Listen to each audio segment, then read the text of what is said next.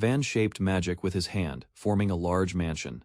Though impressive, he judged it incomplete. Others examined the structure, surprised by its scale. Soon, the house stood finished. Light reflected off its walls as hope grew. The group believed the village could prosper. In another world, a man endured a harsh routine. Long work hours and crowded trains drained him daily. Even rest offered little comfort. His life repeated without change, leaving him exhausted. Lying alone, he missed his quiet hometown deeply. Fatigue and longing slowly consumed him. A strange sensation stirred as he lay in bed. His eyes opened slowly, sensing something unfamiliar within the room. His body felt smaller than before. Tiny hands rose into view, and confusion spread. As he realized the change, outside, a vast estate stretched before him. The unfamiliar place deepened his uncertainty about where he was. A maid approached and treated him as her master. Despite his childish form, his awareness remained sharp. Memories returned clearly. Once an adult, he now existed in a young body, struggling to understand his new reality. He began to understand his situation, realizing he had been reincarnated. The maid confirmed his identity, treating him as her young master. Knowledge surfaced naturally as he recalled names and status. Despite his small body, his awareness remained that of an adult. A grand dining hall revealed his noble family. His father, the Marquis, presided over the table with authority. His older brothers sat nearby, each carrying distinct roles and expectations within the household. During the meal, he remained composed. The servants observed his calm behavior, noticing how different he seemed for his age. Memories from his previous life remained intact. Reborn in a new world, he struggled to accept the reality while observing everything carefully. At the table, his father's presence demanded attention. The atmosphere grew tense as expectations were placed upon the children. Daily life followed a strict pattern. Training and education shaped each child according to their role. His brothers declared their paths with confidence. Compared to them, he quietly considered his own direction. When asked about his plans, he stayed composed. Thoughtfulness guided him as he prepared to choose his future. He chose to begin by learning the country's culture and history. Many unknowns remained, so he focused on understanding his surroundings first. His answer surprised the room. Silence spread as others reacted to his unexpected decision. His father laughed loudly, amused by the response. The atmosphere shifted as tension eased slightly. Praise followed, along with expectations about his magical potential. His role within the family became more defined. The future ahead centered on magic. Strength and aptitude would determine his path in this world. He observed his family's abilities and realized different types of magic could still hold value depending on their use. Careful thinking led him to analyze the world. Magic stood as the strongest force, while technology remained limited. A broader view revealed the kingdom's structure and expansion. Nobles held power as territories continued to grow. He learned about dangers beyond the land. Magical beasts and treacherous seas made travel difficult. Knowledge of different races expanded his understanding. Various beings lived separately, each with their own customs and societies. He continued asking questions, showing no signs of fatigue. His curiosity stood out, surprising those around him. Servants quietly admired his behavior. They saw him as unusually sharp, far beyond a normal child. The chief butler appeared and questioned his knowledge. The atmosphere turned serious as he faced a strict presence.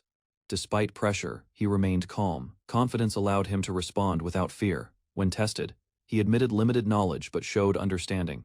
His steady attitude hinted at hidden potential. The butler tested him with simple numbers. He answered instantly, leaving the room in stunned silence.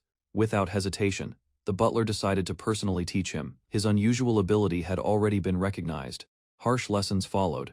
He absorbed knowledge quickly, learning reading, warfare, and governance beyond his age. Years passed through constant effort. Training shaped both his mind and body as he practiced daily. Even during practice, a light atmosphere remained. Surrounded by others, he continued improving while adjusting to his new life. A maid was restrained after insulting Van. Others demanded punishment, treating the offense as serious. Van refused harsh action despite pressure. He observed the situation calmly, choosing a different response. Instead, he lightly corrected her behavior. The tension faded as the matter ended without cruelty. 2 years earlier, Van observed a lively market filled with people of different backgrounds. Movement and noise surrounded him, yet he remained calm while taking everything in. Curiosity shaped his expression as he studied the flow of the crowd. That environment left a strong impression on his young mind. From above, the city revealed its full scale, with streets stretching between tightly packed buildings. Van stood beside a winged figure, gazing over the vast settlement. Interest guided his attention toward the market below, where activity never seemed to stop. Despite being only 6, Van carried memories from another life. Reincarnated as the 4th son of a noble family, he endured strict lessons each day. Training filled his routine, while others labeled him a prodigy due to his rapid growth. His abilities soon became evident during practice. Strength and skill allowed him to surpass older children with ease. Observers recognized the unusual gap in capability, as his learning speed mirrored that of an adult. Praise followed his achievements, though expectations began to rise. Those around him saw potential for leadership and future authority. Meanwhile, Van maintained a quiet demeanor, aware that such recognition carried consequences beyond simple talent. Within the noble household, harsh realities became clear. Power determined everything, and only the strongest could inherit authority. Van understood that status, wealth, and influence would belong to a single heir, leaving others with uncertain futures. Tension surrounded his position as one of several siblings. Trust could not exist in such an environment, where rivalry often turned deadly. Van quietly realized that his life would remain at risk if he continued standing out. A decision formed as he reflected on his situation. Instead of being seen as exceptional, he chose to appear ordinary. That choice became his method of survival within a dangerous family. Stepping into the busy market, Van experienced the lively atmosphere once again. Crowds filled the streets, and countless goods lined the stalls. Although unfamiliar with such freedom, he began to explore and observe how people lived. His attention soon shifted to a large building overseeing the area. The place represented a powerful organization with influence across the kingdom. Watching it from a distance, Van started to understand the structures that shaped the world around him. While exploring the market, Van's attention was suddenly drawn elsewhere. Urgency in the surroundings broke the calm rhythm of the crowded street. Something unusual disrupted the ordinary flow of people. Nearby, a young girl in worn clothing struggled as she moved weakly.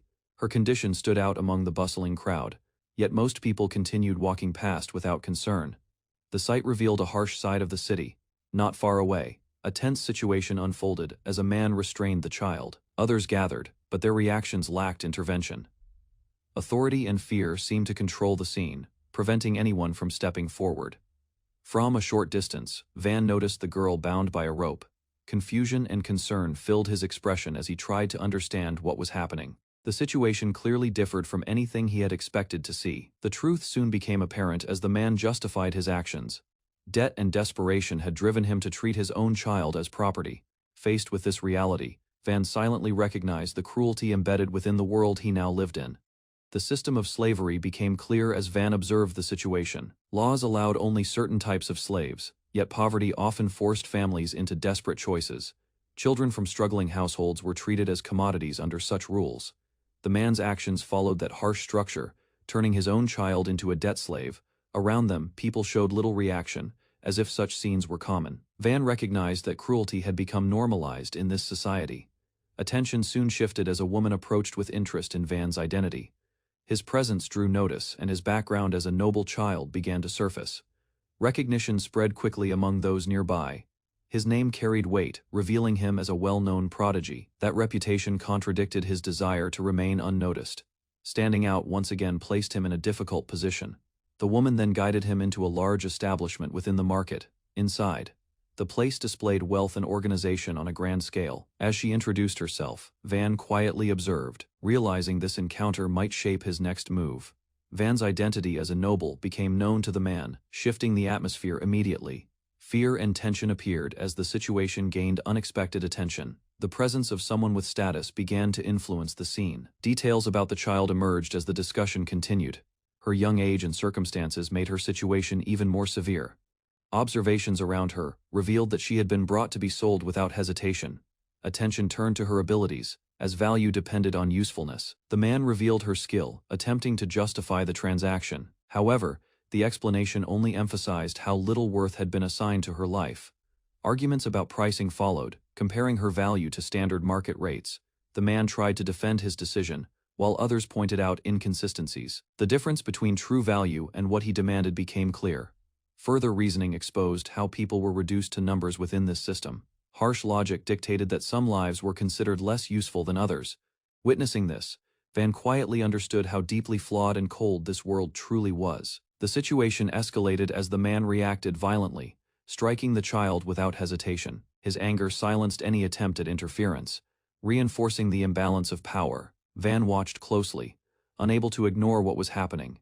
Refusal followed when others attempted to intervene. The man rejected any offer, showing no intention of handing the child over.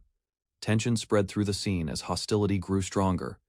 At that moment, Van made his decision. Instead of stepping back, he chose to act and declared his intent to take responsibility for the child. His resolve marked a turning point in the situation. An offer was presented clearly, setting a price that matched the expected value. The proposal forced the man to reconsider, shifting the balance of control. Attention turned toward Van as the one now directing the outcome. Despite the progress, concern remained in Van's mind. He sensed that hesitation or delay could lead to a worse outcome. Staying composed, he prepared to follow through, understanding that this moment carried serious consequences. The transaction moved forward as arrangements for payment were made. Rosalie stepped in to handle the exchange, guiding the process smoothly. Meanwhile, Van remained focused on ensuring the child's safety above all else. Aunt's control shifted. The man released his hold and withdrew. The girl was left behind, no longer restrained by force. For the first time, the tension around her began to ease. Van approached her carefully, lowering himself to her level. Concern guided his actions as he checked her condition. His calm presence created a moment of quiet in contrast to the chaos before.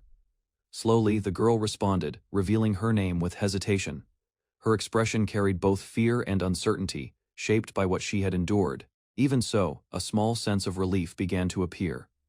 With everything settled, Van made his final decision clear. Freedom was placed within her reach, releasing her from the fate she had faced, standing before him. The girl was no longer bound, as a new path quietly opened ahead. After freeing the child, Van considered what should happen next. Leaving her alone would only return her to danger, especially with no guidance or protection. Responsibility weighed on him as he thought about her future. He then offered her a place to stay, suggesting she come with him instead of wandering alone. The proposal came from a practical decision, as he believed she could find stability under his care. However, a complication quickly arose due to noble rules. Bringing an unknown child into his residence was not allowed without proper justification. That restriction forced Van to rethink his approach. Faced with this obstacle, he turned back to the girl and sought her agreement. Though hesitant, she accepted his plan, showing trust despite her uncertain situation. With that settled, the next steps began to take shape. Assistance was offered and preparations were made to integrate her into his life. Yet beneath the surface, Van understood that formalities would still need to be addressed before everything could truly move forward. The process began as Van reached out, guiding the girl forward. Movement in the air signaled the activation of magic, forming a connection between them. Her expression remained uncertain as she followed his lead. A mark appeared upon her hand, glowing as the contract took shape. The symbol confirmed the binding agreement, establishing her status under the system. Despite its meaning, the moment also ensured her immediate safety.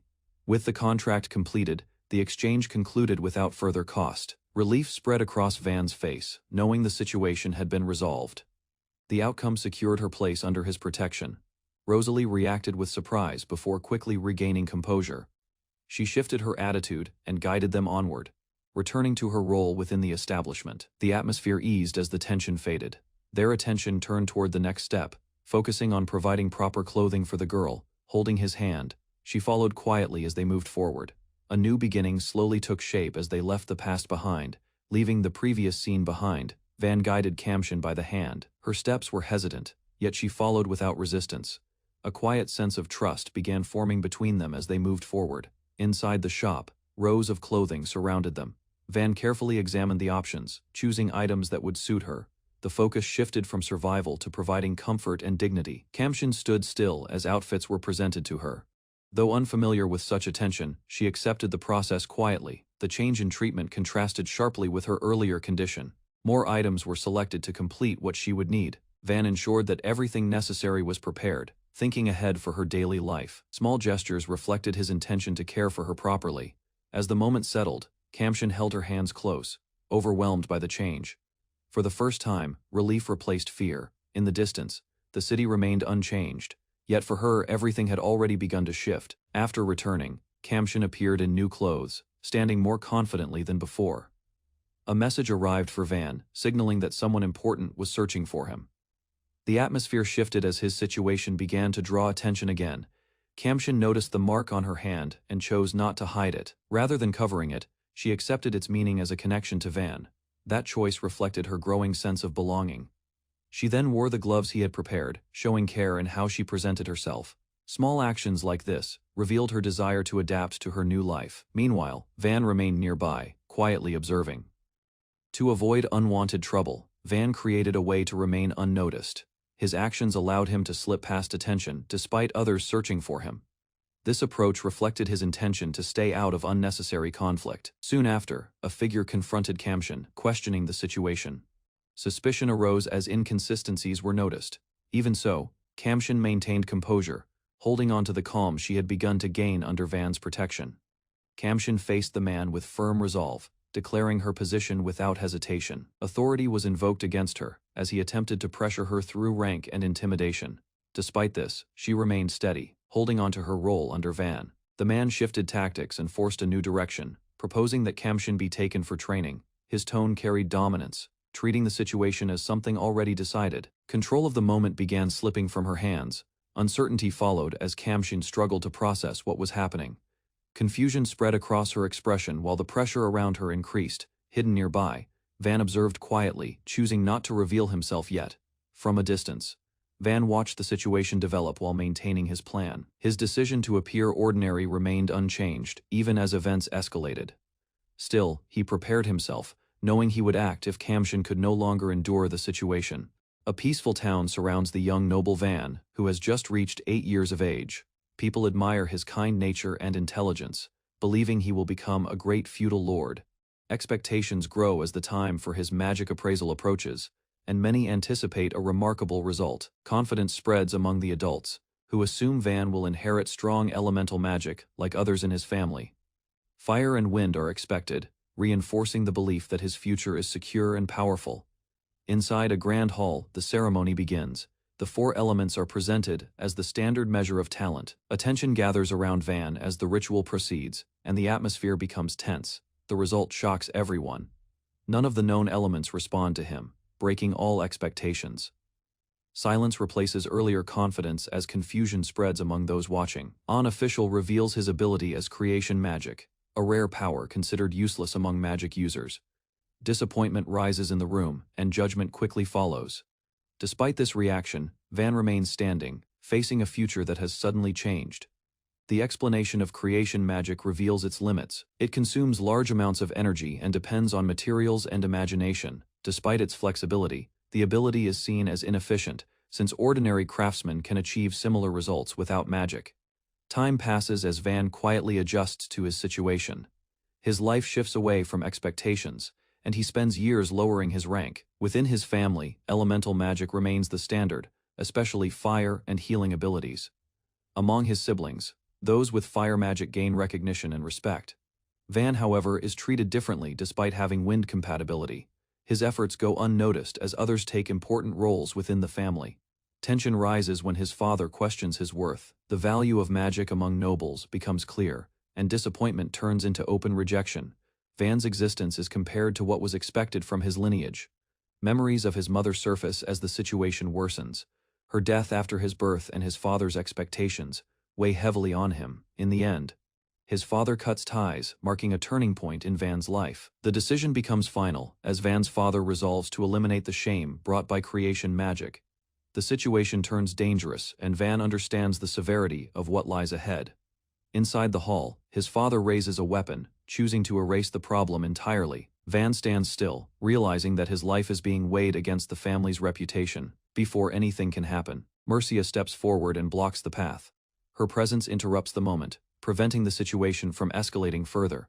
A new solution is proposed instead of violence. Attention shifts toward an undeveloped land within the family's territory, a remote village with little value. The decision settles as Van is assigned to that distant area. His role changes from a rejected noble to someone responsible for an isolated land, marking the start of a new path. Van is introduced to the remote village assigned to him. It once had over 100 residents, but its value is unclear. The area lacks notable products, though its magical resources are said to be unusually strong. The surroundings are explained in detail. Mountains lie to the north, while the village sits near a border facing another territory. Its distance from major cities makes it isolated, yet it remains strategically positioned. Further information reveals the presence of a nearby count involved in ongoing conflict. The village is tied to this unstable region, adding risk to its already difficult conditions. Despite these concerns, the land is considered manageable for someone of low standing. Its weak connection to the Duke's main territory makes it suitable for assignment without causing problems elsewhere. The decision is finalized as Van is officially appointed feudal lord of the village. With little preparation time, he is ordered to leave immediately, marking the true beginning of his new life. After the decision, Van prepares to leave the estate. As the doors close behind him, his father acknowledges Mercia's actions, recognizing her role in changing the outcome. Van senses that something important has shifted, away from others. His older brother lowers himself and expresses regret. The apology reflects the hardship within the family and the unfair treatment Van has endured. The truth of his brother's situation becomes clear. Despite his own struggles, he chose to protect Van, knowing the consequences he might face. That decision created an opportunity for Van to survive. Van reflects on what he has been given. Instead of resentment, he accepts the help and understands its value. Determination replaces doubt as he resolves to move forward without wasting this chance. Watching him, his brother realizes Van's true potential. Recognition replaces earlier judgment, and Van's path begins to take shape with quiet confidence. Before leaving, Van is approached by his brother once more. Careful attention is given to his growth, showing that someone has been quietly watching over him. The moment carries a sense of concern mixed with respect. His brother understands the hardship awaiting him in the remote land. Although unable to change the decision, he acknowledges the difficulty and accepts his own limitations in helping further. Despite everything, his brother chooses to support him in the only way possible. Even a small effort is offered sincerely, placing Van's well-being above personal consequences. Van accepts that support and expresses gratitude through his actions. The exchange becomes a silent promise, strengthening his resolve as he prepares to leave the estate behind. Encouragement follows from those around him, reminding Van of his worth beyond magic. With that support, he steps forward toward his new life, carrying determination into the unknown. Preparations begin as Van readies himself for departure. Those around him show concern, yet he remains calm and accepts the situation. Instead of fear, he begins to look forward to the unfamiliar village and the role waiting for him. A new perspective forms in his mind as he reflects on his circumstances.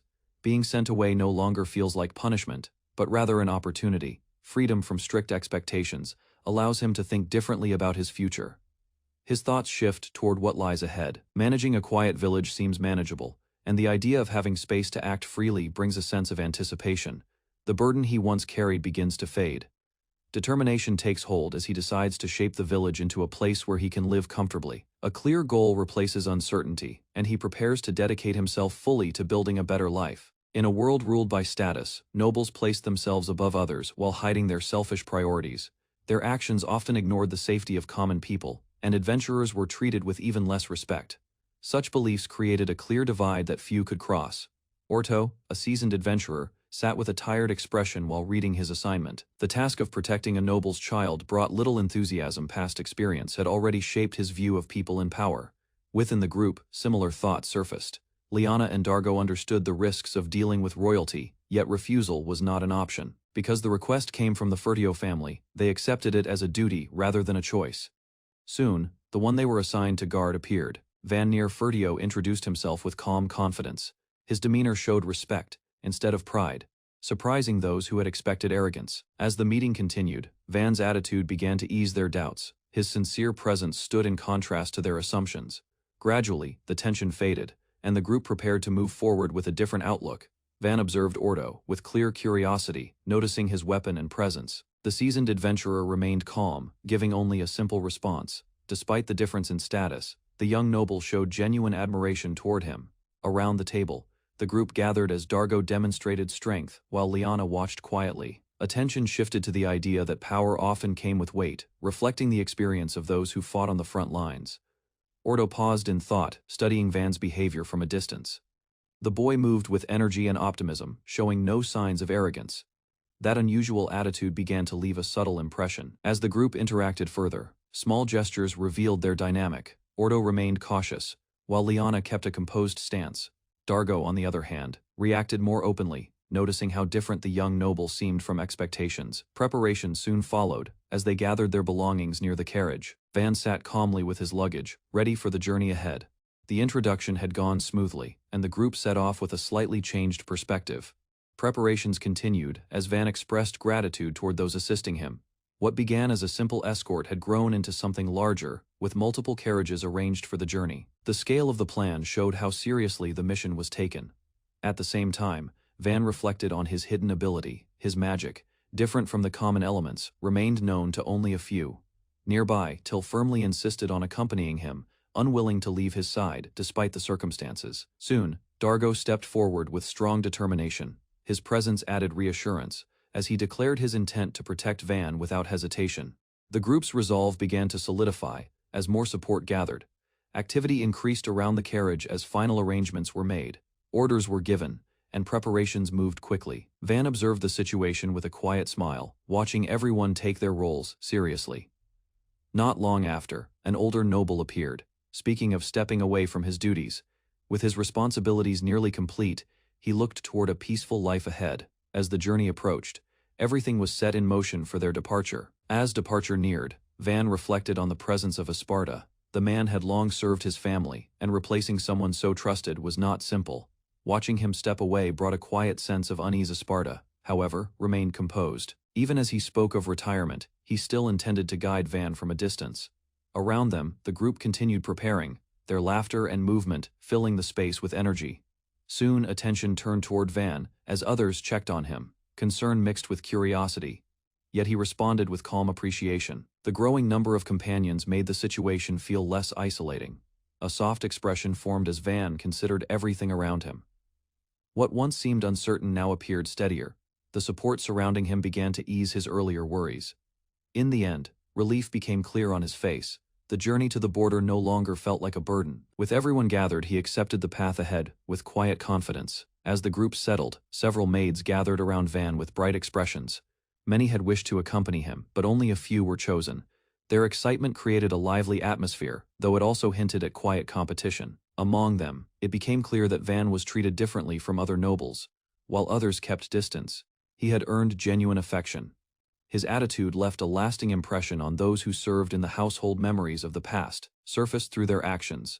Van had always approached them kindly, helping with small tasks and offering simple gestures. Those moments built a connection that went beyond status. Even those trained in combat held respect for him. Their admiration was not based on duty alone but on consistent behavior over time.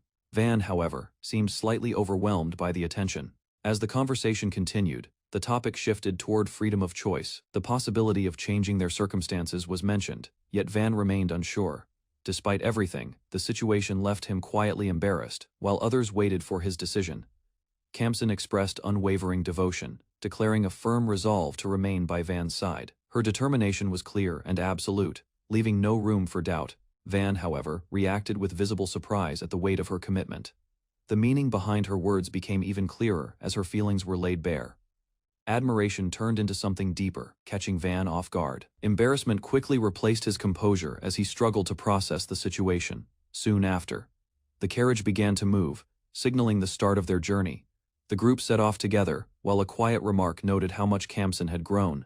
The moment marked a shift from preparation to action. As they left the town behind, Van reflected on the past 2 years spent there. The familiar streets now felt distant, and his departure was meant to remain unnoticed. The absence of royal markings on the carriage emphasized the secrecy of the journey. Despite those efforts, the departure drew attention. The procession became impossible to ignore as it moved through the gate.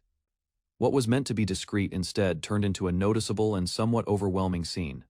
As the carriage moved through town, the escort spoke loudly, turning a quiet departure into a lively send-off. What was meant to remain unnoticed instead drew attention, spreading word of Van's departure among the people. The announcement quickly escalated, revealing Van's identity as a royal figure. Guards reacted with urgency, preparing to manage the situation while ensuring the road remained open for the procession. Movement intensified as orders were given and riders rushed ahead. The situation grew more public than intended, yet the group continued forward without stopping. Van watched the unfolding scene with quiet concern. From inside the carriage, familiar voices reached him. Townspeople gathered, calling out as they realized he was leaving. Their questions and hopes followed the moving convoy, showing how much his presence had meant. At the gate, the farewell became clear. The crowd waved as the carriage passed beyond the town walls. Though the departure was meant to be hidden, it ended with heartfelt goodbyes and a promise to meet again. As the carriage moved farther from town, Van reflected on the farewell. The voices and emotions of the people lingered in his mind. realizing how much they cared brought a quiet warmth, though it also left him feeling slightly overwhelmed. The journey soon settled into a calmer rhythm. A simple moment emerged as food was prepared, marking the first break along the road. Small actions like this began to ease the tension of departure. As night approached, the group set up camp for the first time. For Van, this experience was unfamiliar, especially in a world filled with danger. The road ahead would take them through multiple cities, making this only the beginning. Among the escorts, Ortho Sheet stood out as a reliable leader. With years of experience, he handled the situation with steady confidence. His presence brought a sense of structure to the group. During the quiet of the camp, Van expressed sincere gratitude. Despite his young age, his words carried clarity and thoughtfulness. That attitude left a subtle impression on those watching over him. During a quiet moment, Ordo approached Van with a serious look, but the boy quickly brushed it off. The atmosphere shifted as Kamsen arrived with food, easing the tension. What could have been a serious exchange instead faded into a lighter moment. Kamsen continued speaking with admiration, pointing out how Van's kindness reached even seasoned adventurers. Her words reflected what others had begun to notice during the journey. The group pressed onward across open land, leaving the town far behind. Days passed with repeated camps, and the rhythm of travel became familiar. Each stop strengthened their coordination as a team. Progress remained steady but slow due to the heavy load they carried. Along the way, they passed through several cities, resting when needed before continuing onward. The journey demanded patience and endurance. Over time, the scale of the kingdom became clear. Long distances stretched across valleys and cliffs, far beyond what Van had known before. After weeks of travel, the group had covered an immense distance, yet much still lay ahead. As the journey neared its destination, the group prepared for arrival. Van listened while being reminded that first impressions would matter. The atmosphere was calm, with a sense of anticipation building among them. Without warning, urgency broke the quiet. Orto reacted sharply as the carriage pushed forward at speed. Concern spread quickly, and attention shifted toward the situation ahead. Soon, the truth became clear as they reached the outskirts. The village stood under attack, with signs of destruction already visible. The group paused briefly, realizing that their arrival would not be peaceful, but the beginning of a crisis. The village faces sudden danger as enemies gather outside the wooden walls. Armed figures move into position, surrounding the area. Inside, residents react with fear, while the alarm spreads quickly. Van observes the situation, understanding that the first real battle has begun. A meeting forms in the center, as villagers and fighters gather around Van. Some appear uncertain, while others stand ready to defend. The group prepares for conflict, knowing that retreat is no longer possible. Determination slowly replaces hesitation among those present. Arrows are launched toward the village, but the thick wooden walls block their impact. The defenses reduce the enemy's effectiveness from afar. Protection holds steady, giving the defenders time to organize their response. The enemy force is estimated to be large, raising concern among the defenders. Soldiers guard the gate while magic users prepare behind them. Villagers remain sheltered, unable to fight. Van carefully analyzes the situation, choosing a cautious approach despite calls for action. Experienced fighters recognize the risks involved in battle. Losses are expected, and the outcome remains uncertain. Despite this, the group accepts the harsh reality of the fight. Together, they prepare to face the enemy without sacrificing their principles. A seasoned knight reflects on the danger of reckless action. He considers the cost of risking everyone's lives, realizing that poor decisions would have already led to defeat. The weight of responsibility becomes clear as he evaluates the situation carefully. The knight declares his duty to protect the village, which has become his lord's territory. With firm resolve, he prepares to act if necessary. His stance shows readiness to fight, yet it also reveals the burden he carries as a protector. Another group approaches with a request to escort Van. However, the response they receive is cold and distant. Their concern lies only with their own survival, showing no intention of risking themselves for others. A refusal is made without hesitation. The opposing side prioritizes their own safety, unwilling to sacrifice for the village. Their position creates tension, highlighting a clear divide in values between the groups. Discussion continues as the defenders assess their chances. Some believe victory is possible, while others focus on the risks involved. In the end, a firm decision is reached. The group chooses not to engage in a battle that would lead to unnecessary loss. An experienced mage proposes a safer approach by observing the enemy from an open area. He suggests avoiding unnecessary risk while gathering information about their strength. His calm reasoning contrasts with the tension surrounding the group. A strategy begins to take shape as he explains the plan. A barrier wall will be created to control the battlefield. With this setup, enemies will be forced into predictable movements, allowing surprise attacks from the side. Van listens while the group discusses their objective. Distraction becomes the main goal, with a reinforced cart prepared as part of the plan. The idea focuses on drawing attention first, then retreating after the initial strike. The mage accepts the role of bait, intending to attack from behind the wall. This decision aims to protect the others and maintain the strategy. His willingness to take on the risk shows a strong sense of responsibility. Van rejects the proposal after careful thought. He recognizes the danger in the plan and refuses to allow a sacrifice. The decision reflects his determination to protect his people without risking unnecessary loss. Van reaches a firm decision and chooses to take responsibility himself. He considers the danger ahead and accepts the role that others tried to take. His resolve shows a willingness to face the risk directly. The group reacts immediately as his choice becomes clear. Strong opposition rises, with others refusing to let him place himself in danger. Tension grows as his decision challenges everyone's expectations. A young girl strongly rejects the idea, showing fear and determination at the same time. She insists on taking the risk instead, unwilling to watch Van step into danger. Her reaction reveals deep concern for his safety. Another ally steps forward, offering to assist in holding back the enemy. The situation becomes more intense as more people try to share the burden. Despite this, Van maintains control and reminds them of his position as leader. The discussion shifts toward a different approach, focusing on escorting Van away from the battlefield. Some believe preserving him is more important than fighting. The group begins to consider retreat, even if it means abandoning the defense for now. A knight clarifies his loyalty, explaining that he serves the Duke rather than Van directly. Despite standing beside him, his duty remains tied to another authority. The situation highlights the limits of control Van has over the forces present. Van speaks gently to Till, expressing his concern for her safety. He values her deeply and does not want to lose someone important. His words reflect a growing sense of responsibility toward those close to him. He turns to Kamshin and acknowledges her honesty. At the same time, he makes it clear that no one is required to sacrifice themselves for him. His stance rejects the idea of forced loyalty through danger. Kamshin responds calmly, showing understanding while maintaining composure. Her reaction suggests trust in Van's judgment. The atmosphere softens slightly as mutual respect becomes clear among them. Van reflects on his role as leader and the expectations placed on him. He refuses to remain distant from the battlefield and accepts the burden himself. With determination, he decides to stand at the front, resolved to protect everyone who chose to follow him. Van outlines his plan with calm precision, assigning roles to everyone. He chooses to advance from the front while directing others to attack from both sides. His strategy focuses on controlling the flow of battle and minimizing chaos. He tightens his grip on his weapon and accepts the possibility of death. The decision is made without hesitation, showing his resolve to carry the burden alone. His thoughts remain focused on protecting others, even at great personal risk. Stepping forward, Van prepares himself for the coming clash. He keeps his identity hidden to avoid causing trouble for the duchy. Confidence builds within him as he moves into position. The others react strongly to his reckless determination. A knight pushes forward, refusing to let Van face danger alone. The group's unity becomes clear as they choose to share the risk together. Frustration rises among the fighters as they confront Van's decision. The tension reflects their concern and loyalty. Despite his authority, they refuse to accept a plan that places all the burden on him.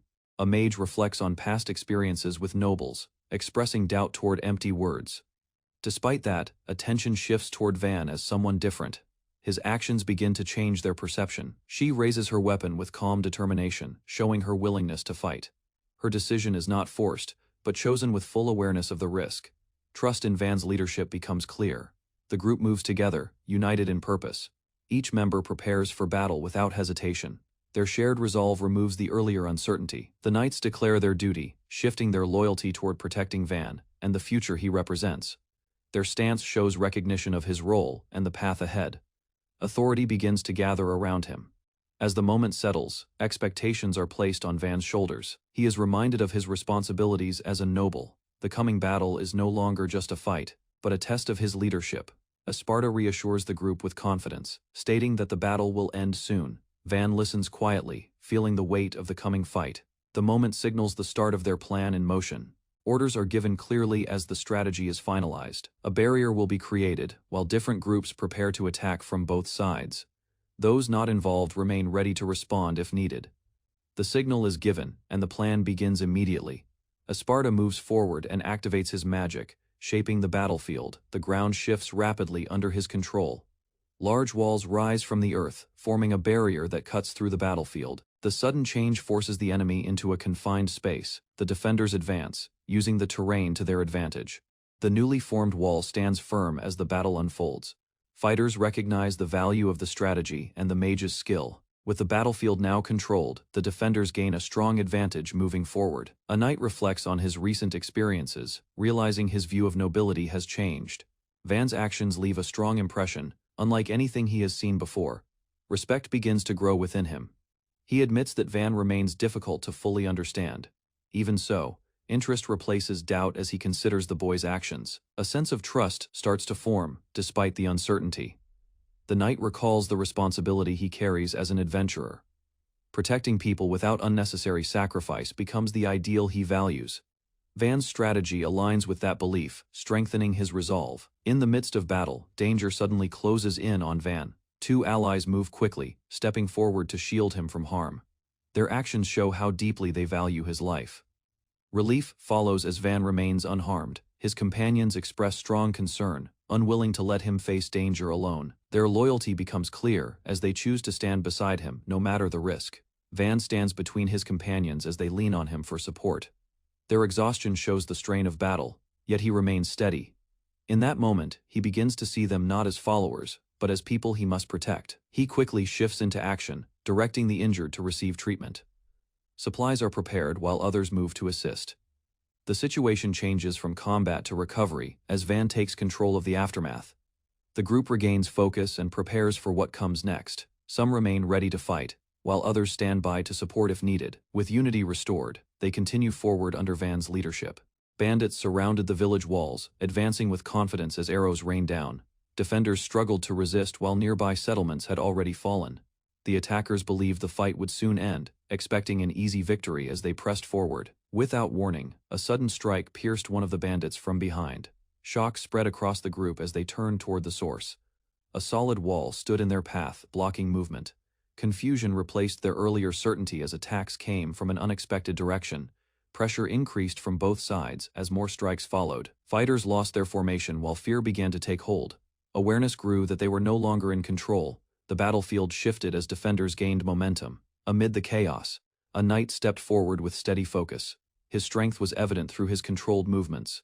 Each action carried precision, changing the flow of the fight. The warrior revealed himself as D, a deputy knight commander of the Furtio family.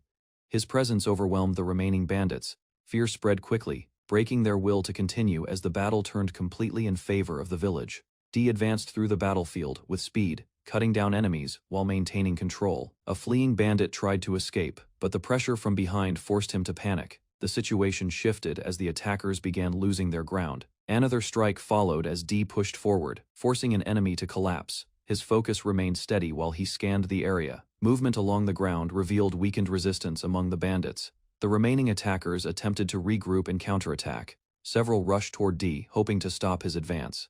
Their effort failed as they were struck down one after another, leaving their formation broken. At the same time, confusion spread among the bandits near the wall. Their ranged units struggled to respond since the barrier blocked their view. The battlefield turned chaotic as coordination failed. From a higher position, an observer noticed the enemy closing in, despite the confusion. The warning came too late as D continued advancing. Control of the fight remained firmly with the defenders while the bandits fell into disorder.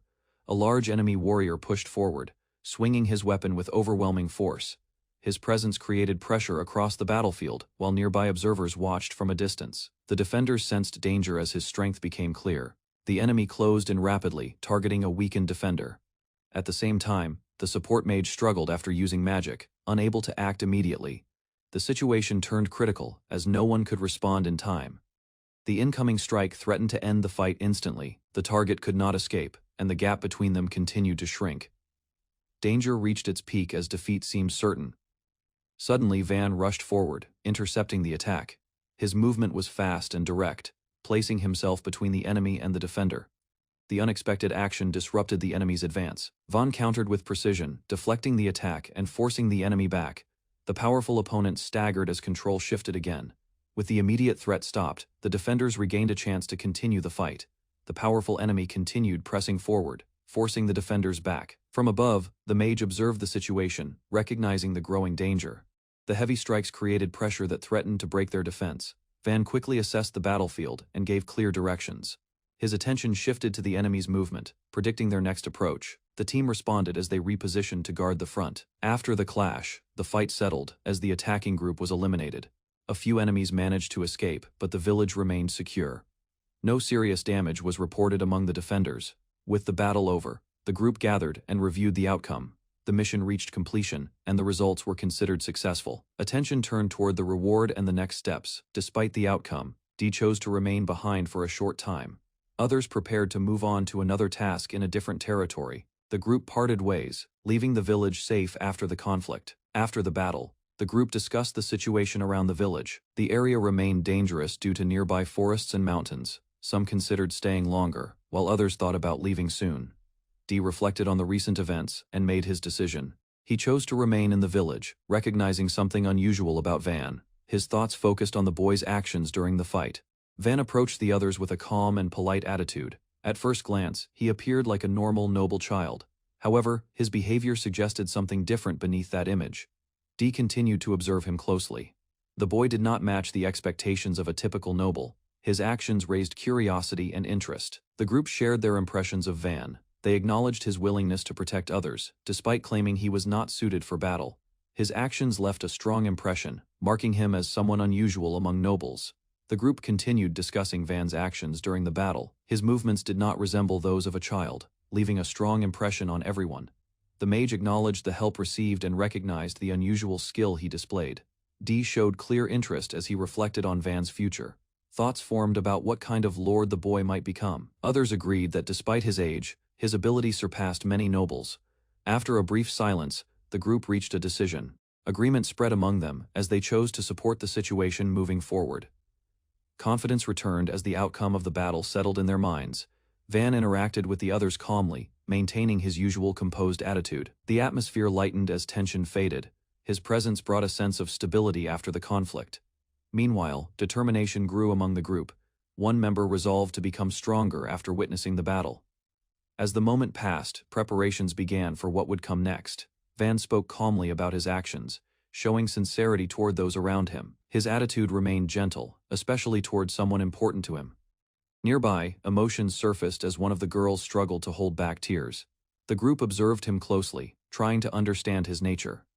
Questions arose about his identity, as his behavior did not fully match expectations. His presence continued to feel unusual to those around him. The mage reflected on earlier interactions, recalling how differently Van had been treated. Doubts and confusion lingered as she reconsidered her impressions of him. His true nature remained unclear. Van explained his background without hesitation. His upbringing shaped his skills, even if he lacked physical development. Training and experience guided his actions more than natural strength. From a distance, Dee watched the group while listening to the explanation. The connection between Van and his mentor became clear. Understanding deepened as the others realized how his abilities had been formed. The group continued their discussion, linking Van's abilities to his training and influences. Attention shifted toward the origin of his knowledge and behavior. Curiosity remained as they tried to understand how he developed such skill. The mage stepped forward and expressed her gratitude with sincerity. She acknowledged both Van's actions and the strength that protected her. Her respect became clear as she lowered herself in appreciation. Van responded calmly, showing no pride in his actions. He accepted the gratitude without hesitation and treated it as something natural. His attitude remained steady, keeping the moment simple. The mage reflected on the situation, realizing her earlier concerns had been unnecessary. Her thoughts shifted as she recognized that his actions were genuine rather than driven by status. In the end, the moment left a lasting impression. Trust formed between them as the encounter changed her view of him. The bond between the two grew stronger, marking a quiet but meaningful connection.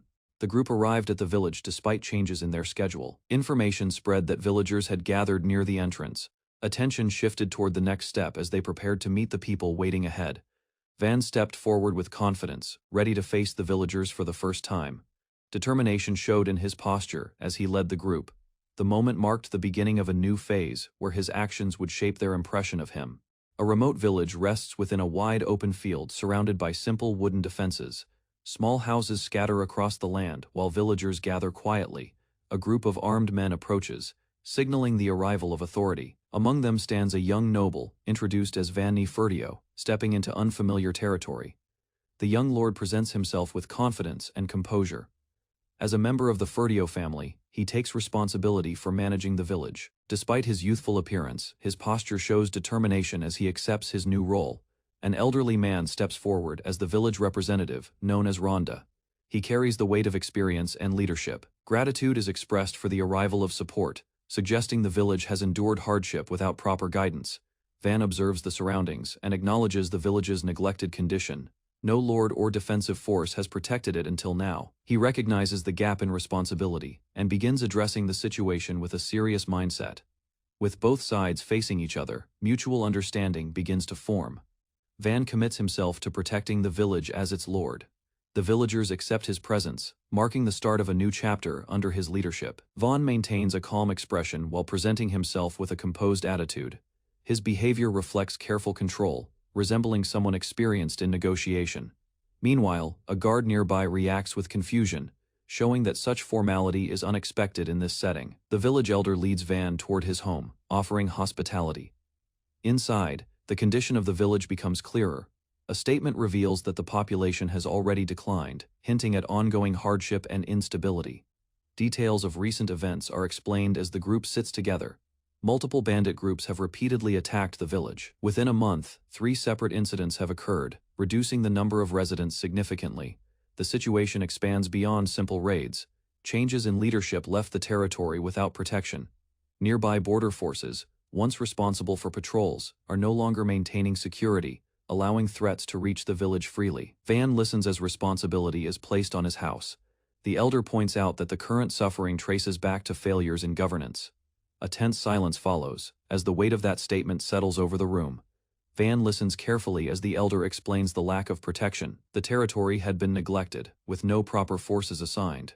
Understanding the situation, Van accepts the criticism directed at his house and acknowledges the failure in governance. The elder reveals the harsh reality behind the neglect. The village holds little value in terms of taxes, making it unimportant to those in power. Instead of reacting emotionally, Van shifts the focus toward rebuilding and planning for the future. Tension rises when a villager expresses frustration. Anger toward the nobles surfaces, showing deep distrust. The man's reaction reflects the pain caused by repeated suffering, while others remain silent, weighed down by the same feelings. Van responds with calm authority and asks for composure. His focus extends beyond the current situation, aiming for long-term change. Despite the hostility, he remains steady and continues guiding the discussion forward. A clear stance is established as Van speaks about responsibility. He recognizes the flaws in the system and the role nobles must play in correcting them. His determination signals a shift, setting the foundation for meaningful reform. The room falls silent as everyone gathers around Van. Attention shifts toward him, waiting for direction. He pauses briefly, organizing his thoughts before continuing. While the others watch with mixed expectations, Van raises a clear question about the village's future. Despite the harsh reality, he shows no hesitation. Confidence builds as he outlines that there are specific objectives to pursue, shifting the mood from uncertainty to cautious focus. A structured plan is presented step by step. The village must first increase its value to gain recognition. Next comes earning money to secure protection through hired forces. Finally, long-term development will reshape the settlement into something stronger. The villagers react with concern, recognizing the difficulty of such plans. Each goal requires resources and effort beyond their current situation. Doubt lingers, but they continue listening. Vaughn explains the deeper issue behind their struggles. Limited education prevents high-value production, while distance raises transport costs. These barriers keep the village trapped, reinforcing the need for a different approach moving forward. Vaughn steps forward with renewed determination, addressing the villagers directly. He acknowledges their struggles and emphasizes that change begins now. His resolve centers on protecting the territory and steadily rebuilding the village through consistent effort. An older man interrupts the moment and introduces himself as a Sparta, formerly connected to the Fertio family. His presence shifts the atmosphere, drawing attention from everyone in the room as silence settles in. Another figure reveals himself as a deputy knight accompanying Van. His role and status become clear, reinforcing that the young lord did not arrive alone. The group surrounding Van gains weight, showing hidden support behind his leadership. Recognition spreads among the villagers as they begin to understand Van's identity and position. Realization replaces doubt, and the idea that nobles are taking action starts to take shape in their minds. Van clarifies his own abilities with honesty. Despite expectations of strength, he admits he lacks combat power and only possesses creation magic. This statement shifts focus from force to strategy, hinting at a different path forward. Shock spreads across the room after Van reveals his lack of combat ability. The villagers lower their heads in disappointment, but he quickly regains control and shifts the discussion toward immediate defense measures. Attention turns to the village's weak structures. The wooden fence and fragile houses are unsuitable against attacks. Van proposes reinforcing the defenses using stone as a base, creating a stronger and more reliable barrier. Support begins to form as one of his allies steps forward with confidence. Experience from previous battles is offered, showing readiness to assist. The plan expands with ideas to counter enemy movement. Before they reach the village, Van organizes the next steps with precision. Traps and trenches are introduced to control enemy advances, while ranged weapons are prepared for defense. Even simple tools are considered to ensure everyone can contribute. The villagers gather as Van addresses them directly. His message focuses on unity and steady progress. Though challenges remain, his leadership begins to inspire movement. Marking the first step toward rebuilding the village together, Van raises his voice with energy, declaring that the time for growth has arrived. His determination spreads through the group, supported by capable allies standing behind him. The focus shifts toward rebuilding the village with shared effort and purpose. After his bold declaration, Van reflects quietly on his approach. His composed expression suggests awareness of the role he must play, balancing authority with careful decision-making. Discussion moves toward taxes and village burdens. The current rate proves too heavy for the villagers to sustain. Van responds by lowering the tax significantly, easing their load while taking responsibility to support the transition. Reactions spread among the villagers as relief mixes with concern. Some begin to speak about survival, revealing harsh realities faced when taxes become overwhelming. Van listens, understanding the deeper struggles tied to their situation. Attention turns to external support, but delays and distance make assistance unreliable. Travel time and preparation slow any response, leaving the village exposed. This reinforces the need for self-reliance as Van continues shaping a new path forward. Van explains the harsh limits of relying on knights or hired forces. The cost of war and preparation is too great for a small village. He makes it clear that outside help is unreliable, forcing them to depend on their own strength. Without hesitation, Van orders immediate action. Sparta uses earth magic to raise a massive wall within the village. The sudden display shocks everyone, proving that their defenses can be strengthened quickly. The newly formed barrier surrounds the village, creating a sense of security. Van emphasizes cooperation, stating that unity matters more than waiting for distant support. Confidence begins to replace fear among the villagers. As night falls, Van and his group settle outside, due to limited space. He refuses special treatment and chooses to share the villagers' conditions. This decision quietly builds trust among those observing him. Alone with his thoughts, Van reflects on the challenges ahead. Doubt remains among the villagers, but he stays determined. Earning their trust and protecting them becomes his priority as he prepares for what lies ahead. Van stands under the night sky, reflecting on his role and responsibility. Determination settles within him as he commits to protecting the village. Using his creation magic, he plans to build a stable place where everyone can live safely. Van listens as the group analyzes the weakness of their defenses. Protection alone is seen as insufficient, since enemies could exploit the same gaps. Consideration shifts toward attacking without exposing themselves. Limitations of wall height and effectiveness become clear, pushing the discussion toward new strategies. A different approach emerges when Van introduces an unfamiliar concept. The idea of using a catapult surprises the others, as such tools are known for sieges rather than defense. Despite doubts about accuracy and speed, the explanation begins to reshape their understanding of its potential use. The plan evolves as the mechanism is adapted for their situation. Instead of precise targeting, spreading multiple rocks over an area is proposed. Focusing on enemies near the gates increases its practicality.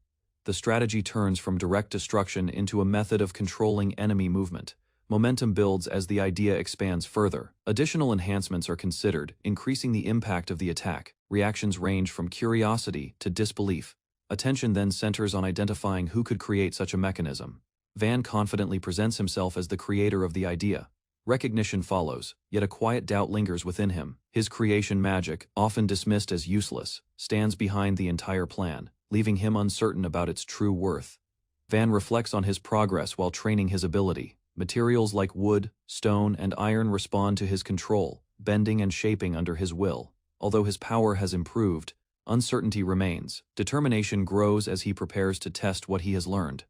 A group moves through the forest after resolving the village's recent trouble. The situation appears calm, allowing them to proceed. Attention remains cautious, as the surroundings still feel unsettled despite the earlier success. The journey continues with a shift in purpose. Hunting monsters becomes part of their routine, serving both protection and profit. Van follows closely, observing the process while gaining experience. A sudden reaction from one member suggests something unexpected nearby. They arrive at a specific location deep within the forest. The leader halts, sensing something ahead. Silence settles as everyone focuses on the environment, preparing for what might emerge. Confidence in the leader's instincts becomes clear as the group reacts quickly. Awareness of a nearby threat changes their priorities. While others move to confront the danger, Van is assigned a safer task, leaving him behind as the situation escalates. Van approaches the forest task with focus, selecting a suitable tree for cutting.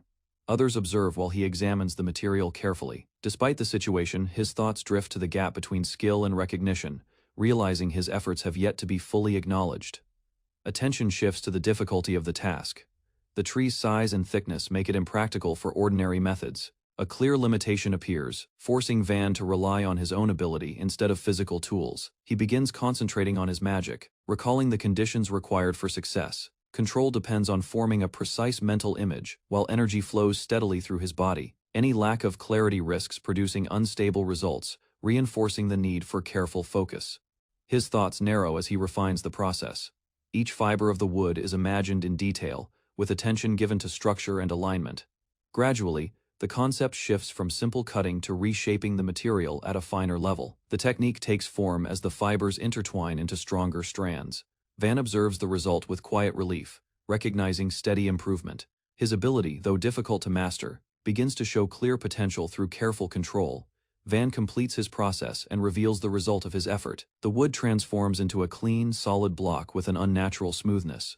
Its appearance resembles something refined beyond ordinary material, showing clear improvement in his control. Others gather around the result, examining it with curiosity. The structure appears denser and stronger than normal wood. While its exact nature remains unclear, its potential as a new base material becomes evident. Reactions spread quickly as the group acknowledges the unexpected outcome. Surprise mixes with excitement, and the decision is made to continue handling the material later. Attention shifts toward transporting it for further use. The group regroups near the path, carrying their findings along with other materials. Questions arise as they compare the new product with what was originally collected. The difference between ordinary resources and Van's creation becomes noticeable. One of the members tests the transformed block directly. The material proves lighter while maintaining impressive durability. Observation confirms its value, marking it as a practical and reliable result of Van's growing ability. Van prepares to evaluate the material's durability. The block is positioned carefully as he observes it with curiosity.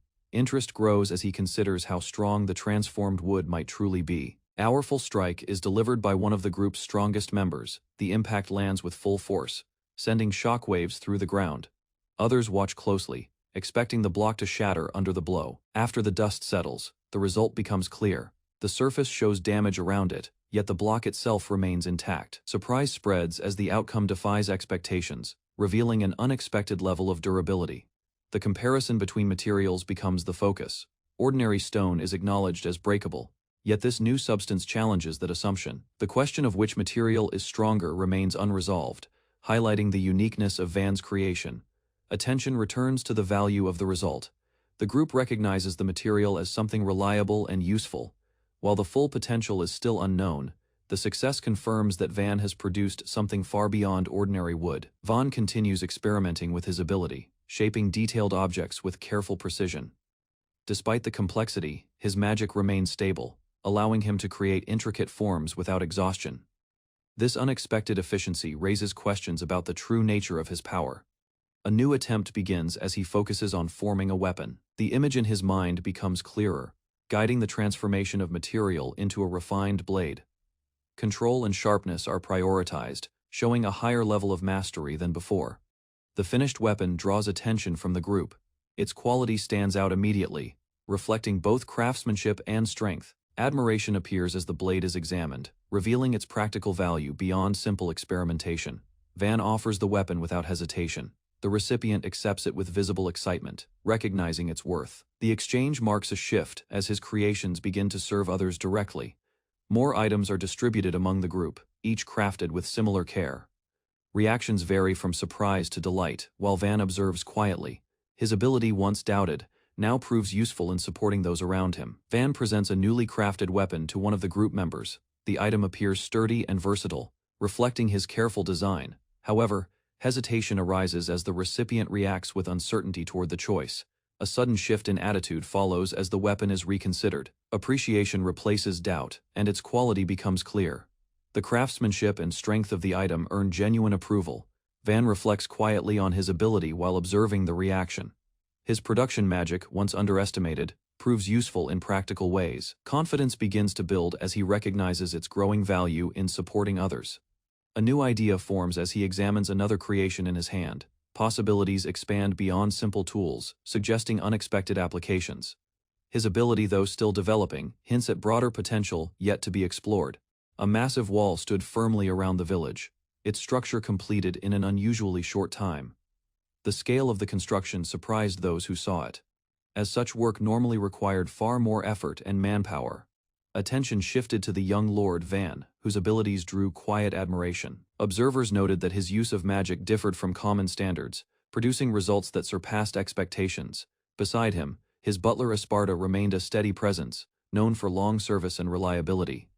Van walked along the newly built defenses while reflecting on his direction. Rather than dwelling on past judgments, he chose to focus on what could be achieved moving forward. His decision to bring Esparta into this new phase showed trust and experience over reputation. Nearby, another observer considered the situation with calm approval. The idea that Esparta could spend his later years in a peaceful role seemed fitting, given his years of dedication. Stability within the territory appeared to be taking shape. Soon after, Van's routine shifted toward study and discipline. Under guidance, he began preparing himself more seriously for his responsibilities. Growth became evident, not only in his power but also in his approach as a young master. Van reviewed the village defenses and immediately focused on the gate, recognizing it as a weak point. Without delay, he decided reinforcement was necessary, prioritizing security over everything else. Others reacted with confusion, offering simple solutions that relied on physical labor. Their approach showed a lack of understanding, while Van remained quiet, already considering a more efficient method. Instead of following their suggestions, he turned to his own ability. Creation magic became his answer, something others viewed as unusual, yet powerful. Attention shifted toward him as he prepared to act. Examining the structure closely, he identified the material and structure of the gate. Using the same principles that allowed him to form solid blocks, he began applying his magic with precision and control. Weight became the key factor in his plan. Strengthening the gate required more than surface repairs, so he focused on increasing its mass. Through this approach, he ensured the entrance would resist future threats effectively. A sudden surge of force erupted around the gate, shaking the structure and drawing attention from everyone nearby. Dust and fragments scattered as the transformation unfolded, leaving the onlookers startled by the unexpected scale of the change. The gate's form shifted into a reinforced structure, now heavier and more solid than before. Its surface reflected careful construction, showing that the improvement was not temporary, but built for long-term defense. Van calmly evaluated the result and decided to test its durability. Rather than relying on assumptions, he assigned a capable fighter to strike the gate with full strength, ensuring the test would be meaningful. The swordsman stepped forward and delivered a powerful blow. The impact echoed sharply, yet the gate remained intact, showing no visible sign of damage, despite the force applied.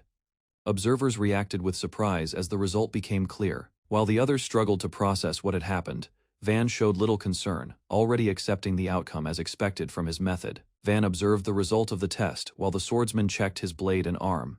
The impact had been strong, yet the gate showed almost no damage, confirming the effectiveness of the reinforcement. Others quickly gathered, reacting with disbelief at the outcome. The wooden structure had resisted a strike that should have broken it apart, leaving everyone struggling to understand how such durability was possible. Van remained calm despite the confusion around him. Rather than explaining immediately, he quietly considered how his ability could be used further, already thinking about future improvements. Later, he returned to rest, lying down after completing the task. The environment around him was simple, reflecting the current state of the territory despite the progress made. As he woke, discomfort reminded him of the living conditions he still had to endure. Even after arriving at the village, proper facilities were lacking, reinforcing the need for continued development beyond just defense. Van reflected on his role and responsibilities, realizing that his position required more than simple achievements. The thought shifted his focus from small successes toward broader duties within the territory. Morning began with the villagers already at work. Their greetings were polite, yet their condition showed signs of fatigue from continuous labor and limited resources. Observing them closely, Van noticed their exhaustion despite their efforts to remain positive. The situation made it clear that the current lifestyle could not continue without change. He reached a firm decision to improve their living conditions, rather than focusing only on defense. He chose to prioritize shelter, food, and clothing, understanding these as the foundation of stability. Soon after, preparations began as wooden blocks were gathered in large quantities. The growing structure signaled the start of construction, marking a shift from survival toward building a proper settlement. Van selected a central location within the village and proposed building a house there. He confirmed the space was not actively used, ensuring the decision would not disrupt daily activities. An elder assessed the request and agreed with the choice. The area positioned at the center suited the residence of a young lord and remained unused by the villagers. With approval secured, Van prepared to begin construction using his magic. His large reserve of energy allowed him to consider building on a greater scale than usual. He started by forming the foundation and pillars, carefully defining the structure's size. The layout extended to include separate spaces, accounting for both his needs and those of others nearby. Step by step, the structure took shape as walls, floors, and partitions were created. The pillars strengthened, the roof formed, and the design followed a clear plan held in his mind, turning the empty ground into a complete building. Vaughn continued shaping the interior, arranging rooms according to their purpose. Bedrooms, shared spaces, and smaller private areas were formed as he carefully distributed the remaining materials. Details were added to improve practicality, including window coverings in place of unavailable glass. Even without certain resources, he adapted his design to maintain function. The structure expanded rapidly into a large mansion, far exceeding the scale of ordinary village buildings. Its presence transformed the surroundings, drawing attention from anyone nearby. Villagers gathered and reacted with amazement at the speed and result of the construction. The building stood as the largest in the area, showing the effectiveness of Van's unique ability. Van evaluated his work with a balanced perspective, while acknowledging the usefulness of his creation magic. He recognized that other forms of power would still be necessary to fully protect the territory. Van's actions were evaluated by those around him, with some recognizing that improving daily life held value beyond combat strength. His approach began to stand out, earning quiet respect from both observers and villagers. Soon after, the villagers gathered and reacted with surprise at the sudden changes within their settlement. Their confusion shifted into interest as they realized the scale of what had been created. Van explained the result simply, showing no hesitation in presenting his method. The structure that appeared where nothing existed before demonstrated the effectiveness of his ability. Hearing this, the villagers considered a new possibility. If materials were provided, more homes could be built, offering a direct solution to their current hardships. Excitement quickly spread through the group as they moved into action. Instructions were followed, without delay, and preparations began to gather resources, marking the start of rapid development across the village. Villagers quickly moved into action, heading toward the forest to gather wood. Tasks were assigned clearly, and the group began working together to support the construction effort. Van addressed the situation firmly, making it clear that housing would only be provided for those willing to stay and contribute to the village's future. His stance set clear expectations for everyone involved. Word spread rapidly, and more villagers gathered after hearing about the plan. The idea of new homes drew attention, bringing people together with growing anticipation. Soon requests began to increase as residents spoke about the poor condition of their current houses. Damage, wear, and exposure to harsh weather had made many homes barely livable. Van realized the scale of the task ahead and felt the weight of the workload. Even so, he organized the process calmly, instructing everyone to line up, preparing to handle each request one by one. Van faced the gathered villagers and committed himself to improving their lives. Recognizing their hardships, he chose to use his creation magic to build new homes, accepting the responsibility to support everyone and guide the village toward a better future. He brought Till and Kamshin along as the work began. Meanwhile, villagers moved steadily through the forest, cutting and carrying timber. Others gathered materials under guidance, forming a coordinated effort. Soon after, Esparta and the villagers focused on defense, raising a protective wall around the settlement. Power surged across the ground as structures formed rapidly. Walls rose into place with force, followed by entire houses taking shape in moments. The construction advanced at a pace no ordinary labor could match.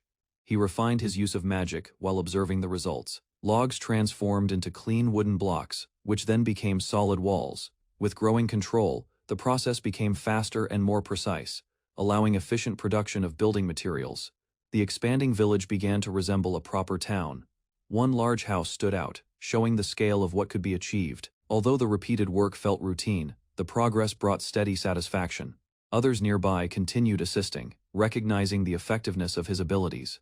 Planning shifted toward long-term growth. He organized the layout using a grid system, placing the Lord's mansion at the center. Houses were arranged in groups, with key residents positioned carefully. Roads formed a clear lattice, preparing the settlement for future expansion. The villagers showed deep gratitude for the changes in their lives. Whenever he walked outside, they greeted him respectfully and offered what they could. At the same time, he reflected on the houses he had built, noting that all were identical for fairness, though he planned to improve them later. Soon after, attention shifted to comfort within the settlement. A bathhouse was constructed beside the Lord's mansion, adding a new facility for daily use. Its presence marked another step in improving the village's living conditions. Water filled the bath through magic, while a traditional fire heated it steadily. The system combined efficiency with simple methods, ensuring warm water for everyone. As the work finished, the result satisfied those who came to use it. Excitement spread among the group as they gathered near the bath. Their reactions varied, with some eager and others surprised by the situation. Despite the confusion, the atmosphere remained lively around the new structure. He reacted with visible embarrassment as attention turned toward him. Though his current form appeared young, his thoughts reflected a much older mindset. Trying to maintain composure, he struggled to assert himself while the moment unfolded. The bath quickly turned into an unexpected situation. Surrounded by others, he found himself overwhelmed by the closeness. Their relaxed expressions contrasted with his growing discomfort. Soon after, he regretted allowing things to proceed so casually. After leaving the bath, he returned to a quiet room. The warmth still lingered, and the space felt far more comfortable than before. Relief settled in as he realized he no longer needed to endure harsh conditions. He then prepared beds for everyone using simple materials. Straw gathered from the villagers was shaped into soft bedding. Once finished, he lay down and felt the difference immediately, finding comfort in the modest arrangement. The next day brought a simple meal to the table. Fresh ingredients were prepared carefully, creating a satisfying dish. As he ate, the taste confirmed the steady improvement in their daily life. Others soon shared their thoughts on the changes. Concerns about limited resources remained, yet the results spoke clearly. Rest had improved, meals were better, and the village continued to progress in a stable direction. Morning began with a well-prepared meal inside the new home. The atmosphere felt calm as they shared breakfast together. While the moment brought comfort, he kept his thoughts on the village's future. Protection remained important, yet stable income had become the next concern. Discussion turned toward communication with the outside world. Information suggested that traveling merchants were the only reliable connection beyond the area. This realization created a brief pause as the limitation became clear.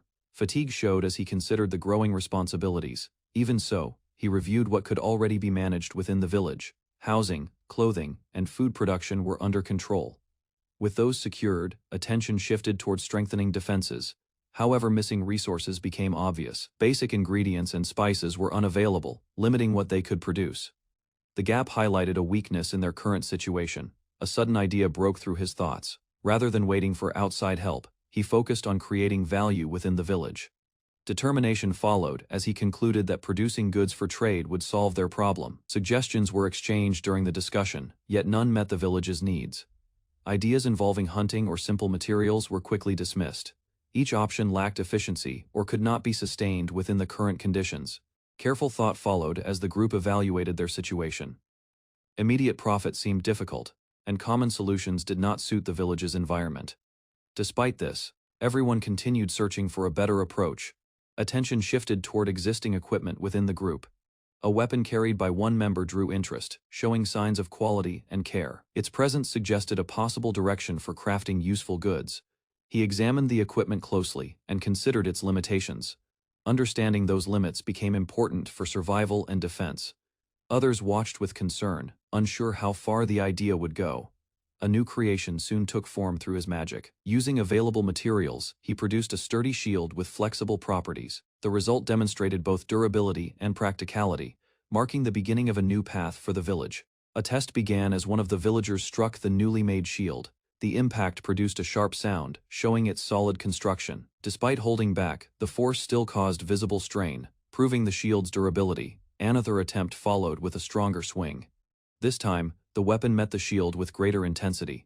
The result drew attention, as the strength behind the attack revealed the shield's limits. Surprise spread among the group as the outcome became clear. The shield showed damage despite being newly created. He quickly stepped in, determined to improve its quality beyond its current state. Using his ability, he repaired and reinforced the shield. The structure stabilized as its form was adjusted. Those nearby watched closely, noting the speed and precision of the process. Soon after, an unexpected opportunity arrived. A merchant appeared with a cart full of ore, offering a chance for trade. The timing aligned perfectly with their need to produce and sell goods. The merchant explained that rare ores could be gathered without entering dangerous mountains. Instead, they were found near the forest edge, where monsters often appeared. This made the materials both valuable and difficult to obtain. He then presented several types of ore laid out before them. Iron, copper, and silver were included, along with small traces of gold. Each piece reflected the variety of resources available in the area. Among them, one material stood out immediately. Its shine and quality drew attention at once, revealing it to be something far more valuable than the rest. The discovery raised questions about why such resources remained untouched. Few had explored the region due to distance and danger, leaving these materials overlooked. As a result, the opportunity had gone unnoticed for a long time. He quickly understood the significance of the find. If such ores existed nearby, the surrounding mountains likely held even greater resources. This realization pointed toward a new path, one that could greatly strengthen the village's future. He began by working with iron ore, shaping it through his magic, instead of refining it through traditional methods. He adjusted its structure directly. Certain parts responded well, while others resisted, making the process imperfect but still usable.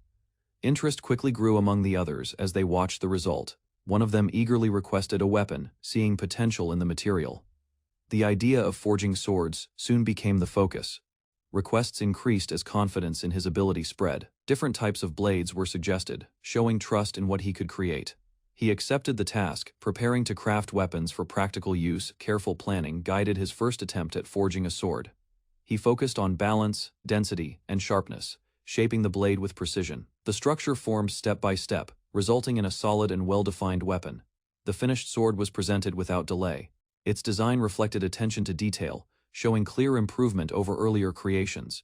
Those watching reacted strongly, recognizing both the speed and quality of his work. He focused on refining the weapon further, extending its length and adjusting its form. The blade took on a more elegant shape as his magic carefully reshaped the metal. Each change improved both balance and appearance. Once completed, he examined the sword closely.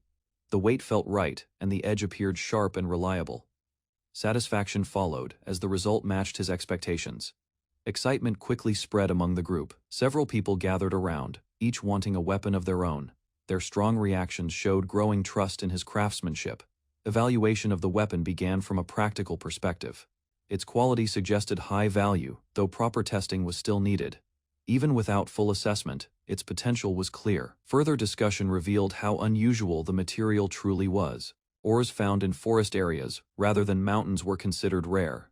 This discovery confirmed that their resources held greater significance than expected.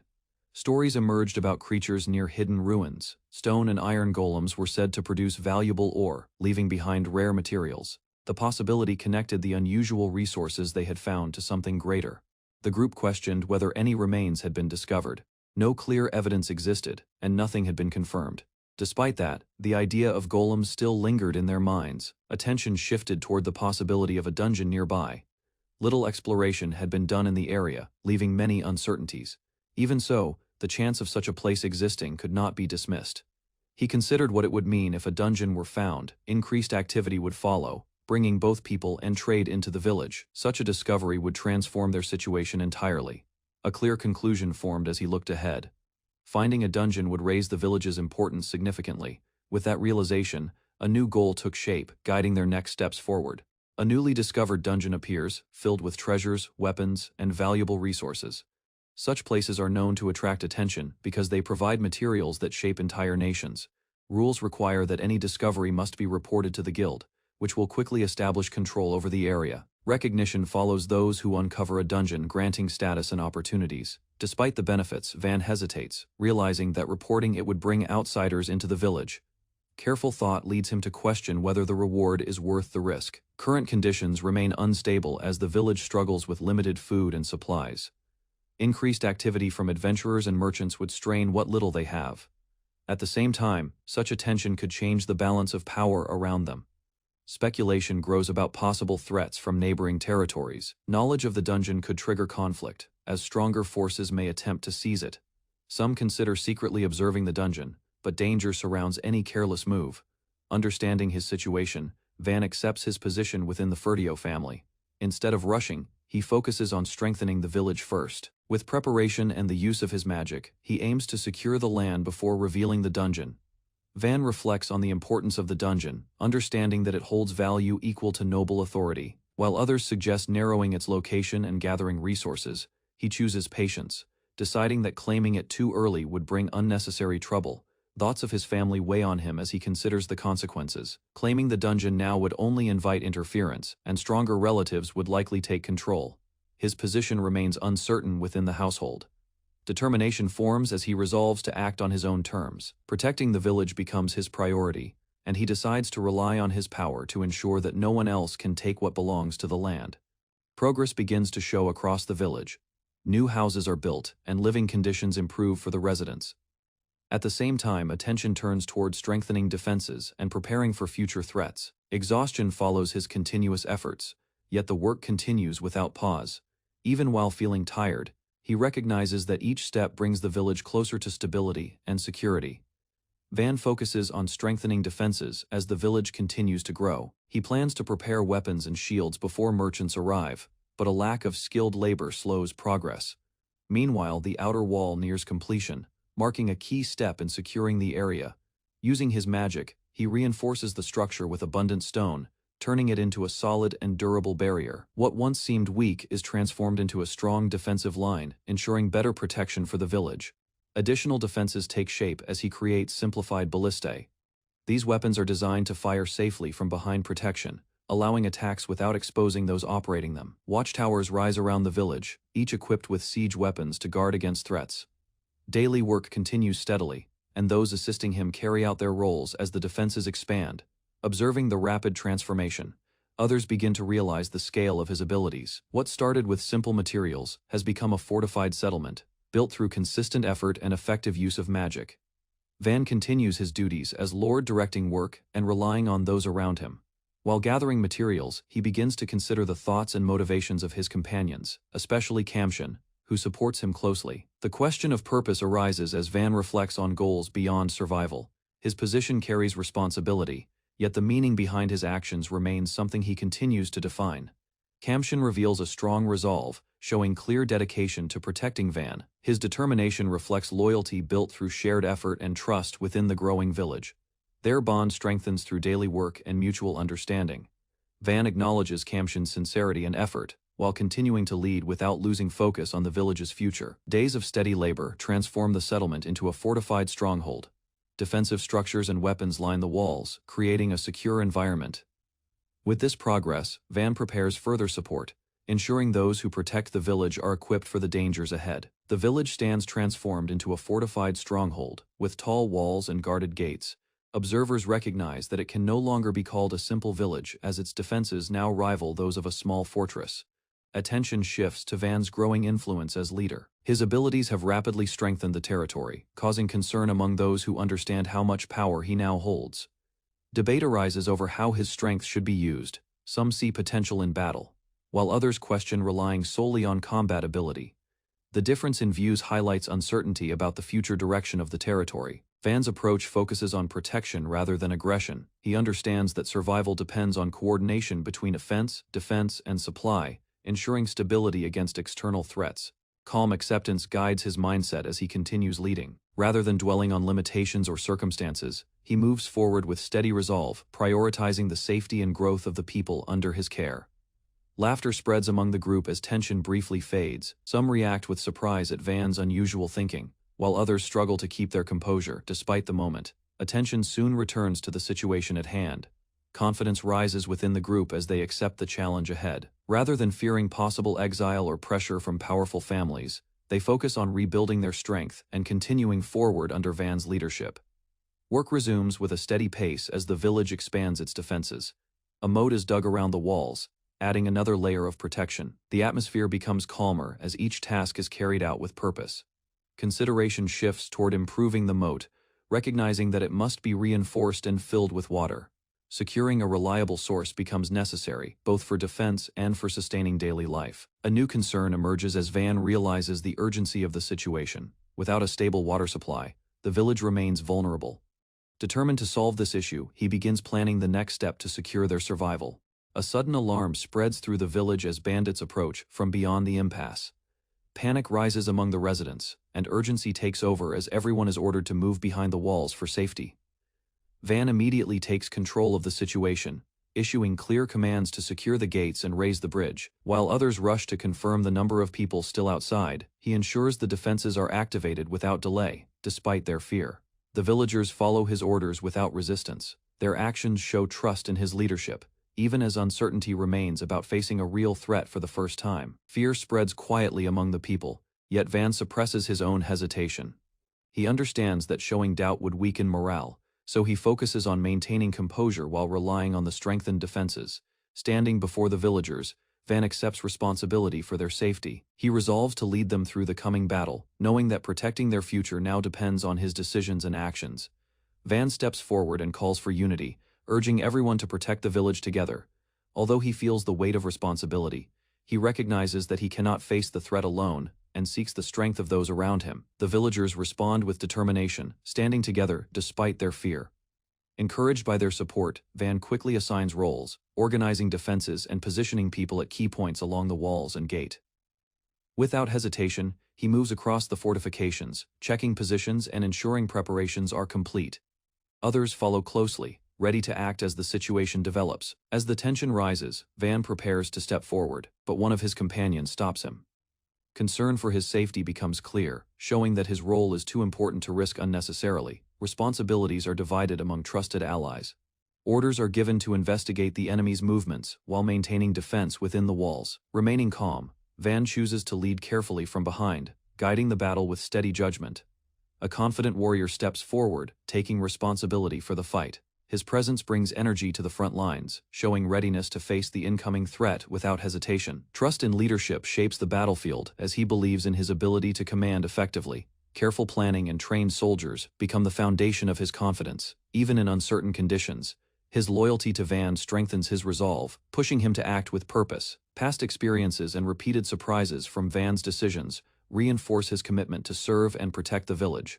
Excitement rises during the clash as weapons are prepared and launched from the defenses. The unfolding battle draws intense reactions, revealing both determination and a sense of thrill among those fighting. Amid the action, focus returns to coordination and direction. Decisions must be made quickly, and the next move becomes critical as the defenders prepare to respond to the enemy's advance. Scouts observe movement beyond the village as a group approaches from a distance. Careful inspection reveals that the figures resemble bandits, and their behavior confirms suspicion about their intentions. Estimates are quickly made as their numbers appear significant, reaching dozens or more. The scale of the group raises concern about the strength required to defend against them. Van listens as reports confirm the enemy is heading directly toward the village. Immediate preparation becomes necessary, and the focus shifts toward organizing defenses before their arrival.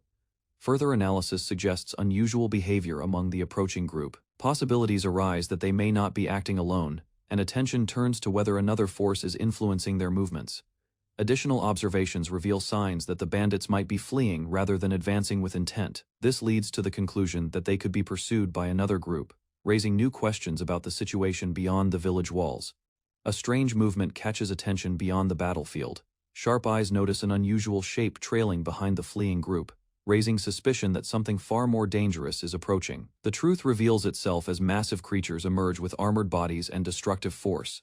Their arrival confirms that the bandits are not the true threat, as two powerful dragons advance toward the village. Realization spreads quickly among the defenders, as the situation becomes critical. Ordinary weapons prove ineffective, and even trained fighters would struggle against such opponents. The absence of powerful warriors makes the threat even greater. Further assessment shows the dragons are searching for materials, increasing the risk of them targeting the village. Only a few individuals possess the strength or skill to confront such creatures, limiting available options. Analysis of their weaknesses offers a possible strategy, focusing on restricting movement and targeting vulnerable points. However, the villagers lack the ability to execute such tactics, leaving the defense in a precarious position. Van quickly adjusts the defense strategy, ordering changes to the ballista ammunition. Iron arrows are prepared and loaded, as he aims to improve their chances against the approaching threat. At the front, a seasoned fighter evaluates the situation and realizes that ordinary attacks will not easily pierce the dragon's hardened shells. Doubt appears, but he continues to hold his position. Chaos spreads as the creatures close in, overwhelming the fleeing bandits. Despite the danger, the defenders commit to following Van's commands, maintaining order even under pressure. The scale of the threat becomes clearer as multiple massive dragons advance across the land. Their size and numbers make direct confrontation extremely difficult, forcing the defenders to rely on strategy rather than strength. Tension mixes with forced composure as the defenders steady themselves. Even in a desperate situation, they attempt to remain calm, preparing to carry out their roles while trusting in the plan set before them. Van organizes a precise plan, directing the defenders to target bandits first and force the dragons toward the trench. Ballista crews prepare to strike vital points while maintaining formation. Confidence spreads as orders are clearly followed, and the defenders commit to holding their ground. Momentum builds as leadership on the front line energizes everyone. The defenders push forward with determination, trusting the plan and their coordination. With unity and preparation, they move to finish the battle and protect the village from the overwhelming threat. A massive wave of monsters surged across the open ground, their armored bodies tearing through the earth as they advanced. Behind them, dust and debris rose violently, marking their overwhelming numbers. In front of the approaching threat, a line of soldiers rushed forward, spreading out across the battlefield. Despite their formation, the distance between both sides closed rapidly, creating a tense moment before impact. The creatures leapt down into a deep trench, scattering the defenders along its edges. Several soldiers lost their footing and fell back under the pressure. One beast lunged forward, its jaws wide as it targeted a fleeing man. Another figure quickly moved across the battlefield, cutting through the chaos with swift motion. Some soldiers struggled to recover, pressed against the rough terrain as they attempted to regain control. Above them, commanders stood firm on the wall, observing the situation with focus. Preparations spread across the defenses as the next phase of battle approached. From within the fortress, mechanical devices were set into motion along the walls, projectiles aligned and aimed outward with precision. The monsters gathered again below, their advance slowing as they faced the fortified structure. A sudden command triggered the defenses, sending a barrage of attacks across the battlefield. Projectiles rained down into the trench, striking the clustered creatures below. The momentum shifted as the fortress responded with overwhelming force. A sharp volley of arrows cut through the air and struck the advancing dragons. Some impacts landed directly on their armored bodies, but the thick scales reduced the damage. One projectile aimed toward a weak spot failed to penetrate deeply, allowing the creature to continue forward. The barrage weakened as supplies ran low, and the monsters pushed closer to the defenses. Several dragons endured the attacks and maintained their advance from above. Van observed the situation while the front line struggled to stop the pressure. An unexpected result appeared when a powerful shot pierced through a dragon's limb and continued into another behind it. The second creature lost balance as its body was forced downward, its claw breaking against the ground. This chain impact slowed their movement. Van remained focused while analyzing the outcome. The defenses were not meant to destroy everything at once, but to disrupt and control the enemy. The gathered forces behind him began to understand the purpose of the attack. As more arrows followed, several dragons collapsed within the trench. The combined effect of repeated strikes reduced their numbers. Gradually, the battlefield shifted as the defenders gained control and the threat diminished. Van observed the battlefield as the pressure increased and the supply of arrows diminished. The defenders began to struggle as the dragons continued advancing. While others focused on the shortage, Van quietly considered an alternative solution. A quick decision followed as a new idea took form. Instead of relying on limited iron arrows, the order shifted toward using available materials. Wooden arrows became the next option, allowing the defense to continue without delay. Soldiers moved rapidly across the walls, preparing the next volley with renewed urgency. Weapons were adjusted, and new projectiles were loaded into position. The formation regained stability as preparations were completed. From the towers, defenders stood ready with improved coordination. Confidence spread among them as the system took shape. Van remained calm, certain that the next strike would be more effective. A powerful command triggered the attack, sending a dense volley toward the advancing dragons. The impact struck across the trench, overwhelming the clustered enemies. Under the continuous barrage, the creatures faltered as the full strength of the village defense was unleashed. Wooden arrows struck the armored dragons with unexpected force, cracking through their thick scales. The impact spread across their bodies, proving that even simple materials could damage them. Van observed closely as the result confirmed his earlier judgment. A new command spread across the walls as soldiers quickly prepared another volley. Wooden arrows replaced the previous ones, and the defenders moved with renewed confidence. The formation tightened as everyone focused on executing the next attack. The second barrage descended in a wide arc, covering the battlefield below. Multiple dragons were struck at once, their movements slowing as repeated hits broke through their defenses. The trench filled with fallen bodies as the attack continued. Soon, the remaining creatures collapsed under the sustained assault. Soldiers on the walls raised their arms as the threat disappeared. Those nearby gathered around, relieved as the battle ended, without further losses. Van stood calmly while reviewing the outcome of the defense. The enemy had been completely eliminated, and no casualties were reported among the defenders. With minimal resources used, the village secured a decisive victory. After the battle ended, relief spread among the defenders as the tension faded. Van stood quietly while others gathered around him, recognizing the result that had seemed impossible before. The outcome left a strong impression on everyone present. Soon, the soldiers approached him with excitement, expressing their gratitude through their actions. A young boy rushed forward and held on to him, showing admiration and trust. Around them, the atmosphere shifted into celebration as victory became certain. Attention turned toward the battlefield below, where numerous fallen dragons lay scattered across the trench. The scale of the result surprised those who witnessed it, as the number of defeated enemies exceeded expectations. The soldiers reflected on what had happened, realizing how simple wooden arrows had overcome such heavily armored creatures. The success of the defensive strategy changed their understanding of the situation, reinforcing their confidence in Van's leadership. As the area calmed, the remaining survivors were accounted for and supported. Exhausted soldiers rested along the ground while the aftermath was handled carefully. The village remained safe, marking the end of a decisive and unexpected victory. After the battle, captured bandits were brought forward and restrained under guard. Van stood before them with a firm presence, ensuring they understood their situation. The defeated men showed signs of exhaustion and fear as they faced judgment. The prisoners lowered their heads, no longer resisting as they accepted their capture. Their earlier confidence had vanished, replaced by uncertainty about what would happen next. Soon, they pleaded for another chance, offering to change their ways and work instead of facing punishment. Behind them, villagers gathered and watched, their expressions mixed with anger and caution. An elder stepped forward and revealed the truth about the prisoners' past actions. The bandits had repeatedly attacked and stolen from the village, leaving lasting damage over time. This reminder shifted the mood among those present. Tension rose as a young villager confronted one of the captives, overwhelmed by grief and anger from past losses. Others moved quickly to intervene before the situation escalated further. The moment revealed that even after victory, deeper conflicts still remained. Van approached calmly and stopped the rising tension before it escalated further. His presence steadied the situation as he focused on preventing unnecessary violence. The young villager hesitated, allowing the moment to settle. A trusted soldier stepped in and reinforced Van's intent, guiding the situation back under control. The responsibility for handling the prisoners was made clear, keeping order among both sides. Van then addressed the captured bandits with a firm decision. They would face punishment in time, but until then, they were required to work for the village.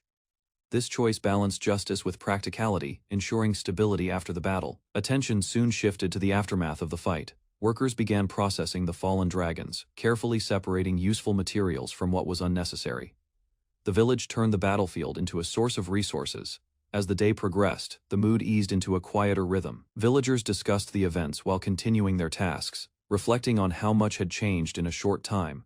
The experience left a lasting impact, marking a turning point for everyone involved. The following day, work began immediately as Van improved tools to handle the remaining tasks. Teams moved across the battlefield, cutting and collecting materials from the fallen dragons. Those who were free joined the effort, turning the aftermath into useful resources. Days passed as the work continued steadily. The once chaotic battlefield was cleared, leaving only organized piles and a restored path before the fortress. The operation was completed efficiently within a short time. By night, the village gathered together in relief and satisfaction. Food was prepared from the harvested materials, and the people shared a sense of achievement. The atmosphere shifted from tension to calm as everyone reflected on their success. A small celebration began as drinks were shared carefully among the villagers. The victory was acknowledged with restraint, ensuring order was maintained while still honoring the result. Soon, the entire village joined in a larger gathering, raising their cups together. Laughter and cheers filled the space as they celebrated their hard-earned victory. The moment marked a new beginning, as the village stood stronger than before. During the celebration, Van quietly enjoyed the food prepared from the dragons. The meat proved to be surprisingly tender despite its tough origin around him. Others shared the same discovery, finding value even in what once threatened them. Discussions spread among the villagers as they considered how the dragons could become a resource. Their value extended beyond food, offering materials that could be sold or reused. The situation turned from survival into opportunity. Elsewhere, attention shifted toward the weapons used during the battle. The effectiveness of the ballista arrows was recognized as a key factor in their success. Confidence in Van's creations continued to grow among the people. Soon, interest expanded beyond defense as adventurers examined the weapons more closely. The swords produced by Van showed high quality and ease of use, making them desirable tools for combat. Before long, requests began to increase as people gathered to obtain their own weapons. The demand grew rapidly, signaling the beginning of a new development for the village. What started as defense now moved toward trade and expansion. After the celebration, requests continued to gather around Van as villagers expressed their gratitude. Some sought equipment, while others simply thanked him for the food and safety. The atmosphere remained lively as people moved freely without fear. Nearby, a few men quietly observed the situation from a distance. Their expressions reflected mixed thoughts as they considered the changes brought by Van. Despite their past struggles, they recognized the difference in the village's current state. One of them clenched his fist, realizing that his path could have been different. The influence of Van's actions began to reshape his mindset, guiding him away from past choices. Determination replaced hesitation as they resolved to improve the village, for the sake of those who had suffered before. Their focus shifted toward rebuilding and protecting what remained. Under the calm night sky, the villagers relaxed together, sharing food and quiet moments. Laughter returned as they embraced a future that once seemed uncertain. Under the night sky, villagers and nobles gathered together, sharing drinks after the victory. The atmosphere remained calm as people from different backgrounds stood side by side. Some observed quietly, reflecting on the changes brought by Van's actions, while others accepted the moment as a sign of unity. Nearby laughter spread. As the younger group moved freely among the crowd, confidence grew as they looked toward the future, believing that more achievements would follow. The village continued to move forward with renewed strength and purpose. Van calmly examined the dragon meat, estimating its value while recalling the merchant's offer. Behind him, villagers worked to process the remains, showing the scale of the recent battle and its rewards. He calculated the total earnings from multiple bodies, considering transport limits and spoilage. Although much of the meat had rotted, the remaining portions could still bring a modest return, while the overall count promised significant profit. A rough estimate formed in his mind as the value grew larger. The total exceeded expectations, turning the aftermath of the hunt into an overwhelming amount of wealth for the small territory. News of the successful defense spread, and recognition followed. Support from others arrived, including assistance that strengthened the village's protection, reinforcing its growing stability. After the battle, however, the increase in earnings brought new obligations. A rule required a portion of the profits to be handed over to the ruling authority, reminding Van that greater success also meant heavier responsibility. Van sat quietly while the noble observed him, realizing that the village's rapid growth could no longer remain hidden. The possibility of outside attention became unavoidable as their success continued. The noble reflected on loyalty and risk, weighing a plan that could mislead higher authority. Such a decision carried the burden of betraying trust, yet it offered a way to protect what had been built. A larger scheme took shape as both considered their next move. Concealing the truth required careful action, while memories of a peaceful life added hesitation to the path ahead. The focus shifted toward family ties and responsibility. Reporting the village's condition to an elder brother became necessary, placing Van in a position where personal judgment would influence the outcome. A new idea emerged as he reconsidered the situation. Assigning the credit elsewhere could redirect attention, allowing the village to remain safe while avoiding direct scrutiny. Van listened as the plan became clearer, using internal rivalry to shift attention away from the village. By assigning credit to another heir, suspicion could be redirected while protecting what they had built. Morning arrived with a lively atmosphere as villagers gathered around him. Their expressions showed trust and gratitude, reflecting how much the territory had changed under his leadership. Celebrations spread among the people, with many expressing relief and happiness after surviving the recent danger. The village felt united, strengthened by shared effort and success. Amid the crowd, a woman pulled Van along, showing warmth that contrasted with his usual composure. His thoughts wavered as he struggled between maturity and the reality of his young age. The moment continued as others watched with amusement. A small gesture followed, drawing attention to him and reinforcing the bond forming between Van and the people he protected. Van tried to maintain composure as Till held onto him, caught between responsibility and personal pride.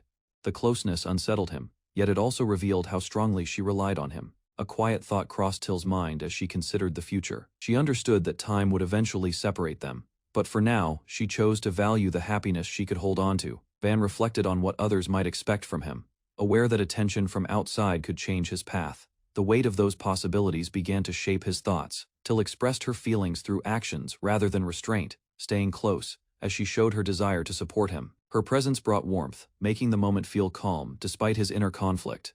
The connection lingered as she guided him forward, their hands linked. While others called out, the two moved ahead together, reinforcing a bond that continued to grow within the changing world around them. Van noticed figures approaching from a distance and quickly identified them as merchants. From above, others tried to confirm what they had seen, creating a brief moment of uncertainty. The view remained unclear, and the shapes on the horizon were difficult to distinguish. Doubt lingered as the situation could not yet be fully understood.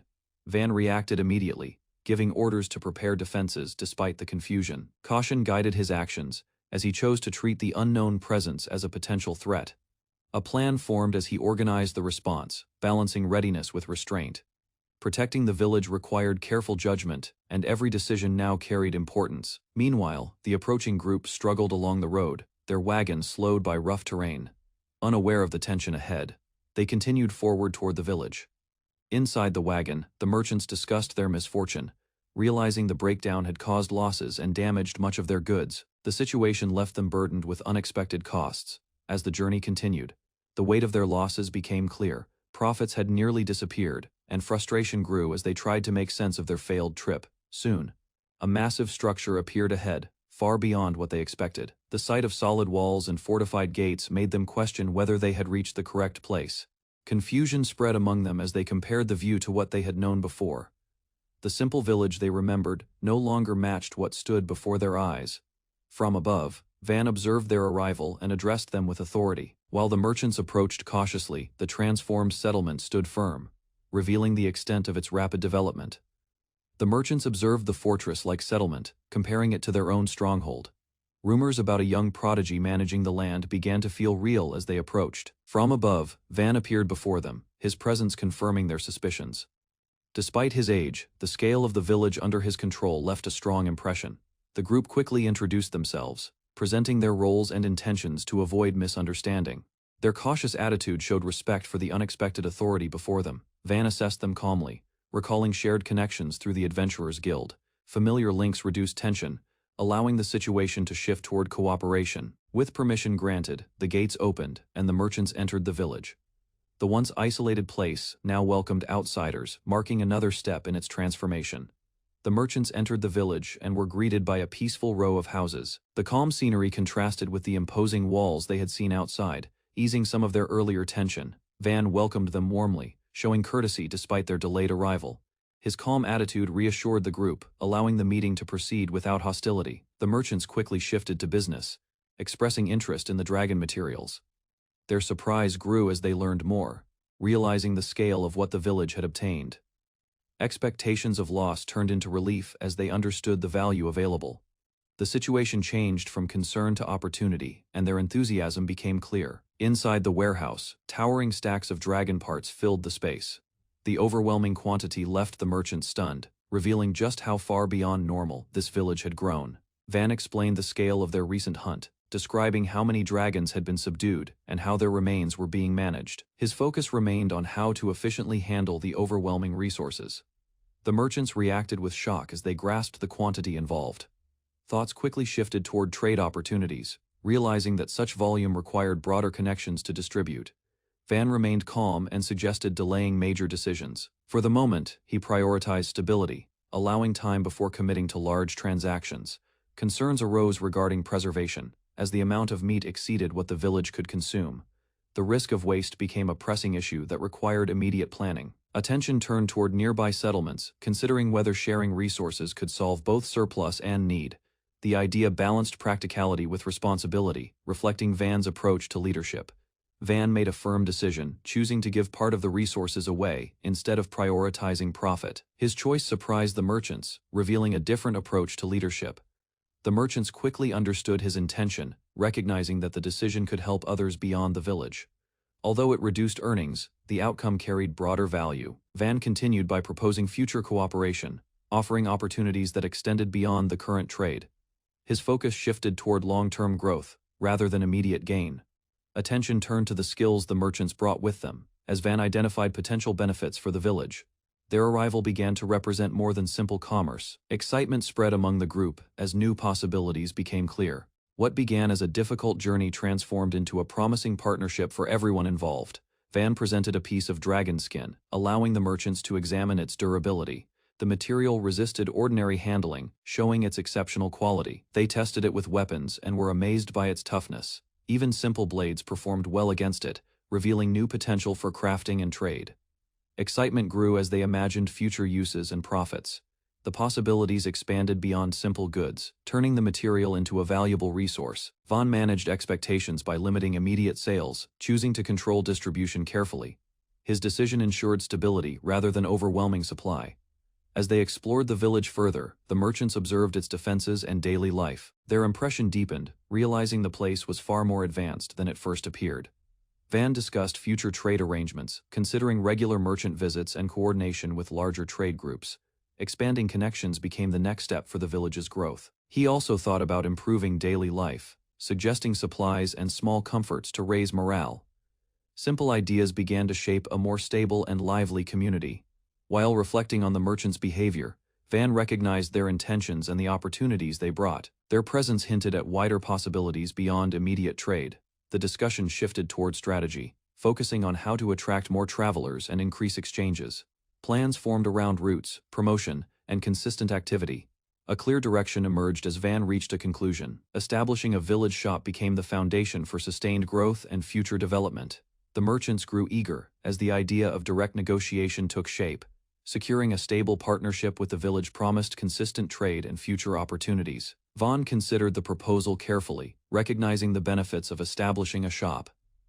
This approach would reduce the need for constant negotiations, while strengthening the village's structure. Agreement formed as both sides understood the mutual advantage. One of the merchants decided to remain and contribute, showing commitment to the plan and its long-term success. The deal concluded with firm understanding between them. A new stage began for the village, as cooperation replaced uncertainty and opened the path for steady growth. Lango departed the village quickly with a group of adventurers heading toward the capital. His goal was to secure labor and materials by persuading the Chamber of Commerce behind him. The village remained quiet, relying on his success to support its growth. Plans were carefully prepared to strengthen his case. Valuable items such as a sword, dragon materials, and a magic core were considered essential proof. At the same time, arrangements were made to send his brother along, ensuring their achievements would be properly presented. Back in the village, a new shop for Belle was constructed. The building was designed with clear purpose, combining a store on the first floor, living space above, and storage below. This marked another step toward developing a stable and functional settlement. However, doubts still lingered among others. Some questioned whether such progress was truly possible, while others struggled to fully believe what they had witnessed. Even so, adjustments and improvements continued as the work moved forward. Later, the group traveled beyond the village toward the river. With preparations underway, production deadlines were set, and agreements were finalized. Despite fatigue, everyone kept moving, focused on completing the tasks needed to support the village's future. Van moved ahead through the forest path, cutting obstacles with ease. His actions appeared natural and efficient, leaving a clear route behind him. From a distance, others observed his calm behavior, recognizing both his skill and his composed attitude. Despite that, He reflected on his own limitations. Maintaining strength required effort, and he understood others possessed greater physical power. Still, his intention remained firm, focusing on supporting everyone through steady actions, rather than relying on brute force. After about an hour of travel, the group reached a wide and steady river. The location offered a clear solution to the village's water needs. Soon after, construction began, marking the start of a new phase in improving the settlement. Using magic, a spada carved through the ground at remarkable speed. Large sections of earth were removed in moments, forming a long channel that stretched across the terrain. The scale of the work quickly became visible. As the effort continued, the others joined in to expand the channel. When one paused, the rest maintained progress without delay. Meanwhile, Van followed behind, reinforcing the structure to ensure stability and support for the growing water system. Espada continued shaping the terrain with overwhelming magical power. Each movement released force that carved through the ground, revealing how much strength he still possessed, despite his age. The scale of his ability impressed everyone watching nearby. The others reacted with surprise as they observed his speed and endurance. His performance exceeded expectations, and his energy showed no sign of slowing. Even under intense labor, his condition remained steady. While the work progressed, Van considered the importance of the task. Securing water was essential for survival, and the distance made the effort difficult. Still, cooperation among the group brought a sense of purpose that could not be achieved alone. Gradually, the vision extended beyond the current task. Improving the village would attract merchants and visitors, allowing the settlement to grow. Better living conditions would create a stronger and more stable community. After several hours, the results became clear. What was expected to take much longer had advanced rapidly. The village could already be seen from afar, proving that their pace and coordination were far beyond ordinary progress. As the work continued, fatigue began to show among the group. The distance back to the village was still considerable, yet Van decided to stop the activity for the day. His choice brought a pause to the intense pace they had maintained. Even while resting, some continued digging with effort. Their movements slowed, but determination remained. The strain of the labor became visible, showing how demanding the construction had been. The day revealed the true strength of the older members. Their endurance and skill stood out, leaving a strong impression on the others. Observing this, Van recognized both their experience and the limits of pushing too far. By the next day, progress resumed quickly. The channel reached the village, and preparations were made to release the water. The long effort was finally approaching completion. With the main task finished, Van shifted focus to the next stage. He acknowledged the group's contribution and moved on to planning the plumbing work. The team, though tired, stood ready as the village entered a new phase of development. With the channel complete, Van gave the signal to release the flow. The barrier broke apart under force, and water surged forward, rushing through the newly formed path. The system immediately came to life as the current filled the canal. The stream moved quickly along the route, maintaining a steady and strong flow. Those watching from the sides reacted with relief and satisfaction. The long effort finally produced visible results. As the water reached the village, people gathered to witness it. The sight confirmed that the connection to the river had been successfully established. Movement along the canal continued without interruption. Attention then shifted to proper usage. The water required treatment before drinking, and instructions were given to filter and boil it. Even so, the new system reduced the need for constant travel to the river. Amid the progress, a final moment unfolded as someone stepped forward with a determined expression. The work had brought change to the village, and the next steps were already beginning to take shape. After the water system was completed, Van turned his attention to the next step. He approached another member with a clear intention, preparing to begin a new creation that would improve the village further. The proposal was accepted quickly, and both of them agreed to work together. Their shared interest in building something new strengthened their cooperation. As they began planning the details of the project, a structured design soon took form. The system would collect water from the canal, pass it through layered filters, and store it in metal containers. From there, it would be directed toward a boiler to ensure safe usage. Additional preparations were considered to support the system. Materials and tools would be gathered, and fire-based resources would assist in maintaining the process. As the setup progressed, the water steadily filled the designated space. With everything connected, the mechanism operated successfully. Water flowed into the system without issue, confirming that the design worked as intended. The result marked another advancement in creating a more efficient and sustainable village. After confirming the water system, concerns about rising water levels were raised. Van examined the canal closely, considering the risk of flooding if heavy rain increased the flow beyond control. The discussion shifted toward improving the waterways, Areas prone to flooding required wider channels and stronger embankments. Proper design would ensure excess water could be managed without damaging the village. New ideas were proposed to handle both surplus and shortage. Redirecting overflow back to the river was one option, while creating a reservoir behind the village offered a way to store water during dry periods. A decision was made to construct a lake at a safe distance from the settlement. The project became urgent, as preparations had to be completed before the rainy season arrived. Planning focused on balancing safety and efficiency. Within a few days, the lake began to take shape. Its wide surface reflected the progress achieved in a short time. Attention then turned to how the stored water would be used effectively to support the village's long-term needs. With the lake completed, Van felt satisfied seeing the large amount of water now secured for the village. The result reflected the effort everyone had put into the project, marking a clear improvement in their living conditions. Soon after, early morning arrived under unusual circumstances. The sky remained dim, and the atmosphere felt different from a normal day. Something seemed off, drawing quiet concern. At the same time, news spread that many villagers had begun to panic. The sudden change created confusion, prompting immediate attention. Van prepared himself as others hurried to respond. As the situation developed, key members moved toward the source of the disturbance. Their actions showed urgency, while Van followed with awareness of the growing tension around them. During the approach, attention briefly shifted to the newly created lake. Its name had already spread among the villagers, reflecting recognition of the recent achievement, even as uncertainty continued to rise. As the lake project settled, the villagers decided to honor Van's efforts.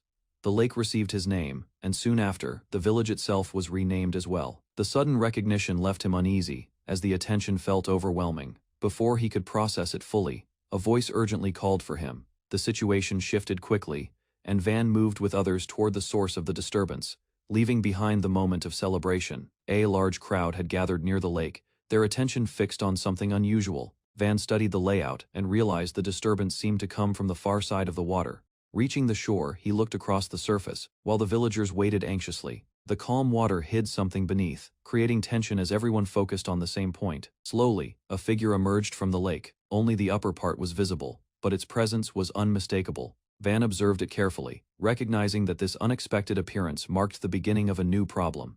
Deep within a hidden forest river, a rare being is said to exist. Legends describe a creature with flawless hair and a form that is half human and half aquatic, known as Abgallo. Such beings remain unseen by ordinary people, living quietly beneath the surface where few can reach. At the riverbank, a small group gathers and observes the water. Among them, attention turns toward a young girl near the surface, her presence calm, yet unusual. The group begins to realize that the mysterious figure matches the ancient description. Curiosity spreads as the group studies her carefully. The child appears unfamiliar with human customs, showing little reaction to those watching. Meanwhile, the crowd keeps its distance, unsure how to approach someone so different. A simple plan forms to build trust through basic needs. Food is prepared and offered, with fresh meat and fruit chosen to appeal to her. The group focuses on creating a safe and welcoming environment, rather than forcing interaction. Slowly, the girl moves through the water, drawing closer while remaining cautious. Observers watch in quiet anticipation as she approaches the shore. Gradually, the distance between both sides begins to close, marking the start of an uncertain connection. Two guards observe the scene from a distance, their attention fixed on the river. Caution fills their expressions as they assess the unusual situation unfolding near the shore. The young Abgaloo emerges slightly from the water and looks at the offered food. After a brief pause, she shows a clear sign of understanding, revealing that she can comprehend more than expected.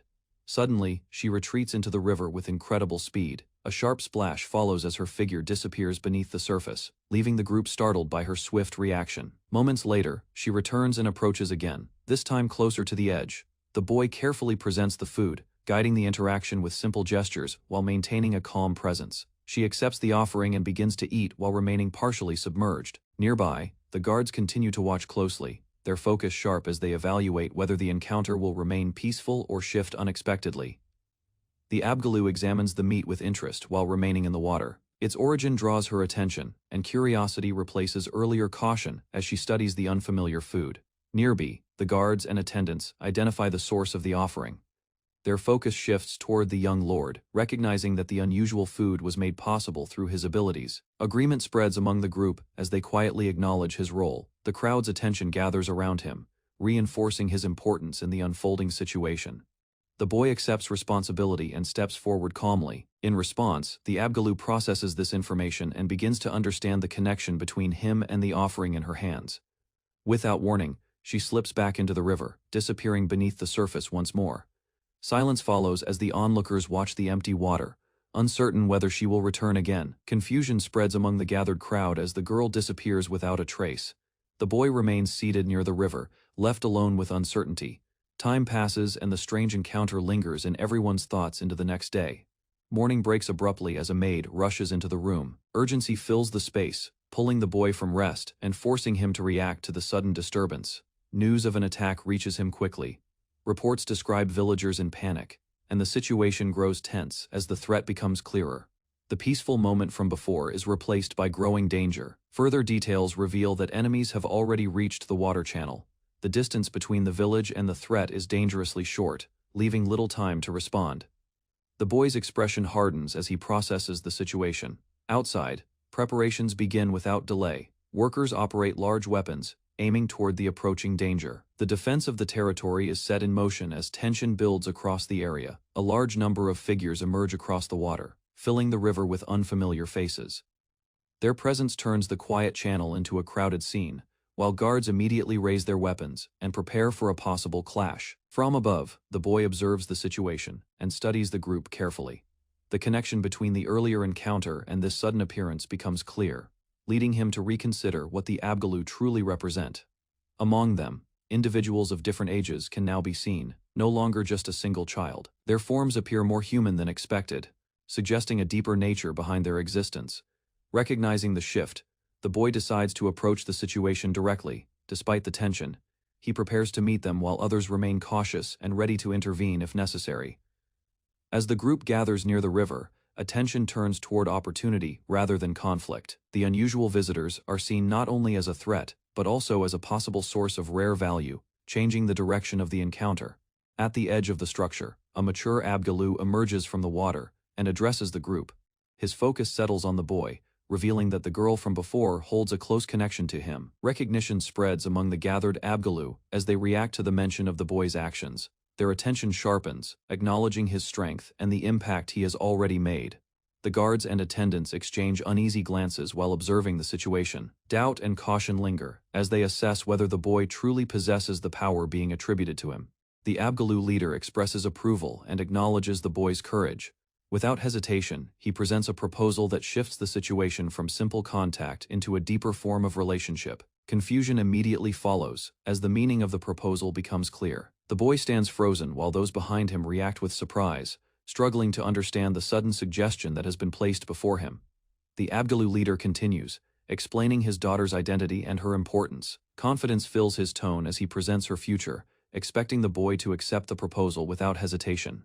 In the river, the young girl plays freely among others of her kind. The scene contrasts sharply with the serious discussion, showing her innocence and carefree nature, despite what is being decided for her. The boy questions the situation, struggling to accept the idea. Differences between their worlds become clear as the Abgalu reveal their lack of understanding about human customs and relationships. The leader explains their circumstances, describing the danger threatening their kind. Seeking survival, they search for someone strong enough to protect them, even if it means offering his daughter in return. Calmly, the boy rejects the condition while still offering protection. His stance remains firm, separating duty from personal ties, as he chooses to help without accepting the proposed bond. The Abgalu leader continues the discussion, now focusing on where his people will stay. Attention turns to the river itself, as he considers settling there under the assumption of a new connection with the boy. The boy quickly redirects the situation, suggesting a different location to avoid problems with visitors and trade. Meanwhile, confusion grows as the leader casually treats him as family, despite his earlier refusal. Without hesitation, the young Abgalu girl accepts the idea and happily calls him her future partner. She departs energetically, leaving the boy behind in visible confusion as the misunderstanding deepens. Around him, others begin to react in their own ways. Some eagerly think of benefits from the connection, while others point out how unusual and sudden the relationship appears. Elsewhere, the news begins to spread, reaching those connected to the boy. Reactions vary between uncertainty and concern, as people start to question what consequences this unexpected bond might bring. The river becomes lively as many Abgalu gather and move freely through the water, What once felt tense now shifts into a calmer scene, though traces of earlier misunderstandings still linger among the group. Moments pass as they interact naturally, playing and swimming together. Their behavior reflects comfort and trust, showing that the earlier conflict has faded into a more peaceful atmosphere. Observing the situation, the boy realizes the area has effectively been taken over. In response, he begins planning adjustments, deciding to adapt the environment rather than oppose their presence. New structures are built along the water, giving the Abgaloo a place to stay safely. The changes quickly improve their living conditions, and satisfaction spreads as they make use of the space. With the immediate issue settled, attention shifts toward future development. The boy considers additional defenses and improvements, preparing the territory for both protection and continued growth. As time passes, cooperation begins to grow between humans and the Abgaloo. Villagers share food, while the Abgaloo offer valuable materials from the water. This exchange strengthens trust and creates a steady relationship between both sides. With progress increasing, discussions shift toward long-term development. The idea of expanding beyond a simple village emerges, raising the possibility of building a much larger settlement. Planning continues as layouts and defenses are considered. Concerns arise about protecting the area, especially if new structures and walls are added to support the growing population. The boy remains determined despite doubts from others. While some suggest smaller plans, he insists on aiming higher, focusing on accommodating both villagers and the Abgaloo together. Even with his confidence, those around him remain cautious. Advisors question the feasibility of such rapid expansion, yet the foundation for a future city has already begun to take shape. Discussion intensifies as the scale of construction becomes clear. The boy proposes a massive defensive structure, surprising those around him with the size and ambition of the plan. Consideration follows as advisors suggest a more gradual approach. Instead of rushing, they recommend building a foundation that can be expanded later when resources and manpower increase. Shifting focus, the boy presents a new concept for the city's design. Rather than a simple layout, he envisions a complex structure shaped to improve both defense and flexibility. Details of the plan take form as routes, walls, and entry points are carefully arranged. Each section is designed to function independently while still supporting the overall structure. The strategy emphasizes layered defense, ensuring that any invading force would face multiple obstacles. By controlling movement and direction, the design turns the city itself into a powerful defensive system. Evaluation of the city design continues as the advisor analyzes its strengths. The structure is recognized as highly effective, especially against direct assaults, though it demands more people to fully defend it. Suddenly, the discussion is interrupted by urgent news. A messenger arrives, bringing word from a noble faction, immediately shifting the focus from planning to an external matter. Details quickly emerge about the incoming group. Their identity and numbers suggest influence and potential conflict, raising concern about their true intentions. Inside, the situation is reviewed carefully. The connection between the land and its former owner becomes relevant, leading to suspicion that the visitors may seek to reclaim control. Outside the walls, two figures approach while discussing the rumors surrounding the young lord. Doubt lingers as they move forward, preparing to confirm whether the stories they heard are true. A carriage moved steadily along the road as it approached a quiet village. Inside, Van sat calmly, holding his posture while observing the surroundings. The journey felt routine, yet the destination carried uncertainty. Dust trailed behind the wheels as the land ahead slowly came into view. Beside him, a companion leaned closer, offering silent reassurance through presence alone. Van remained still, allowing the moment to pass without reaction. Despite the calm exterior, tension quietly settled within him as the village drew nearer. His expression sharpened as he turned his attention forward. Thoughts shifted from travel to preparation. A large estate soon appeared, standing firm beneath the open sky. Careful observation became his priority, knowing that understanding the situation would decide what followed. Inside the residence, preparations were already underway. Servants arranged tea and seating while guests began to gather. Van entered with composure, acknowledging the efforts around him. At the same time, he questioned the sudden visit, sensing that something unusual was unfolding. A knock echoed through the room, breaking the stillness. Van steadied himself and faced the door. Without hesitation, he accepted whatever awaited beyond, ready to confront the situation directly. The door opened to reveal two unexpected visitors. One was a composed woman with a sharp gaze, while the other appeared much younger, standing quietly beside her. Their presence immediately shifted the atmosphere, drawing Van's full attention. The younger girl stepped forward slightly, her expression calm yet observant. Her appearance seemed gentle, but there was a sense of purpose behind her movements. Van studied her carefully, sensing that she was not as simple as she looked. Meanwhile, the older woman carried herself with confidence, her posture firm and deliberate. Her eyes scanned the room, showing neither hesitation nor uncertainty. Van recognized that dealing with her would require caution. Formal introductions followed as both sides acknowledged each other. The woman revealed her status and standing, making it clear she held authority. In response, Van maintained composure, presenting himself as the one responsible for the territory. Attention then shifted to the young girl, who stepped forward under the watchful eyes of everyone present. Her role remained unclear, yet her presence carried weight. Van realized that this meeting held deeper intentions than a simple visit. The meeting began with a formal atmosphere, yet Van quickly sensed the sharp presence of the woman before him. Her composure and reputation suggested both intelligence and capability. Despite the polite setting, unease lingered as he recognized the weight behind her visit. Without hesitation, she shifted the tone by pressing for clarity. Her focus turned directly toward Van, observing his calm behavior despite his young age. In response, he remained steady, understanding that this exchange was already a test of judgment. Van considered the broader situation, connecting the visit to political tension surrounding the territory. The possibility of hidden motives became clear, leading him to suspect that this encounter was part of a larger plan involving the Marquis. The woman reacted with visible amusement, acknowledging his insight. Her reaction confirmed that his thoughts were accurate, while also revealing her own confidence. The gap between appearance and understanding became evident in that moment. With the situation laid bare, she openly recognized his conclusion. The discussion shifted from uncertainty to mutual awareness, as both sides understood the true purpose behind the visit and the conflict surrounding the land. The young girl began outlining expectations placed upon nobles, explaining how Van's presence in such a remote land did not align with common practice. His name had circulated often, making his current position even more unusual. Van listened quietly, understanding that his situation was already under scrutiny. The discussion shifted toward rumors surrounding his abilities and status. Questions arose about why someone considered talented would be assigned to a distant border. Suspicion toward his role became clear, especially given the territory's sensitive location between major powers. The older woman reflected on the possibility that this situation was tied to ambitions beyond simple governance.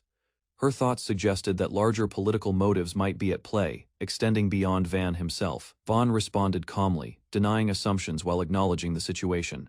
He realized that her words were meant to test his reaction. Despite her bold approach, he remained composed, carefully choosing how much to reveal. The conversation concluded with Van turning the focus toward his own circumstances. He hinted at underlying intentions behind his assignment, suggesting that his placement in the village was not without purpose. Attention shifted to the condition of the village, highlighting the rapid changes made within a short time. New structures and defenses had been established with unusual materials. Observers noted that such progress suggested careful planning and hidden capability. The visitors quietly assessed the situation, comparing what they saw with what they expected. Doubt remained as the scale of development did not fully match their assumptions. Their expressions showed that they were still measuring the truth behind the results. A sudden question disrupted the calm evaluation, raising the possibility of a large unseen force. The idea of thousands being mobilized caused confusion, especially given the village's limited appearance. The woman analyzed the implication, recognizing the danger of such hidden strength. Deploying forces without detection pointed to a serious threat. At the same time, she considered that such actions required confidence in avoiding exposure. The conclusion led to a broader realization about the territory's future. This quiet frontier could soon become a stronghold of power. Van reflected on his own situation, understanding how others might interpret his presence and actions. Tension suddenly rose as one of the attendants reacted sharply, unable to hide his frustration. The atmosphere tightened, and the woman's gaze turned colder, demanding an explanation for the reaction. Instead of responding with hostility, Van broke into laughter.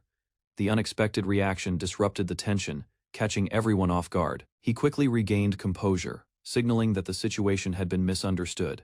A retainer stepped forward and revealed details about their journey. The group had arrived with almost nothing, carrying only what was necessary. Their quiet arrival suggested careful planning rather than a formal visit. The young girl then shared her own experience, describing how she had been sent away without ceremony. Her departure had been discreet, with no proper farewell. This revealed that her presence was not part of a normal diplomatic exchange. The woman shifted focus, pointing out the presence of capable individuals within Van's territory. Their skill and loyalty suggested that his position was supported by strength. Observing this, she continued evaluating the true extent of his influence. The knight stepped forward and declared his loyalty without hesitation. He spoke of Van's natural talent and future potential, making it clear that his decision to follow was not forced. His words carried conviction, revealing trust built through observation. Laughter followed, yet it held a different meaning. The older man explained his choice, calmly, admitting he ignored orders to remain. Rather than duty, his actions came from personal judgment and experience. He continued by revealing his intentions to pass on his knowledge. Seeing Van's situation as an opportunity, he chose to guide him while stepping away from his former role. This decision showed both confidence in Van and his own readiness to retire. The young girl added her thoughts, highlighting Van's character rather than his status. His treatment of others left a strong impression, earning loyalty not through rank, but through fairness. Her presence beside him reflected that belief. Van then shifted the discussion toward action, inviting them to witness the village directly. With a calm expression, he suggested that answers would be clearer outside. The group prepared to move as the truth awaited beyond the room. As Van stepped outside, rows of people stood in perfect formation, creating a clear path ahead. Their discipline and unity were immediately noticeable. The sudden display of order caused a brief pause as the scale of coordination became apparent. The woman quickly took control of the situation, directing the group to move in formation. Nearby, villagers gathered, watching the scene unfold with curiosity. The inspection began, shifting the focus from discussion to direct observation.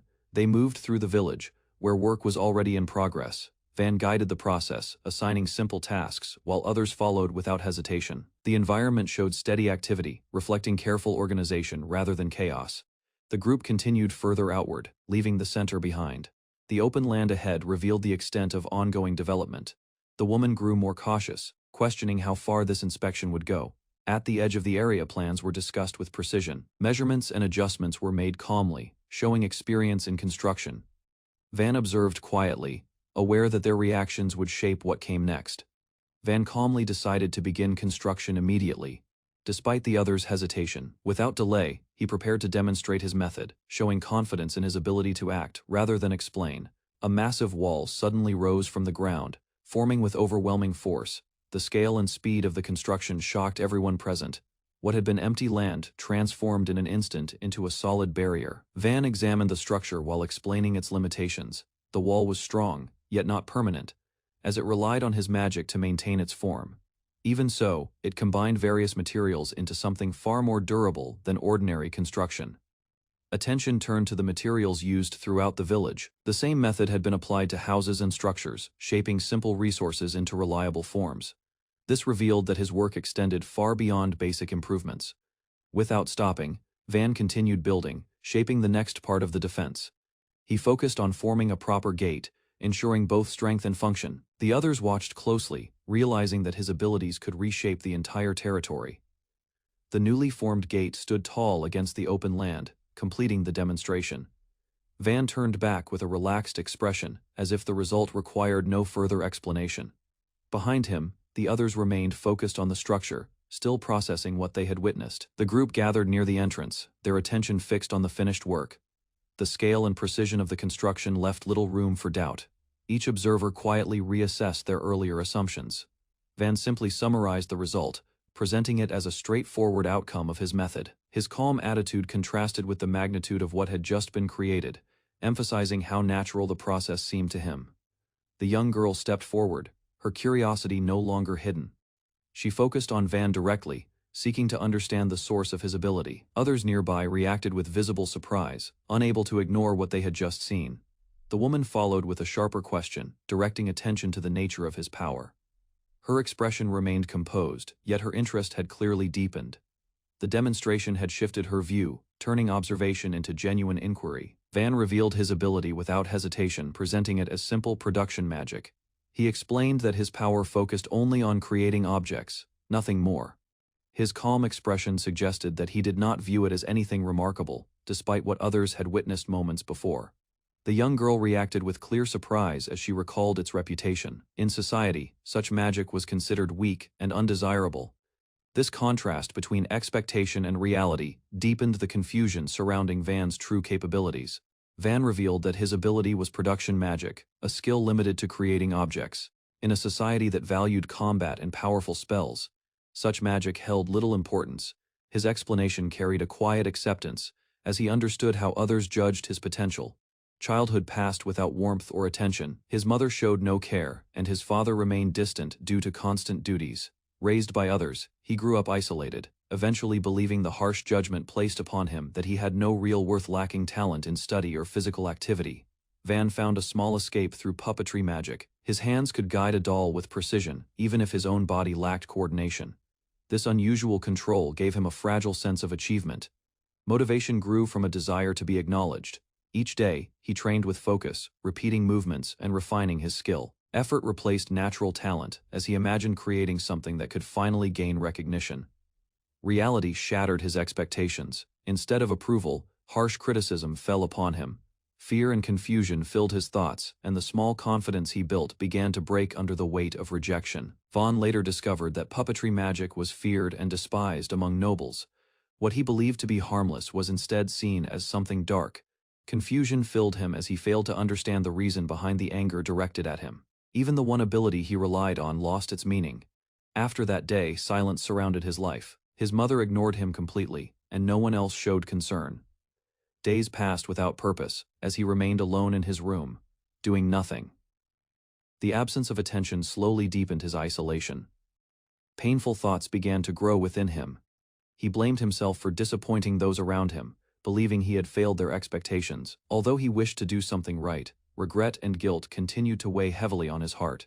Years passed, and at 10 years old, he was finally summoned by his father. The call felt unfamiliar, yet it marked a turning point. Standing there, he faced a figure who had always been distant, unsure of what awaited him next. A decision was made without warmth. He was instructed to leave and take responsibility elsewhere.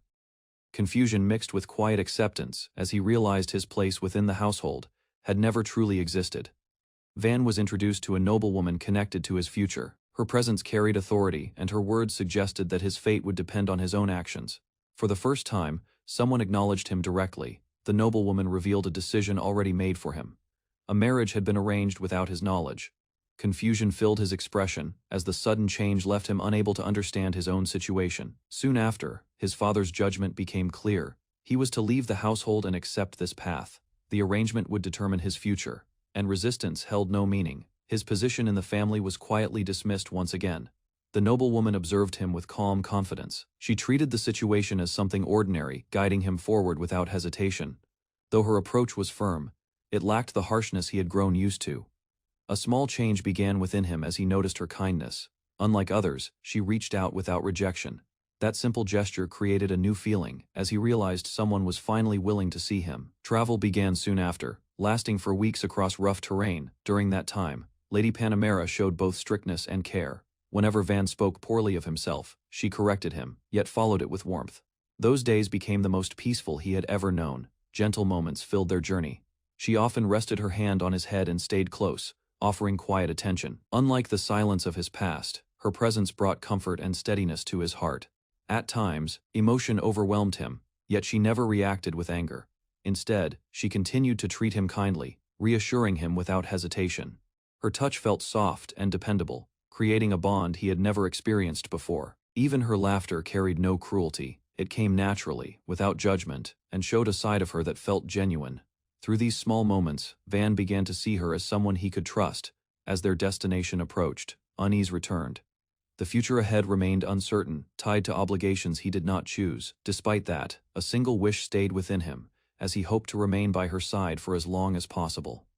Van appeared different from what she expected, rather than approaching him.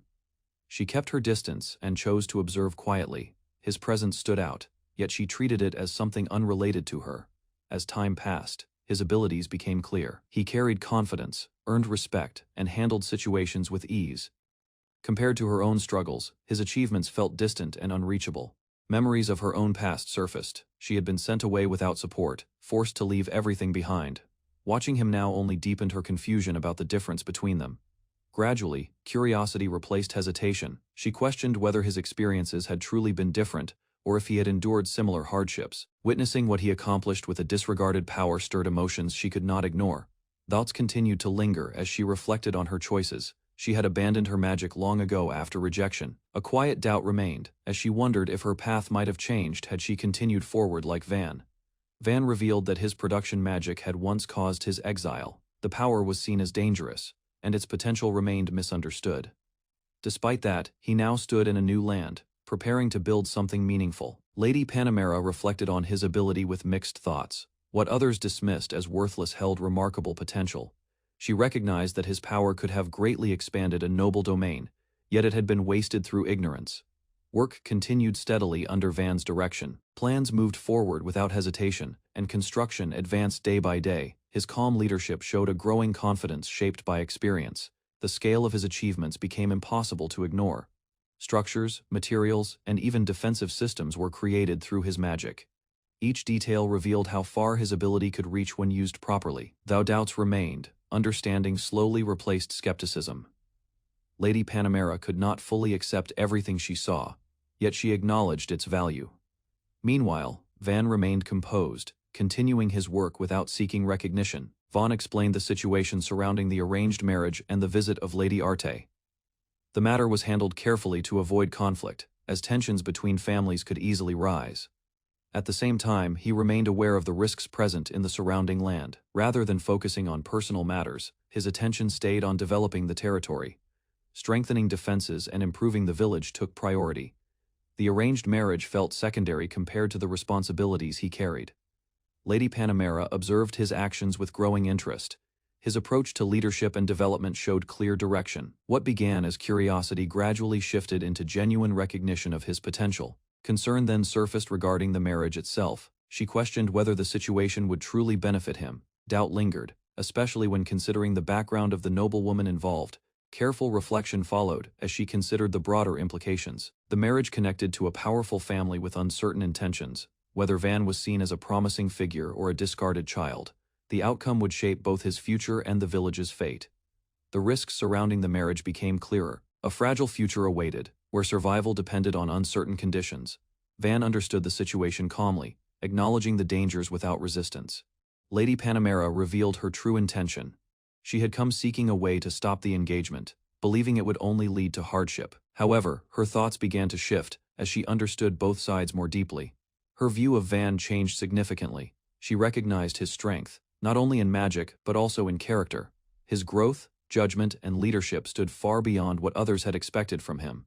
Admiration surfaced openly as she evaluated him. His qualities made him a suitable match, even beyond the original arrangement. The idea of him as a partner no longer seemed unreasonable. Van reacted with quiet surprise. The praise he received felt unfamiliar, yet it brought a sense of warmth. For once, recognition reached him without judgment, leaving him visibly moved. The discussion shifted toward a decision that could not be avoided. Van expressed his honest thoughts, leaving the final choice open. The matter was no longer controlled by others, but placed between the two involved. Lady Arte struggled with uncertainty. Tears formed as she tried to understand her own feelings.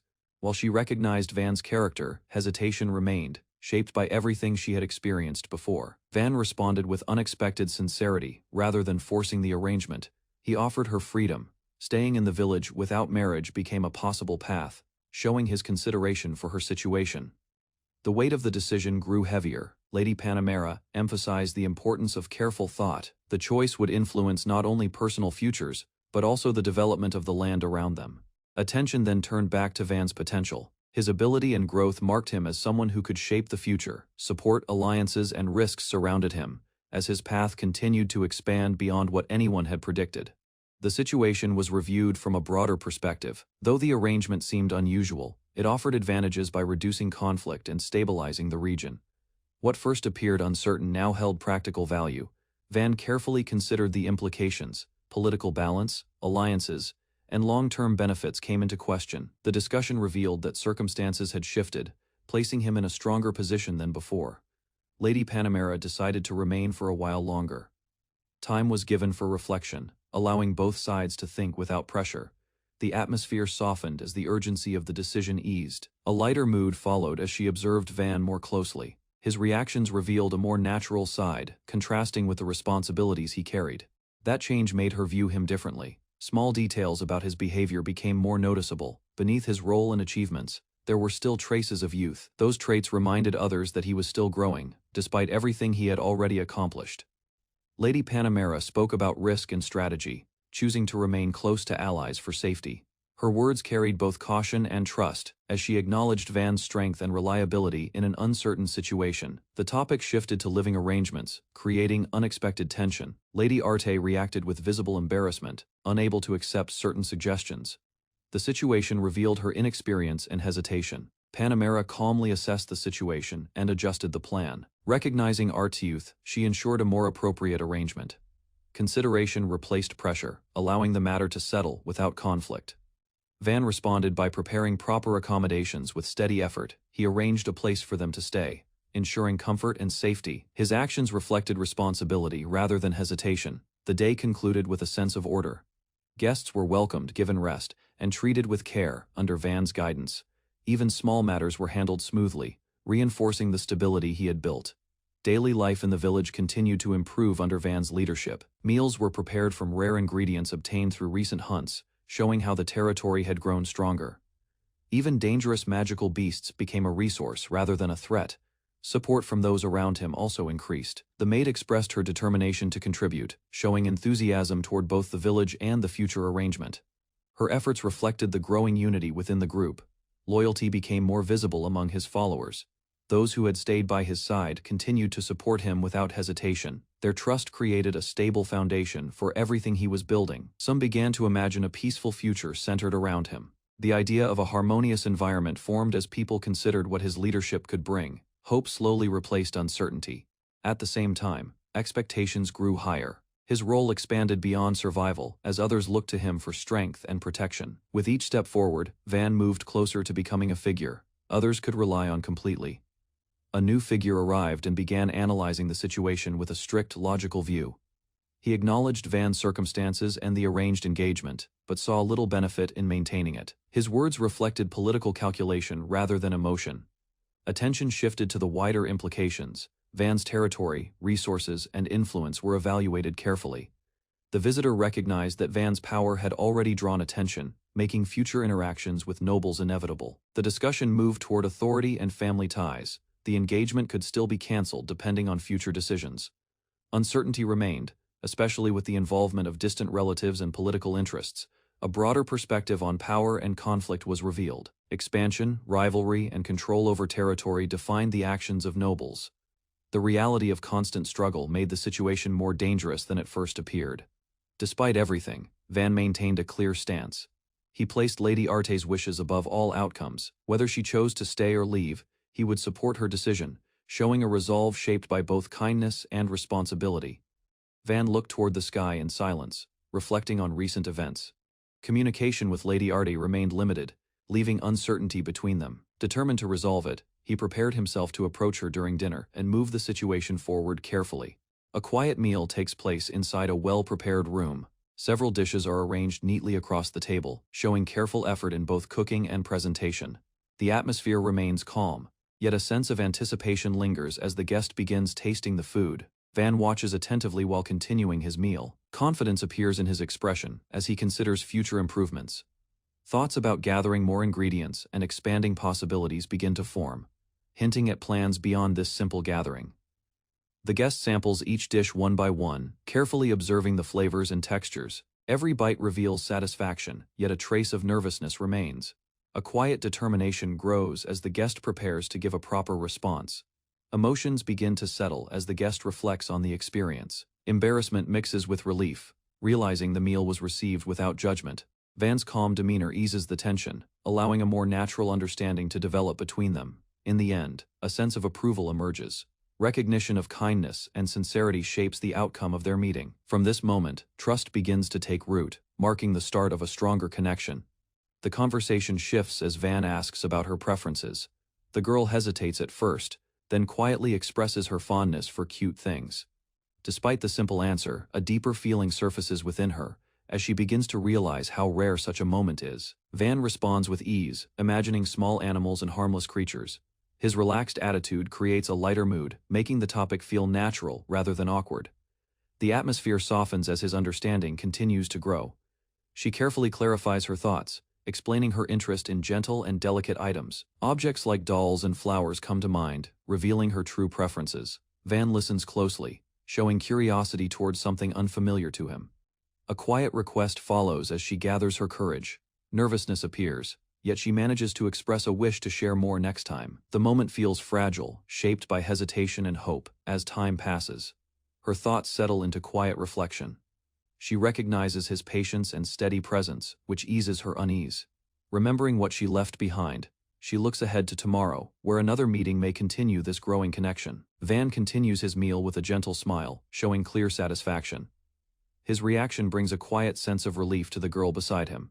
The simple exchange creates a warmer atmosphere around the table. A sudden feeling rises within her as her chest tightens. Happiness mixes with confusion, and her heartbeat quickens without warning. The unfamiliar emotion leaves her unsure, yet unable to look away from the moment. Time passes as the conversation continues steadily. She begins to feel more comfortable, slowly adjusting to his presence. A growing desire forms, pushing her to want more interaction rather than staying silent. Determination starts to build as she gathers her thoughts. A wish to face him directly and speak becomes stronger, even if hesitation remains. The effort to act begins to take shape within her. Despite that resolve, the moment slips away before she can act. The peaceful surroundings remain unchanged, yet she feels a quiet disappointment. As they leave together, the calm village setting contrasts with her lingering regret. Outside the meal, praise is given for both the food and the village. The quality of the dishes leaves a strong impression, while the behavior of the residents reflects their respect toward Van. The atmosphere shifts into one of acknowledgement and quiet admiration.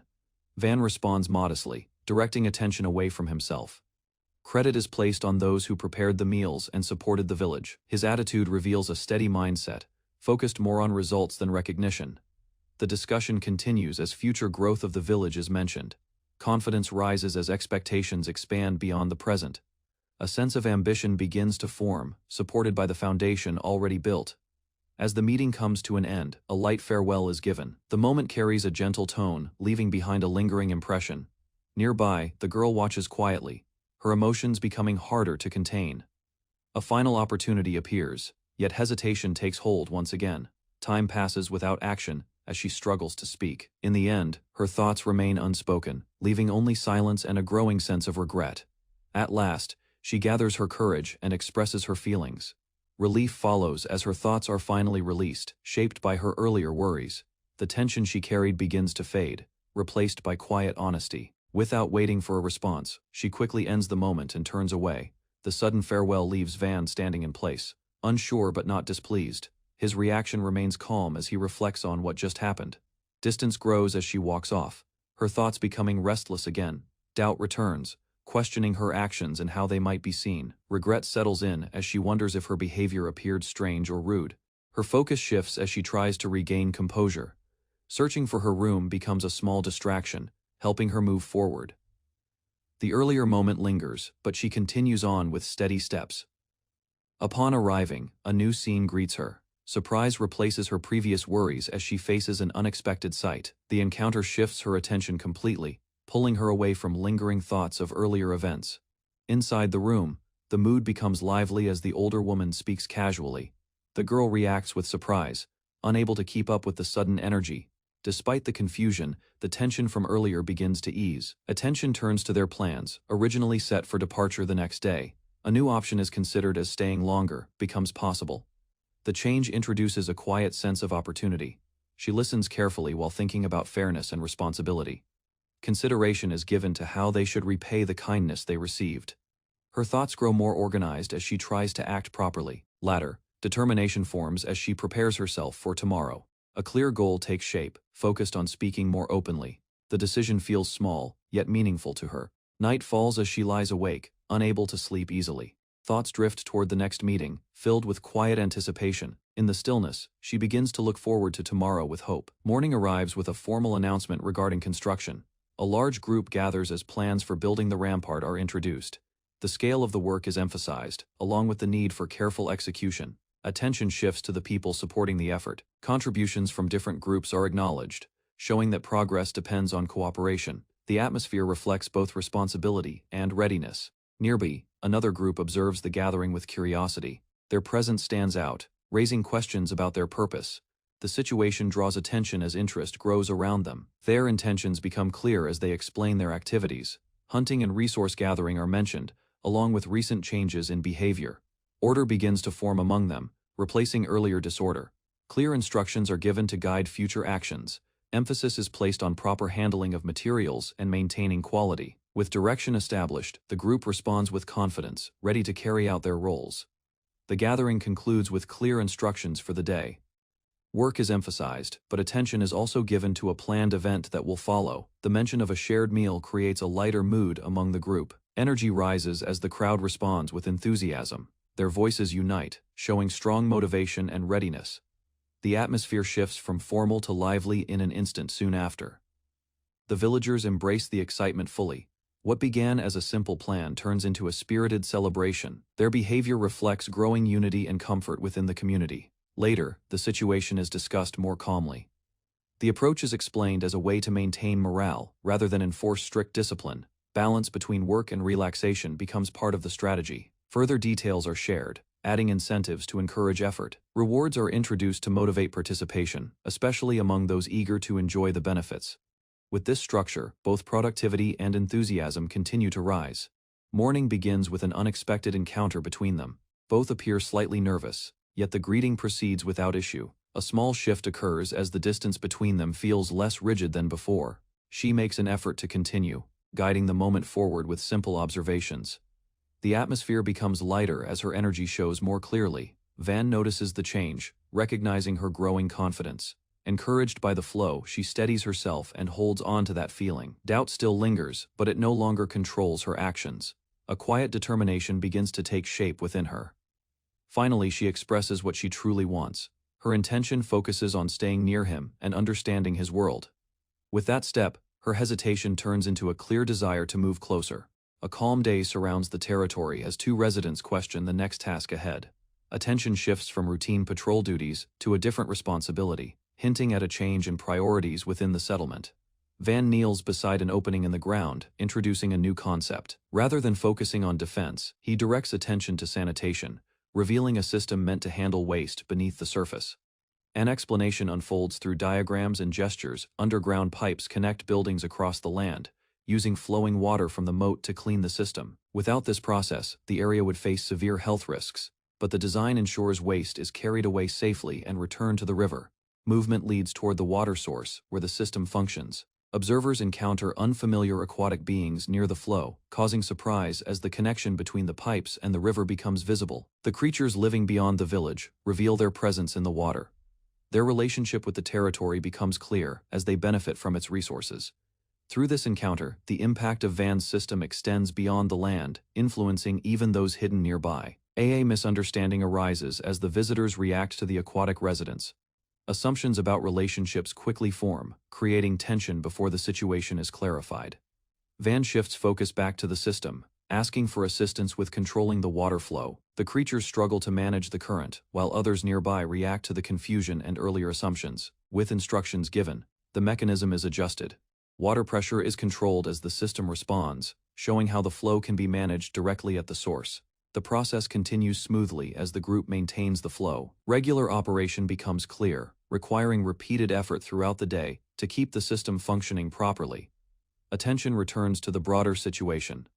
The aquatic beings are recognized as residents connected to the territory, and their presence is acknowledged as part of the land's growth. With the task complete, focus shifts back to construction and further development. Work begins along a steep cliff where laborers move stone and materials into position. The scale of construction becomes clear as the wall gradually takes shape under careful supervision.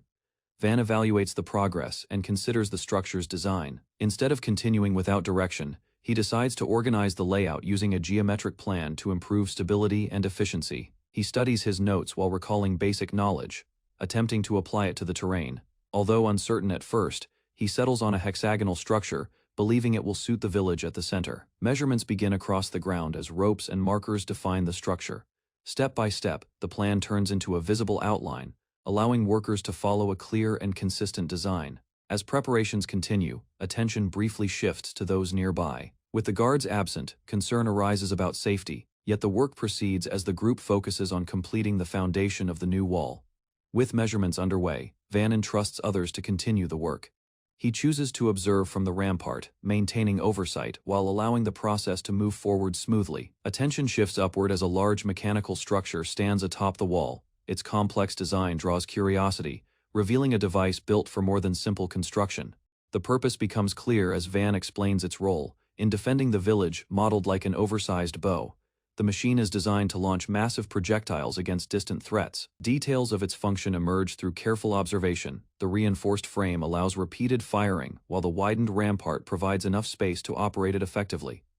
Preparation leads to testing as Van signals for the device to be used. Determination replaces hesitation, showing his intent to prove the strength of both the weapon and his growing territory. The test begins as the ballista releases its projectile. A massive bolt tears through the air and crashes into the distant ground, sending debris and shockwaves across the area. Reactions spread quickly among the group as the impact echoes back. The force of the strike raises concern, with some mistaking the sound for a dangerous threat approaching the territory. Van clarifies the situation by revealing it was only a test of the newly installed weapon. The scale of its power becomes evident as its reach extends far beyond the walls. Attention turns to the rampart, where multiple ballistae are positioned. The realization grows that these weapons are not isolated, but part of a larger defensive system. Discussion shifts toward production and scale. With many already constructed and more planned, the true extent of Van's preparations becomes clear, as his quiet confidence reflects a strategy far beyond simple defense. After witnessing the weapon's power, curiosity grows among the group. Van downplays the details, treating the ballista as something that should remain controlled and not easily shared. Interest quickly turns into negotiation as others consider obtaining such strength. Despite the appeal, Van refuses to provide it, insisting that trust must come before anything else. Frustration follows as the limits of that trust become clear. Even so, respect remains, as his decisions continue to shape the direction of the territory. The view shifts across the developed land, showing the scale of progress achieved through careful planning and unconventional methods. Different groups, including non-human residents, gather under the same leadership. Among them, a quiet figure begins to act with new resolve. Observing Van's actions and the world changing around her, she takes a step forward, signaling a shift in her own role within the growing domain. Panamera steps forward with firm resolve, formally declaring her intention to form an equal alliance. Her stance reflects both determination and respect, marking a significant shift in her position. Van considers the proposal carefully, recognizing its unusual nature among nobles. Instead of a one-sided arrangement, the alliance stands as a balanced agreement, drawing attention from others across the kingdom. Both sides acknowledge the decision as they face each other under open skies. Mutual understanding forms as they accept the partnership without hesitation. The moment settles into quiet agreement, with neither side showing doubt. Their shared perspective signals the beginning of cooperation rather than rivalry. With the alliance established, a sense of trust takes shape between them. The future of the territory now extends beyond its borders, supported by a partnership built on equal standing. The newly formed alliance moves forward with a formal exchange. Respect is shown through gestures, while both sides prepare to begin their first joint effort. Panamera offers support by assigning a group of trained soldiers. Their presence strengthens the cooperation, though clear expectations are set regarding their safety and return. Attention turns to logistics as equipment and transport are discussed. The use of a ballista is agreed upon, along with the necessary tools to operate it effectively. Focus briefly shifts to a crafted weapon, reflecting the level of skill within Van's territory. Its quality draws attention, reinforcing the value of his production abilities. As preparations conclude, quiet observations reveal subtle changes among the group. Admiration and curiosity begin to form, hinting at deeper connections developing alongside the alliance. Panamera presents her spare weapon, explaining its reliability in battle. Attention shifts to testing its limits, as she questions whether it can withstand stronger materials. Van steps forward to respond, preparing to demonstrate the weapon's capability. His calm posture contrasts with the tension building around the test. The strike is delivered with precision, aiming directly at the blade. Contact is made, yet the result appears minimal at first, leaving uncertainty about the outcome.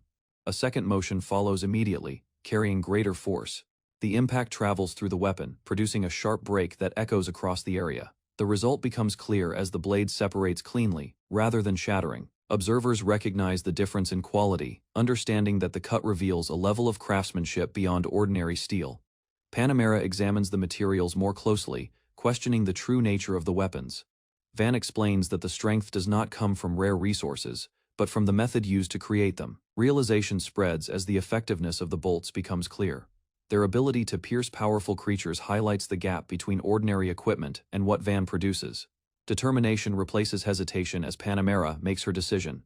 She requests additional bolts along with the weapon, placing value on their performance rather than their cost. Elsewhere, the villagers express gratitude for the changes brought by Van's leadership. Daily life has improved, and his influence is recognized by those who benefit from it. Conversations among the people shift toward his standing and future. Speculation grows about his status and potential, showing how his reputation continues to rise beyond the village. The gathering becomes lively as villagers surround the guests with excitement. Rumors spread quickly, turning the moment into lighthearted teasing while Van attempts to keep things under control. He shifts the mood by inviting a quieter interaction, guiding the situation away from the crowd. Attention moves toward a more personal setting, easing the earlier tension. Observation replaces noise as one of the girls watches closely.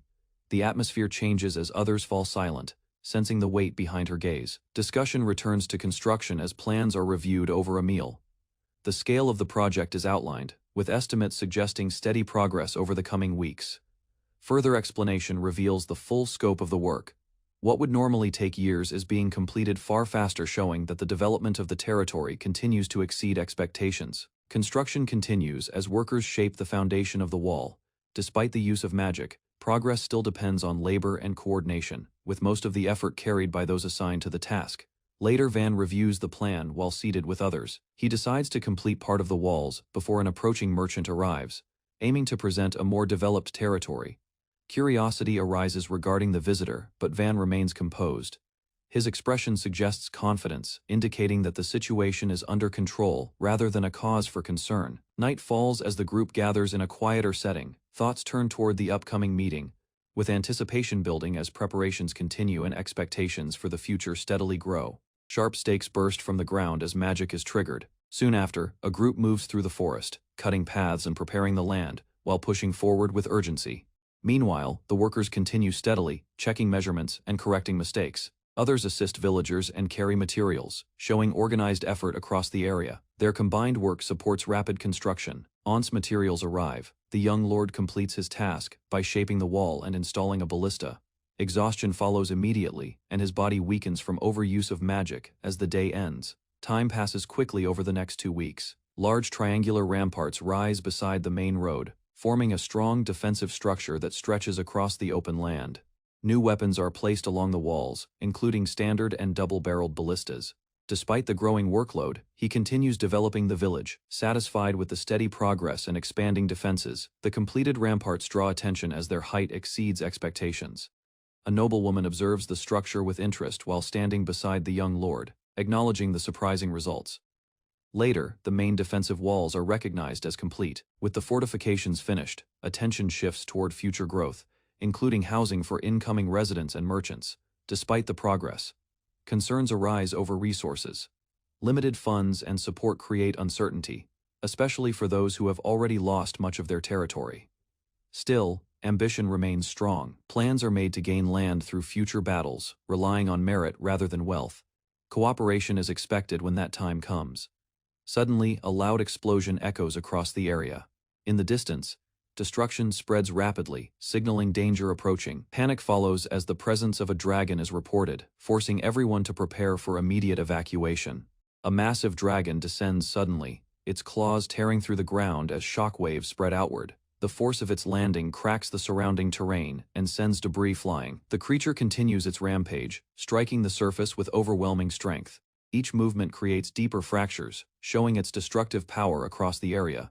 Nearby, the young lord and others witness the beast at close range. Villagers panic and begin to flee, carrying what they can as fear spreads quickly. Confusion rises among the group as they struggle to understand why such a creature appears in a remote location. The unexpected threat disrupts their sense of safety.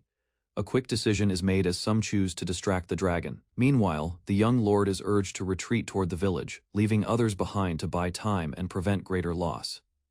The dragon moves across the land at high speed, cutting through the terrain as it advances. Its path leads directly toward the settlement, making interception the only viable option. Realizing the threat, the young lord considers the danger to the villagers. Around him, the men stand ready, prepared to fight despite the overwhelming opponent. Support gathers quickly as even allies step forward to assist. The situation becomes urgent, with little time left before the creature reaches the village. A plan forms under pressure. The decision is made to use the ballistae, aiming to stop or slow the dragon before it breaches the defenses. Orders spread across the ramparts as people rush into position. Villagers are directed to take shelter while the gates are secured, preparing the fortified walls for the incoming attack. Clear orders are issued across the ramparts. The noblewoman steps forward to take command, directing forces to key positions while preparing to confront the dragon. Nearby, the young lord notices the fear among the villagers. The girl hesitates, clearly shaken by the sudden danger surrounding them. He steadies himself and focuses on reassurance. Confidence builds as he recalls their prepared defenses, including the enhanced ballista and the strength of their allies. Above the walls, the noblewoman takes her position, ready to face the approaching threat. The fortress stands prepared as the final defenses fall into place. Despite uncertainty, resolve spreads among them. The girl gathers her courage, while the young lord remains determined, convinced that even against such a powerful enemy, they will not fall. The evacuation begins as Lady Arte is guided away from danger. The young lord ensures her safety first, prioritizing the protection of those who cannot fight. At the same time, the dragon descends rapidly toward the fleeing group. Its wings cut through the air as it closes the distance, threatening to reach them before the gates are secured. Seeing the danger, the young lord quickly adjusts the plan. Orders are given to prepare the ballista while ensuring allies are not caught in the attack. The defenders act immediately, targeting the dragon's wings to limit its movement. A spell is cast to freeze part of its motion, creating an opening for the next strike. Amid the chaos, one fighter steps forward to hold the line. Determination replaces fear as he commits to delaying the dragon, allowing the others to escape safely. A fighter calls out loudly, drawing attention as he rushes across the ground. Nearby, another ally struggles to stand after being knocked down by the impact. The man pushes forward despite the failed attack, realizing his previous effort had no effect. He prepares to use a stronger method as the dragon circles above. Moments later, the creature closes in rapidly. Its massive form overwhelms the space, forcing the fighter into a desperate situation as escape becomes difficult. Even so, he refuses to retreat.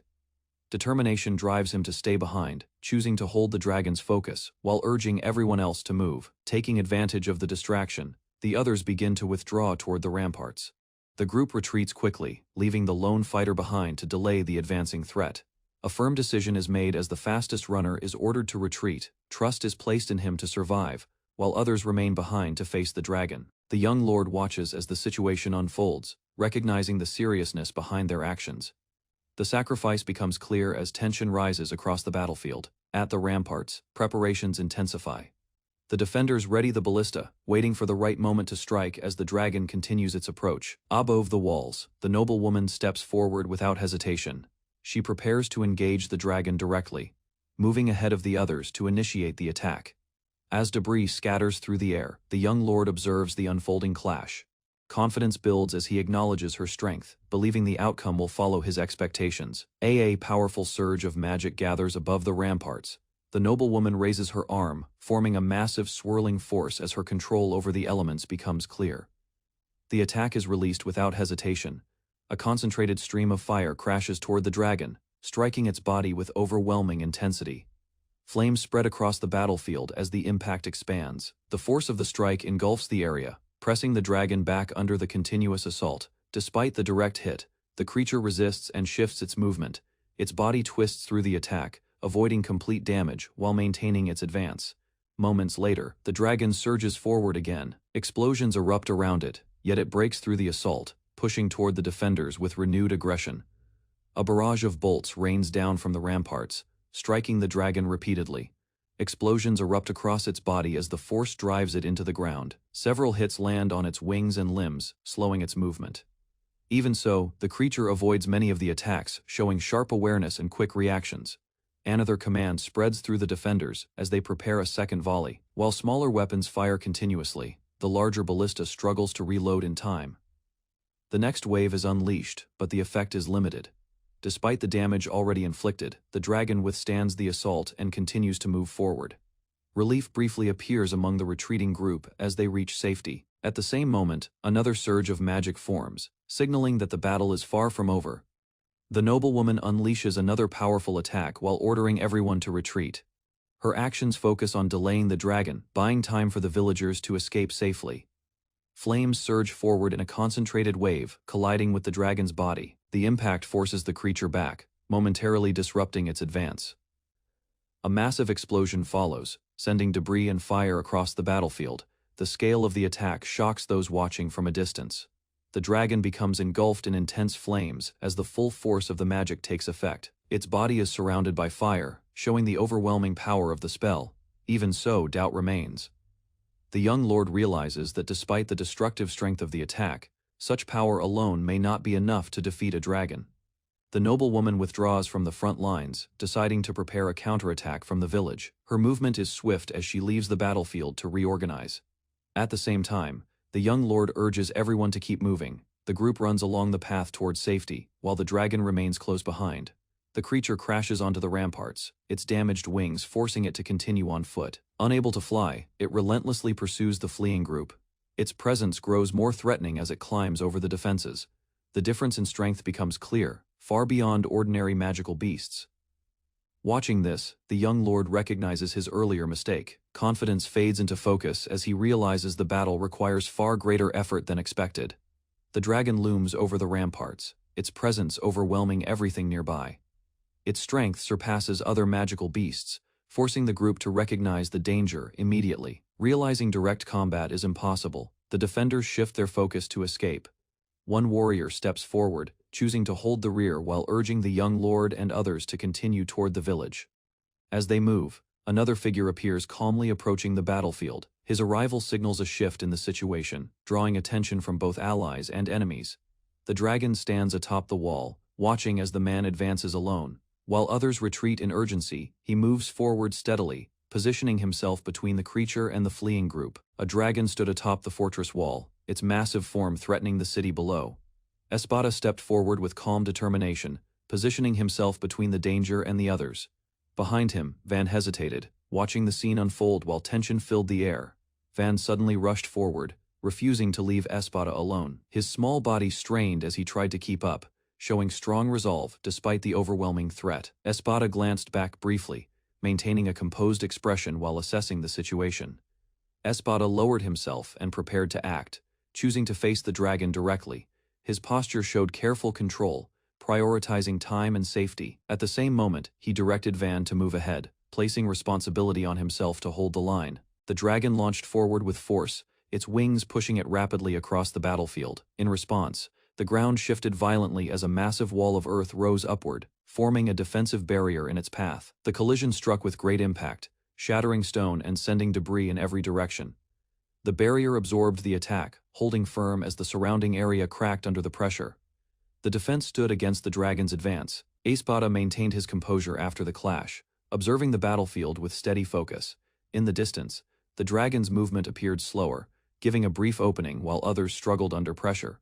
He evaluated the situation calmly, using the gained time to prepare the next step. Without hesitation, Espada grabbed Van and moved quickly away from danger. The retreat began immediately, prioritizing survival over holding position. His actions were swift and controlled, ensuring the boy was carried safely as they created distance from the threat. Van quickly took responsibility as they regrouped. He directed others to assist and organize the defense of the village.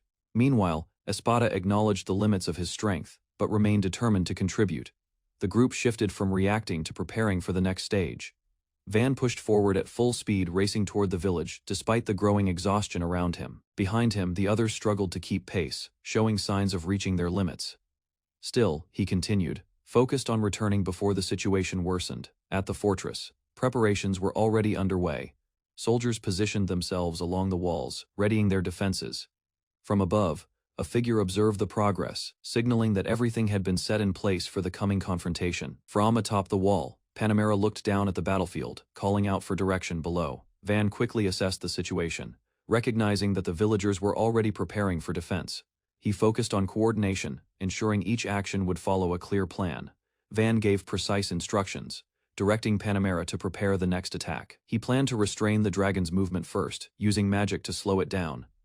The next step relied on timing, requiring a powerful strike once the target was held in place. Panamera accepted the role without hesitation. Her expression showed confidence as she prepared to act. The responsibility of launching the attack rested on her, and she steadied herself for the moment to come. Van continued forward, maintaining control of the situation despite the overwhelming enemy. Panamera, however, showed excitement rather than fear. ready to test her abilities against the dragon. The plan moved into action as both focused on their roles. Suddenly, the dragon broke free and surged forward, smashing through the ground with force. The impact shook the area, sending debris outward.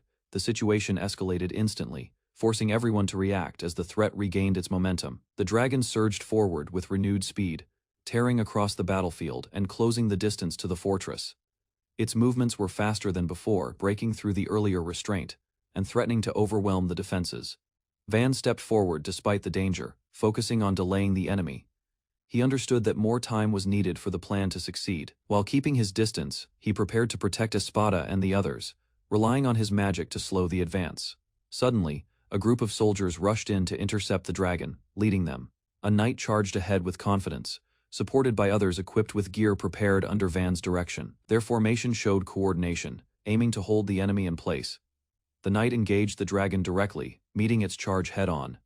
The clash was immediate, with the creature roaring as it faced resistance. Despite the size difference, the knight pressed forward, forcing the dragon to respond. A powerful strike followed as the knight dodged the dragon's claws and countered with a precise attack. The motion cut through the air with force, creating an opening while the battle continued to intensify. The knights launched a coordinated strike, rushing toward the dragon with full force. Their weapons clashed against its hardened scales, pushing it back slightly. The creature reacted with a fierce roar, resisting the combined assault. Espada immediately moved, manipulating the ground to create a rising wave of earth. The terrain surged upward, forming another barrier to control the dragon's movement. Van watched closely, recognizing the timing of the attack. The impact followed as the rising earth collided with the dragon's body. Debris scattered in all directions, and the force disrupted its advance. The attack created a brief opening, slowing the creature once more. Seeing the chance, Van urged everyone to withdraw. The knights pulled back quickly, regrouping with Espada and the others. Their objective shifted from holding the line to securing a safe retreat. The soldiers retreated at high speed, creating distance from the battlefield. Their movements showed discipline and coordination, leaving the dragon behind for the moment. Van observed their speed, realizing the strength and skill of those fighting beside him. The dragon lunged forward again, chasing the retreating soldiers with overwhelming speed. Its roar echoed behind them as the distance rapidly closed, turning the escape into a desperate race. Van turned back and called for the final step of the plan. He recognized that enough time had been secured and shifted focus to the prepared attack. On the wall, Panamera steadied herself, ready to act at his signal. Panamera unleashed her magic, releasing a powerful strike aimed directly at the dragon. The attack cut through the air with force, descending rapidly toward the target below. The impact struck the dragon's body, erupting into flames and force that spread across its form. The creature reacted as the attack connected, its movement disrupted by the sudden blast. Van immediately followed through, directing the next phase without hesitation from the fortress. Ballistas fired in unison, sending heavy projectiles toward the dragon. The combined assault surrounded the creature, pressing the attack as the battle reached a critical moment. A barrage of arrows rained down on the dragon, striking its body from multiple directions. Explosions and impacts covered the battlefield as the creature endured the continuous assault. Despite the heavy attack, the dragon managed to evade many strikes. Still, several arrows found their mark, slowing its movements and causing visible damage. The pressure from the assault continued to build. Van raised his voice and ordered a full volley, pushing the attack to its limit. The remaining ballistas released their shots all at once, filling the air with projectiles aimed directly at the dragon from the wall. The others observed the results of the coordinated assault. Panamera remained focused, while the knights watched closely, ready for any change. Van monitored the battlefield, waiting to see if the plan would succeed. The dragon finally collapsed under the combined attacks, its body crashing into the ground. Dust and debris spread outward as its movement ceased, leaving the battlefield momentarily still after the intense battle. The dragon lay wounded on the ground, its body showing clear signs of heavy damage. Despite the injuries, it continued to guard its head carefully, limiting the effectiveness of the attacks. Van observed closely, realizing that the creature was not yet defeated. Panamera remained focused on the battlefield, preparing for another strike. Behind her, the villagers worked quickly to reload the ballistas. The next attack was being readied with urgency, aiming to take advantage of the dragon's weakened state. A knight stepped forward toward the fallen dragon, approaching with caution. Another soldier moved in to support, checking the situation while staying alert. Their actions showed readiness to confirm whether the enemy could still fight. From the wall, the soldiers watched the scene carefully as tension rose again. The knight stood near the dragon, maintaining a defensive stance. The battlefield grew quiet for a brief moment, but the danger had not fully passed. Suddenly, the dragon opened its jaws and lunged forward. The attack came without warning, forcing the knight to react instantly. The ground shook again as the creature showed it still had strength to continue the fight. A final strike landed with force, cutting through the dragon's body. The impact pushed it back, ending its last attempt to resist. The creature's strength faded as the attack connected cleanly. Van and the others watched as the dragon collapsed fully onto the ground. Its movement stopped, and the battlefield fell quiet. The soldiers nearby began to realize the outcome of the fight. Van exhaled and steadied himself, the tension leaving his body. He looked toward the fallen dragon, confirming that the threat had finally ended. The long battle reached its conclusion. Turning back toward the fortress, Van raised his voice and declared victory. His posture reflected relief and confidence as he acknowledged the success of their plan. From the walls, the villagers and soldiers cheered together. The fortress stood unharmed, and the danger had passed.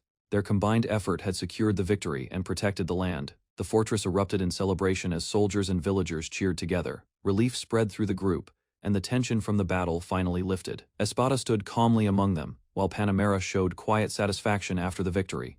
From the crowd, allies rushed forward to check on Van. Concern replaced fear as they confirmed his safety. Their expressions showed both worry and relief after witnessing the dangerous fight. Van explained the situation briefly while being guided back. The others reported how the knights managed to withstand the dragon's attack. The group began to organize themselves after the battle, shifting from combat to recovery. Later, Panamera approached Van with a relaxed expression. She acknowledged his leadership and the effectiveness of his commands. Van, now resting, showed signs of exhaustion as the weight of the battle settled in. The group reflected on the fight, recognizing how close the situation had been. The dragon's threat had been real and overwhelming, but their combined efforts secured victory. Calm returned to the village as they began to move forward after the battle. Panamera reflected on the battle, explaining how dangerous the situation could have been. Without their combined effort, the city would have suffered heavy destruction.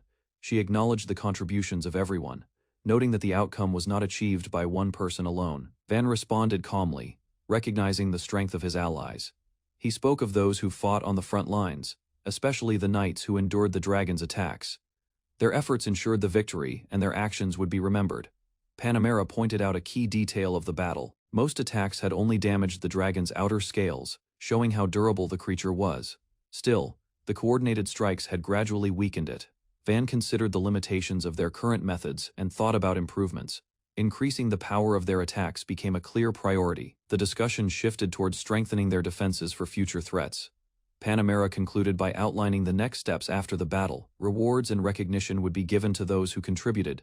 Van, as the leader, was acknowledged for guiding the village through the crisis and securing their victory. After the battle, Dee celebrated loudly, holding his weapon with pride as recognition spread among the people. Van stood nearby, surprised by the announcement. The moment marked a new title for Dee, while the aftermath of victory continued to unfold. A formal signal is given as an official begins reading from a document. News spreads quickly across the gathered soldiers and villagers that the forest dragon has been defeated. Attention turns toward the balcony where the announcement is being delivered. Knights and officials stand in formation while the crowd listens closely. Recognition is promised for those who contributed to the victory. Expectation grows among the villagers and fighters as they await the next development. Panamera Carla Kyan appears on the balcony with a composed expression. Her presence establishes authority over the ceremony. Nearby, Van observes quietly, taking in the situation as the event proceeds under her leadership. The mood shifts as the crowd reacts with tension and seriousness.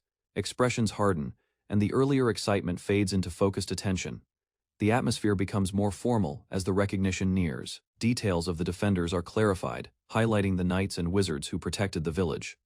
Their efforts are acknowledged as crucial in preventing destruction. Panamera maintains control of the ceremony, ensuring the dignity of Van's territory is preserved.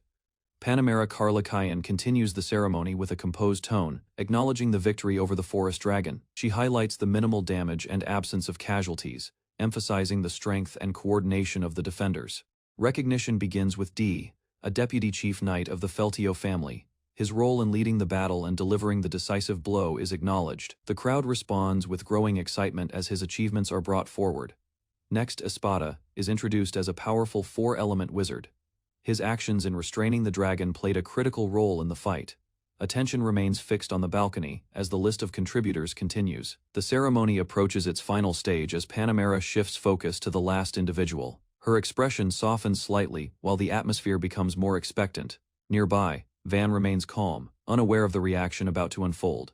Van Nefeltio is named before the crowd as the final contributor. Cheers erupt from below as villagers raise their hands in celebration. His identity as the young lord becomes the center of attention, marking his growing recognition within the territory. Van Nefeltio is formally recognized as one of the key contributors to the victory. The crowd erupts with excitement, calling out his name as his achievements are explained.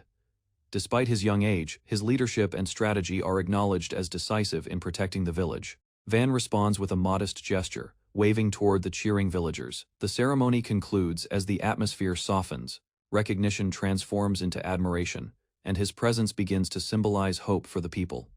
As celebrations begin, Panamera examines a weapon with interest. Her attention shifts from the ceremony to the quality of the equipment. Curiosity replaces formality as she tests the blade's sharpness. The source of the weapons is revealed to be Van's own production. His ability to create large quantities surprises others, especially considering the materials appear ordinary. Doubt and amazement mix among those observing his work. Panamera reacts strongly to this discovery, closing the distance between them. The situation turns intense as she confronts Van directly. Her sudden action reflects both shock and growing interest in his unusual abilities. Construction progresses rapidly across the territory as materials are gathered in large quantities. Support from the Panamera family strengthens the effort, allowing development to move forward quickly. With storage overwhelmed, an underground warehouse is created to handle the excess. A returning merchant is stunned by the sudden appearance of a massive fortified structure. Confusion spreads as he struggles to understand how such a development could happen in such a short time. Urgency interrupts the confusion as attention shifts to more important matters. Van arrives, drawing immediate recognition from those present. The situation becomes more organized as his presence brings direction. Details of the merchant group are explained, including escorts and the size of their caravans. Coordination with a trading firm has already been arranged. Preparations continue as logistics are clarified. Van is guided toward the newly constructed warehouse. The scale of the facility surprises those accompanying him. With calm confidence, he leads the way forward, demonstrating control over the expanding territory. As the group enters the warehouse, a massive dragon suddenly appears inside. Panic spreads among the merchants as they react in disbelief. Fear rises quickly, while Van stands calmly at the center of the chaos. The situation settles slightly, as it becomes clear the dragon is already defeated. Reactions shift from fear to shock, and the scale of what lies before them begins to sink in. Van remains composed while others struggle to process it. Attention turns to the value of the dragon's remains. Its parts are recognized as extremely valuable materials. The discussion moves toward potential profit, revealing the enormous worth hidden within the creature. The idea of selling the dragon through an auction emerges. The value is imagined in massive sums, surprising everyone present. Van listens as the possibilities of wealth and opportunity expand rapidly. Plans are explained more clearly as the capital's auction house is introduced. High-value goods are regularly traded there, with merchants and guilds participating. The path forward becomes defined as the group prepares for the next stage of development. Van carefully considers the value of the dragon materials, thinking about costs and profits. The rarity of the items suggests a high return, but he remains focused on the practical side of trade and logistics. Merchants discuss the expected earnings, estimating a large profit after expenses. Some underestimate Van due to his age, while others recognize his careful planning. His role as a leader becomes more evident through his decisions. Confidence grows among the group as the deal begins to take shape. The opportunity appears worthwhile, and support for the plan strengthens. Van listens quietly while others express agreement. A simple proposal is presented as Van suggests creating a trading firm. His calm approach contrasts with the complexity of the situation. The idea introduces a new direction for handling future transactions. The merchants respond with enthusiasm, seeing great potential in the plan. Gratitude and excitement spread among them as they recognize the value of working together. A new partnership begins to form around Van's leadership. Van listens as merchants propose opening a branch store in the village. Despite the small population, they express confidence due to their influence. Their assurances of reliability and trade capability begin to shape the discussion. The negotiation moves toward pricing as the value of the dragon is reconsidered. Merchants suggest a lower offer while handling distribution themselves. Van observes carefully, measuring their intentions behind the numbers. Promises are made about prioritizing the village and continuing business after the deal. Plans expand to include selling other goods, such as armored lizards. Still, Van begins to sense that their interest may not last. A clearer picture forms as Van analyzes the situation. The merchants aim to profit from rare materials, then establish a strong presence in the village. Their strategy becomes easier to understand as he connects the steps. Doubt settles in as their true focus is revealed. Profit stands at the center of their actions, while commitment to the village appears uncertain. Van quietly recognizes the imbalance in their proposal. Van responds politely, keeping his expression calm as he acknowledges the discussion. Instead of accepting immediately, he chooses to consider the offer. His attitude remains gentle, even as others begin to press him. The merchants push their proposed price, insisting that 80 platinum coins is reasonable. Their tone becomes sharper as they justify the value. Tension starts to build as their intentions grow more obvious. Dissatisfaction spreads among them as concerns about the auction are raised. Fear of lower returns drives their reaction, and frustration replaces earlier confidence. Their focus shifts entirely toward securing profit. Some attempt to calm the situation by bringing up fairness and risks like bandits. Arguments continue as they try to justify their position. The discussion turns into a struggle over control of the deal. In the end, they reinforce their reasoning by pointing to costs and logistics. Profit remains their main concern. Even when compromise is suggested, Van quietly observes, understanding their priorities more clearly. A merchant reacts angrily, dismissing the concerns raised about safe routes and fair trade. His tone grows aggressive, while another figure calmly explains that such considerations are basic knowledge in commerce. Tension escalates as the merchant pressures the negotiation, offering a higher price while demanding silence. His argument focuses on the village's isolation, attempting to justify the lower valuation. Opposition emerges as one of the merchants refuses to accept such behavior. He firmly rejects dishonest dealings, standing his ground despite the pressure. Van quietly observes, understanding the growing divide. The discussion shifts toward principles as honesty is emphasized as the foundation of trade. Trust is presented as the most valuable asset, outweighing short-term profit. The tone becomes serious and resolute. A darker perspective appears as another merchant reveals a more opportunistic mindset. Profit and survival are placed above ethics, exposing conflicting values within the group. The situation deepens as motives become fully exposed. Van calmly reflects on the situation, noting that maintaining relationships matters even with small customers. As the merchants leave, he points out that their actions were witnessed. His quiet remark carries weight, hinting at unseen consequences. Two merchants react with frustration, dismissing the others as unworthy. Confidence returns as they assume their reputation remains untouched. Their focus stays fixed on pride rather than reflection. A different stance emerges as independence is declared. Refusal to join a larger merchant group signals a shift in direction. Determination replaces hesitation as a new path is chosen. Requirements for entering the auction are explained clearly, including funding, ownership, and noble support. Van listens closely, understanding the structure behind trade in the capital. The process reveals both opportunity and restriction. The system of noble authority becomes evident, showing how power and profit are tied together. Those who establish trade must still rely on noble approval.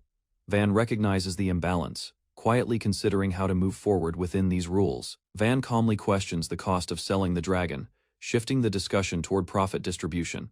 The merchants pause, realizing he is approaching the deal more carefully than expected. Surprise appears among them as they sense a possible agreement. Van continues analyzing the situation, focusing on fees and market conditions rather than rushing into a decision. His cautious approach begins to change the tone. The conversation takes a sharper turn when Van asks about their affiliations. The merchants hesitate, their confidence weakening as the topic moves beyond simple trade. Uncertainty grows as their connections come into question. A crucial detail is revealed about their ties to a powerful noble family. Van immediately recognizes the risk behind such involvement. The atmosphere tightens as he realizes the deal may bring complications beyond profit. A large and imposing building represented the rapid rise of a powerful company. Its steady expansion promised greater recognition, with nobles expected to recommend it upward. Strength and influence continued to grow as its foundation became more secure. Focus then moved to the methods behind its success. Careful handling of customers allowed the company to maintain a favorable image. Support from nobles remained stable due to this consistent approach. Nearby, Van quietly assessed the situation with a thoughtful expression. Approval from royalty had already been secured, giving the company a clear advantage. Across the country, its shops occupied key locations, While rare goods and controlled trade networks increased its reach, recommendations from many lords reinforced its dominance. Further information revealed a deeper connection behind the leadership. The head of the organization, Mary Triumphant, was believed to have ties to an ancient royal line. Such a background suggested influence beyond ordinary commerce. Concern gradually emerged as hidden risks became apparent. Strong ties with large organizations across nations created potential instability. Suspicion lingered that exposure could damage trust, especially with rival companies constantly observing for any weakness. A merchant reported steady progress, noting that their shop had been successfully established. Financial concerns no longer posed a problem, and the business appeared stable for the moment. Van listened while considering the situation carefully. Relying on his family's influence was not an option. Even though noble recommendations remained important for growth, he chose to maintain independence despite the difficulty. Doubt crossed his mind as he reflected on his position. Support from nobles could bring advantages, yet his own family ties offered no help. Limitations placed on him forced a different path compared to others. A new possibility emerged as another noble was mentioned. Viscount Panamera became a potential source of assistance, standing as the only available connection within the noble class. Hope began to replace uncertainty. Van decided to act and seek help directly. However, concern lingered about the consequences such involvement might bring. As events moved forward, unease remained over whether this decision would create unexpected trouble for Panamera. Noblewoman calmly accepted the proposal without hesitation. Her confidence showed experience. While those around her reacted with surprise, the situation shifted as her agreement opened a new path forward. Van listened and analyzed the implications carefully. Royal authority could be influenced if enough pressure was applied, especially when smaller companies were involved. The balance of power seemed fragile under the right conditions. Meanwhile, the noblewoman reflected on her own limitations. Lacking land and a knight order, she relied on unconventional methods to gain influence. Drawing attention from commoners became her strategy, even if it created indirect tension. Plans began to take shape as a bold idea emerged. A large-scale feat, such as defeating a dragon, could create a powerful impression. Even distant villages would take notice, making the effort appear credible and impactful. Van grew more determined as the strategy became clear. Using Viscount Panamera's name to gather recognition would prevent suspicion from his own house. Confidence rose as he prepared to act, believing the plan would succeed without drawing unwanted attention. Concerns grew as the details of the dragon subjugation were considered. Information about the method, location, and participants could easily attract attention. Investigation from higher nobles seemed unavoidable if the matter gained enough scale. The noblewoman observed Van's worry and offered a different approach. Rather than becoming involved directly, she suggested a safer path. Her calm attitude contrasted with his hesitation as she guided him toward another solution. Van listened closely, trying to understand her reasoning. The idea sounded simple at first, yet its meaning carried unexpected weight. Confusion lingered as he attempted to grasp the full implication. She then revealed her proposal clearly. Independence could be achieved by becoming a noble himself, creating a new house free from existing constraints. This path would allow him to act without relying on others. The plan continued to unfold, as she explained how credit for the dragon's defeat could be redirected. By presenting him as the one responsible, his status would rise quickly. Shock spread across his face as the realization set in, while the strategy pushed him toward standing out despite his initial intentions. The noblewoman leaned closer, unfazed, while Van reacted with visible discomfort. Her bold attitude contrasted with his unease, yet she remained focused on the discussion without hesitation. Thoughts of the future weighed heavily on him. Achieving nobility at a young age could draw unwanted attention, especially from his family. The idea of standing out too early created uncertainty. She acknowledged his concerns but explained the benefits clearly. Wealth and influence would follow if the plan succeeded, though it would also attract enemies. Her experience showed that such risks were unavoidable. Her tone shifted as she revealed how she handled opposition. Those who stood against her were eliminated without hesitation, demonstrating the harsh reality behind gaining power. The intensity of her resolve left a strong impression. Van reconsidered the plan as new complications appeared. Taking all the credit might prevent him from building his own reputation properly. Meanwhile, she suggested strengthening defenses and eliminating threats in advance, presenting a ruthless yet practical approach to survival. The noblewoman addressed Van directly, sensing his concern for her situation. Her gaze remained sharp, as if testing his resolve. Tension built between them as the topic shifted toward personal risk. A threatening presence appeared behind her, yet she showed no fear. Confidence defined her stance, dismissing any idea that she needed protection. The imbalance between her strength and Van's worry became clear. Amusement replaced the tension as she laughed lightly at his reactions. Despite the intensity earlier, she chose to ease the situation. She then decided to grant him the credit for the achievement, allowing him to grow stronger. Time passed, and the plan moved forward quickly. Negotiations concluded successfully, securing a large payment for the dragon materials.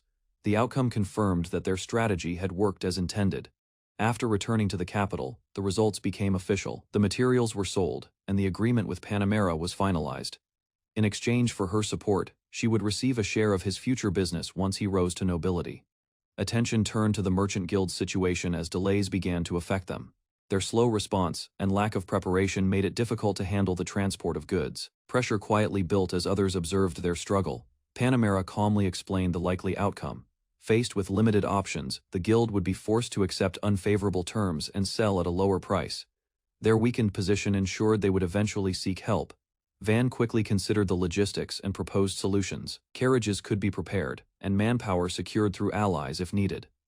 Confidence returned as he decided to take responsibility and move toward the capital himself. Relief spread as the plan came together. With Panamera's presence, success felt more certain, and Van expressed clear gratitude. Meanwhile, she reacted with slight embarrassment, unaccustomed to such direct praise. A rare shift appeared in her expression as her composure faltered.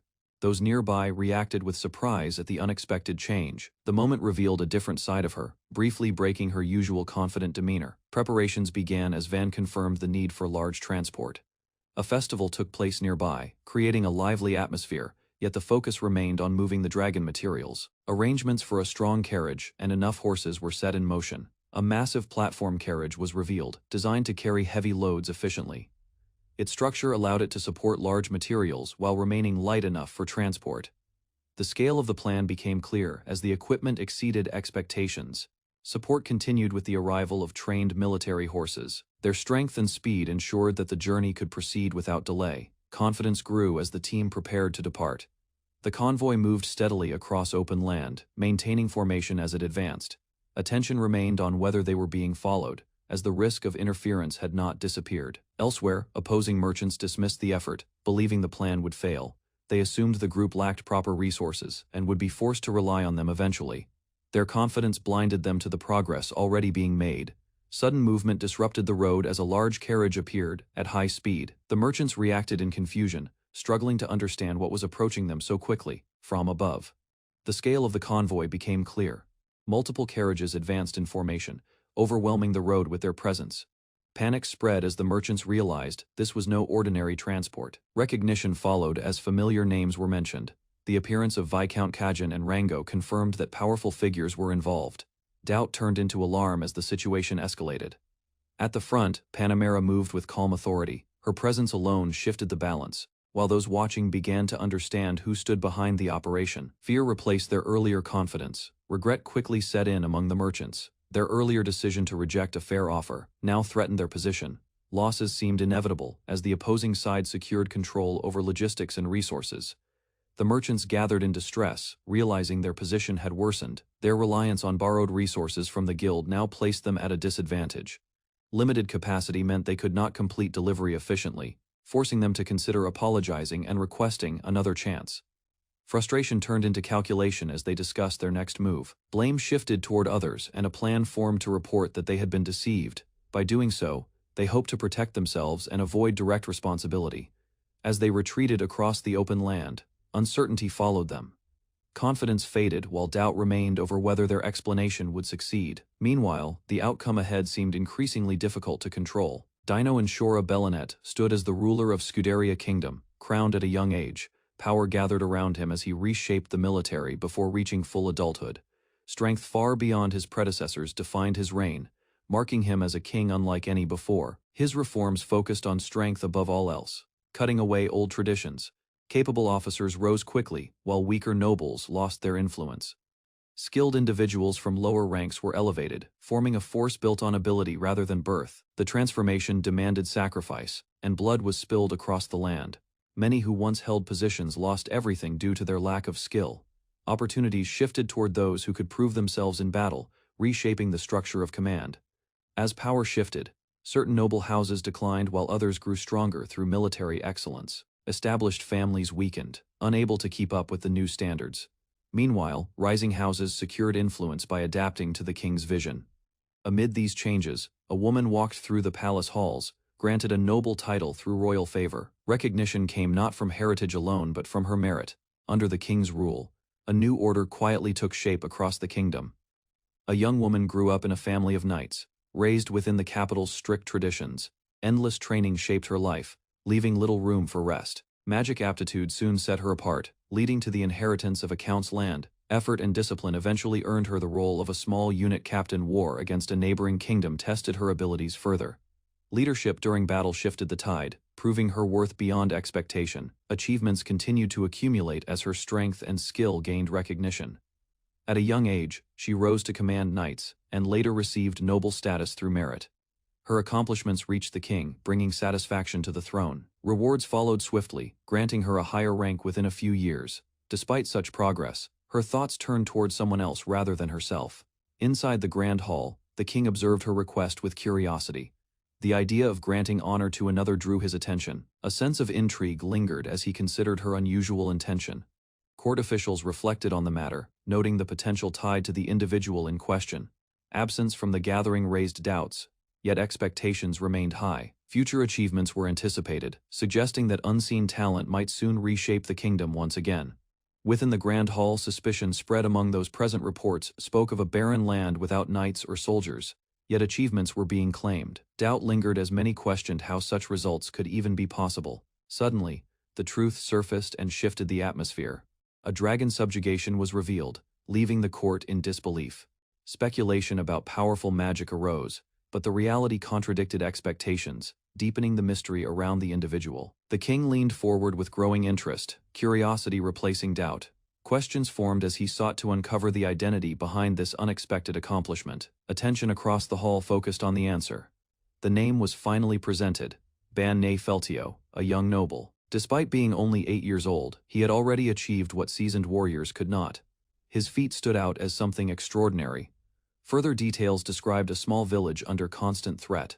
With only limited help, the boy protected the people and eliminated the danger. Evidence from witnesses supported the claim, turning skepticism into quiet recognition of his potential. Doubt returned as more details were revealed in the court. Reports described how the boy reinforced a weak village with simple defenses and repaired damaged homes. Confusion spread, as such actions seemed too advanced for someone so young. Additional explanations clarified the scale of the event. A small group supported the effort, including a mage and a handful of adventurers. Despite limited manpower, the dragon was stopped without casualties, emphasizing careful planning over brute force. Skepticism persisted among the nobles as they demanded proof. The claim sounded unrealistic, prompting questions about evidence. Attention turned toward physical confirmation to validate the story. Soon further information deepened the shock. Not only was a dragon involved, but dozens of armored creatures accompanied it. Even seasoned knights struggled to believe such a force had been overcome by a small group. The hall grew tense as uncertainty lingered among the gathered officials. Investigation was proposed to verify the claims and examine the remains. Until then, judgment remained suspended, while quiet anticipation built around the young lord's true capabilities.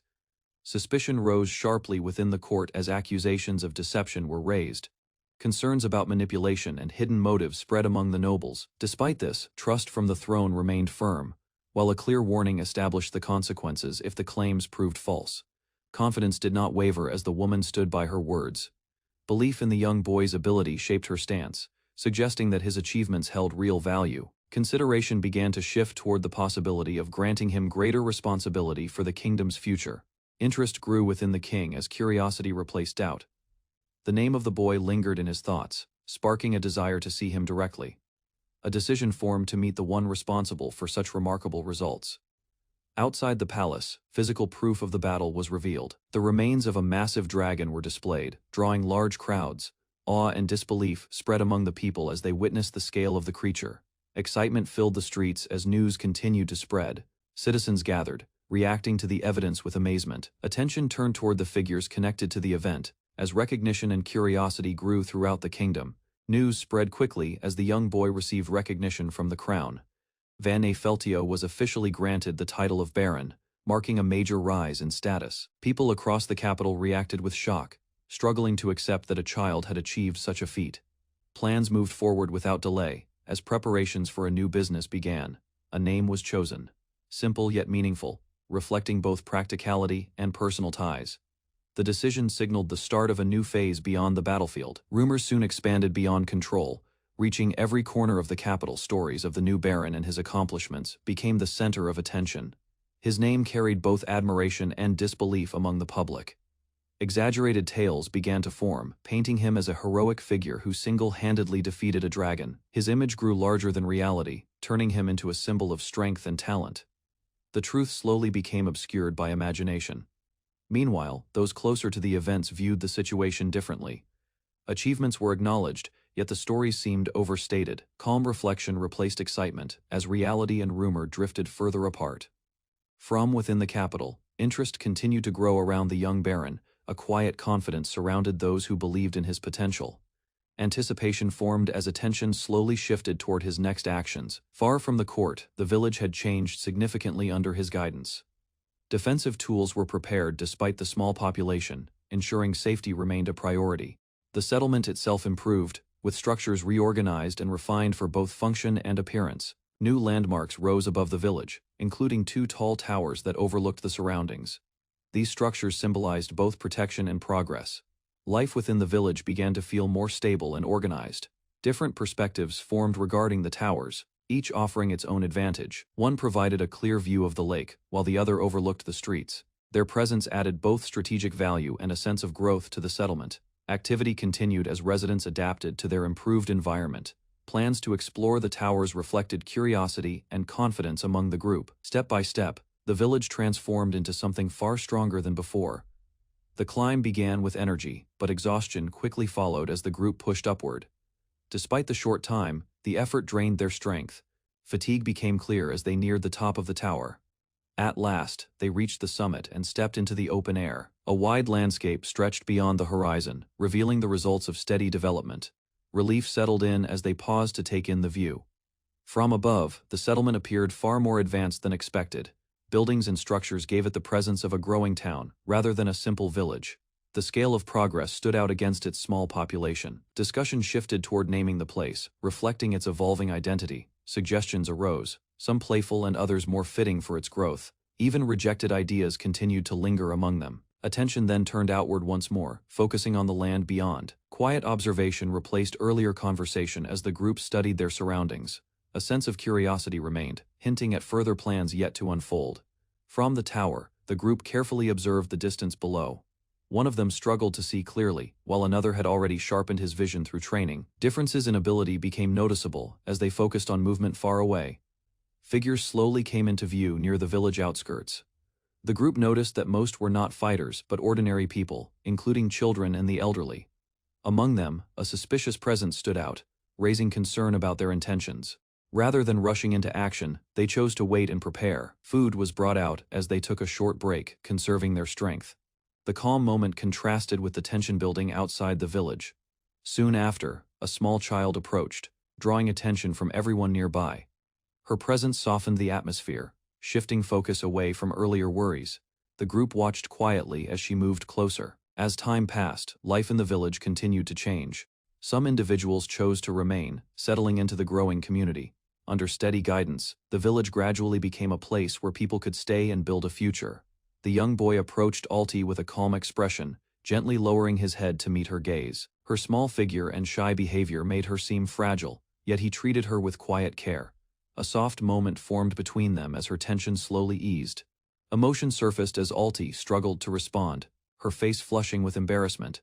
Nervousness overtook her, making it difficult to express herself clearly. Even so, she remained close, showing a growing sense of trust. Composure gradually returned as she steadied her thoughts. The boy observed her reaction with curiosity, finding her behavior unexpectedly endearing.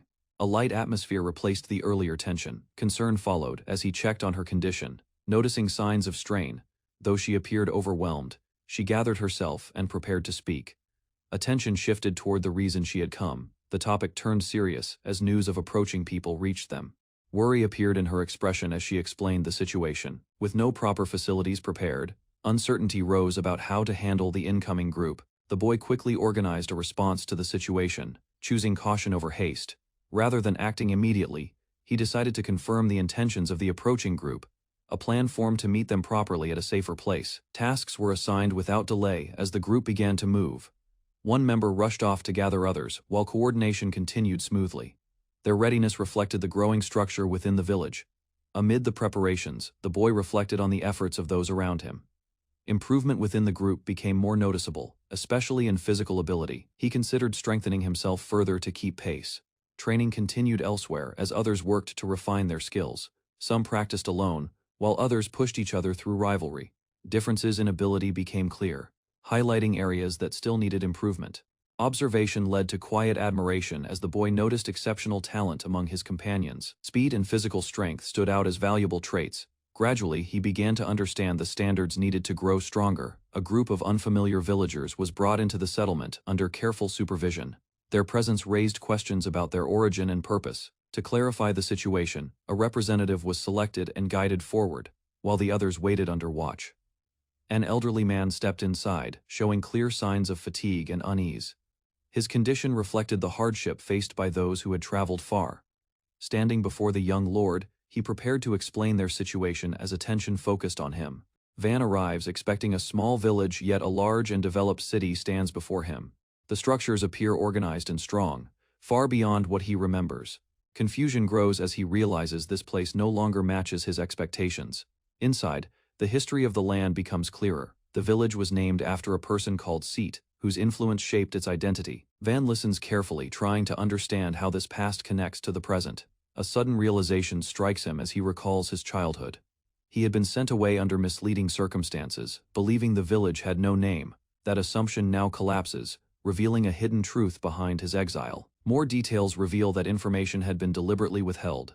The village name was never truly changed, but the truth was kept quiet to guide Van's path.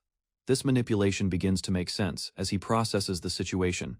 Facing the villagers again, Van struggles to accept how much everything has changed. The place he once knew has transformed into something far greater. Gradually, he begins to recognize that his return holds meaning within this evolving land. A group from a nearby village arrives, explaining their situation with visible strain. Their home lacks young workers, yet taxes remain unchanged. Unable to sustain themselves, they seek permission to settle in Seat. Van listens while piecing together the cause.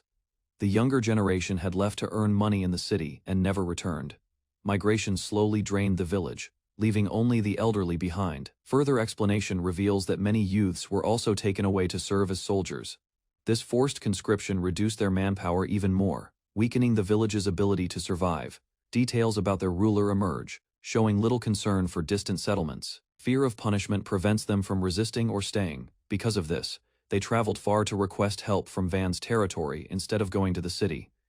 Van considers the risks carefully, knowing that accepting them might create conflict with the Count. Even so, their desperation becomes clear as they plead for a place to live. After weighing the consequences, he decides to accept them, choosing to support those in need, despite the potential trouble. Van asks about their numbers, and learns the group is larger than expected. Despite limited space, he sets clear conditions for accepting them. Shelter and food are offered, and he decides to suspend taxes for now, easing their burden. A suggestion about offering a child creates discomfort for Van. He reflects on how casually lives are treated in this world. The idea feels wrong to him, reinforcing his different values. Attention shifts to transportation and resources. The villagers propose alternatives due to limited horses, showing their willingness to cooperate. Their gratitude remains clear, even as they explain their situation. Van becomes interested when he hears about livestock. Learning that they have cows capable of steady growth each year changes his perspective. This resource presents a new opportunity for development. With a decision made, Van organizes their settlement. Temporary housing and food are arranged, ensuring immediate stability. He assigns someone to guide them and gives instructions for where to stay. The group begins adjusting to their new life under his rule. Van learns that the elderly man he spoke with is not the village chief. This small misunderstanding highlights how unfamiliar he still is with the people and their roles. The newcomers are shown their temporary residence, a large building far better than anything they expected. Their expressions reveal surprise as they take in the scale and comfort of the place. Preparation for their stay begins quickly. Arrangements for food, bathing, and rest are made, giving them a sense of relief. Van ensures they are treated properly despite their sudden arrival. Van coordinates with his companions to manage the situation. He assigns tasks for guiding and feeding the group, keeping everything organized at the same time. He notices someone connected to a noble family, adding a new layer to the situation. Later, Van reflects on his decision while explaining the situation. The villagers had fled their home and needed immediate help. Although he worries about possible consequences, he remains firm in providing them with support for the time being. Van reflects on the situation while speaking with a girl from a noble background. He reassures himself that the newcomers will live better lives here, believing his decision will bring positive change. Walking together, Van checks on her adjustment to the village. Time has passed since her arrival, and he considers whether she wishes to stay. The atmosphere feels calm as they move through the settlement. Van shares his thoughts, encouraging her to decide her own future. He dismisses expectations tied to status or arrangements, focusing instead on what she truly wants for herself. The girl hesitates, struggling to express her feelings. Her emotions surface gradually, showing both uncertainty and sincerity. She begins to understand what matters most to her. Finally, she reveals her wish, expressing a desire that goes beyond simply staying in the village. Her feelings toward Van become clear, leaving him surprised as the moment shifts into something more personal. The girl's feelings surface suddenly, catching Van off guard. Her words shift the atmosphere, turning a simple conversation into something more personal. He freezes, unsure how to respond to such a direct expression. Embarrassment quickly follows as she tries to take back her words. The moment becomes awkward, and Van struggles to process what just happened. Understanding comes slowly as he attempts to calm the situation. Soon after, Van walks ahead with a lighter mood, his confidence noticeably rising. The experience leaves an impression on him, and he carries that energy forward, while the girl follows, still recovering from the moment. They return to the village, where activity continues as usual. Familiar faces greet them, and the peaceful routine contrasts with what just happened earlier. Suddenly, a group appears in a rough condition, with signs of injury and exhaustion. The calm atmosphere breaks as concern spreads. Van immediately shifts his focus, realizing a new problem has arrived. An injured man reports back, revealing they have discovered something important. Despite his condition, urgency fills his expression. The news concerns a hidden entrance, bringing sudden tension to the area. Van hears the report and reacts with surprise. The mention of a dungeon draws attention from those nearby. Confusion spreads as people begin to grasp the seriousness of the discovery. The situation quickly escalates as others recognize the danger. This is not an ordinary location, but one filled with threats. Plans form to report the finding to the capital, as leaving it unreported could lead to severe consequences. Van considers his position and responsibilities. Becoming a noble and protecting his land now carries greater weight. He accepts that he must act carefully and follow proper procedures to secure his territory. Preparation begins as the group acknowledges the need for stronger defenses. With more people joining and new risks emerging, they start planning for protection and future growth. The discovery marks the beginning of a more serious phase for the village. Van decides that the discovery must be reported to the capital. Without delay, he assigns Kaesura to handle the task, believing he is the most suitable for it. The decision comes quickly, leaving little room for argument. While the report is arranged, Van gives further instructions to the group. He asks them to remain and protect the village, especially with more people arriving. The reward for the mission is mentioned, but responsibility takes priority. Before departure, Kaesura receives support from the others. He is given a weapon to ensure his safety on the journey. Concern shows among the group, knowing the risks of traveling alone, despite others wanting to take the role. Kaesura insists on going himself. The decision is settled firmly, and the group accepts it. The urgency of the situation pushes them to act without delay. Soon after, Kaesura leaves for the capital to deliver the report. At the same time, others escort the new villagers and continue managing the settlement. The village moves forward while preparing for what may come next. Kaesura travels steadily along the forest path, guiding his horse with ease. The journey feels calm, and he remains relaxed while moving toward the capital. Confidence grows as he reflects on the equipment he received. Time passes quickly as he continues forward. The road shortens with each step, and the capital draws closer. His focus stays sharp, encouraged by the smooth progress of the trip. Suddenly, movement ahead interrupts the quiet. A broken cart and scattered signs of struggle appear on the road. Kaesura slows down, sensing that something is wrong. A violent scene comes into view, as bodies lie on the ground. The aftermath suggests a recent attack, with no sign of safety remaining. Tension rises as he takes in the situation. Recognition strikes as he identifies the attackers as orcs.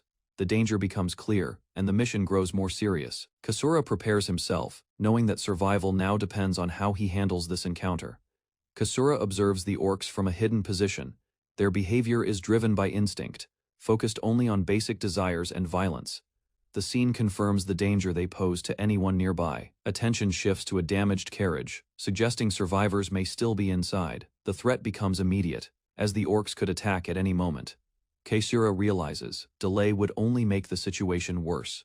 He moves into action, drawing his weapon with confidence. Compared to before, his strength and skill have improved significantly. The situation that once seemed difficult now feels manageable. With a steady expression, Kasura prepares to confront the enemies directly. His mindset has changed, no longer hesitating in the face of danger.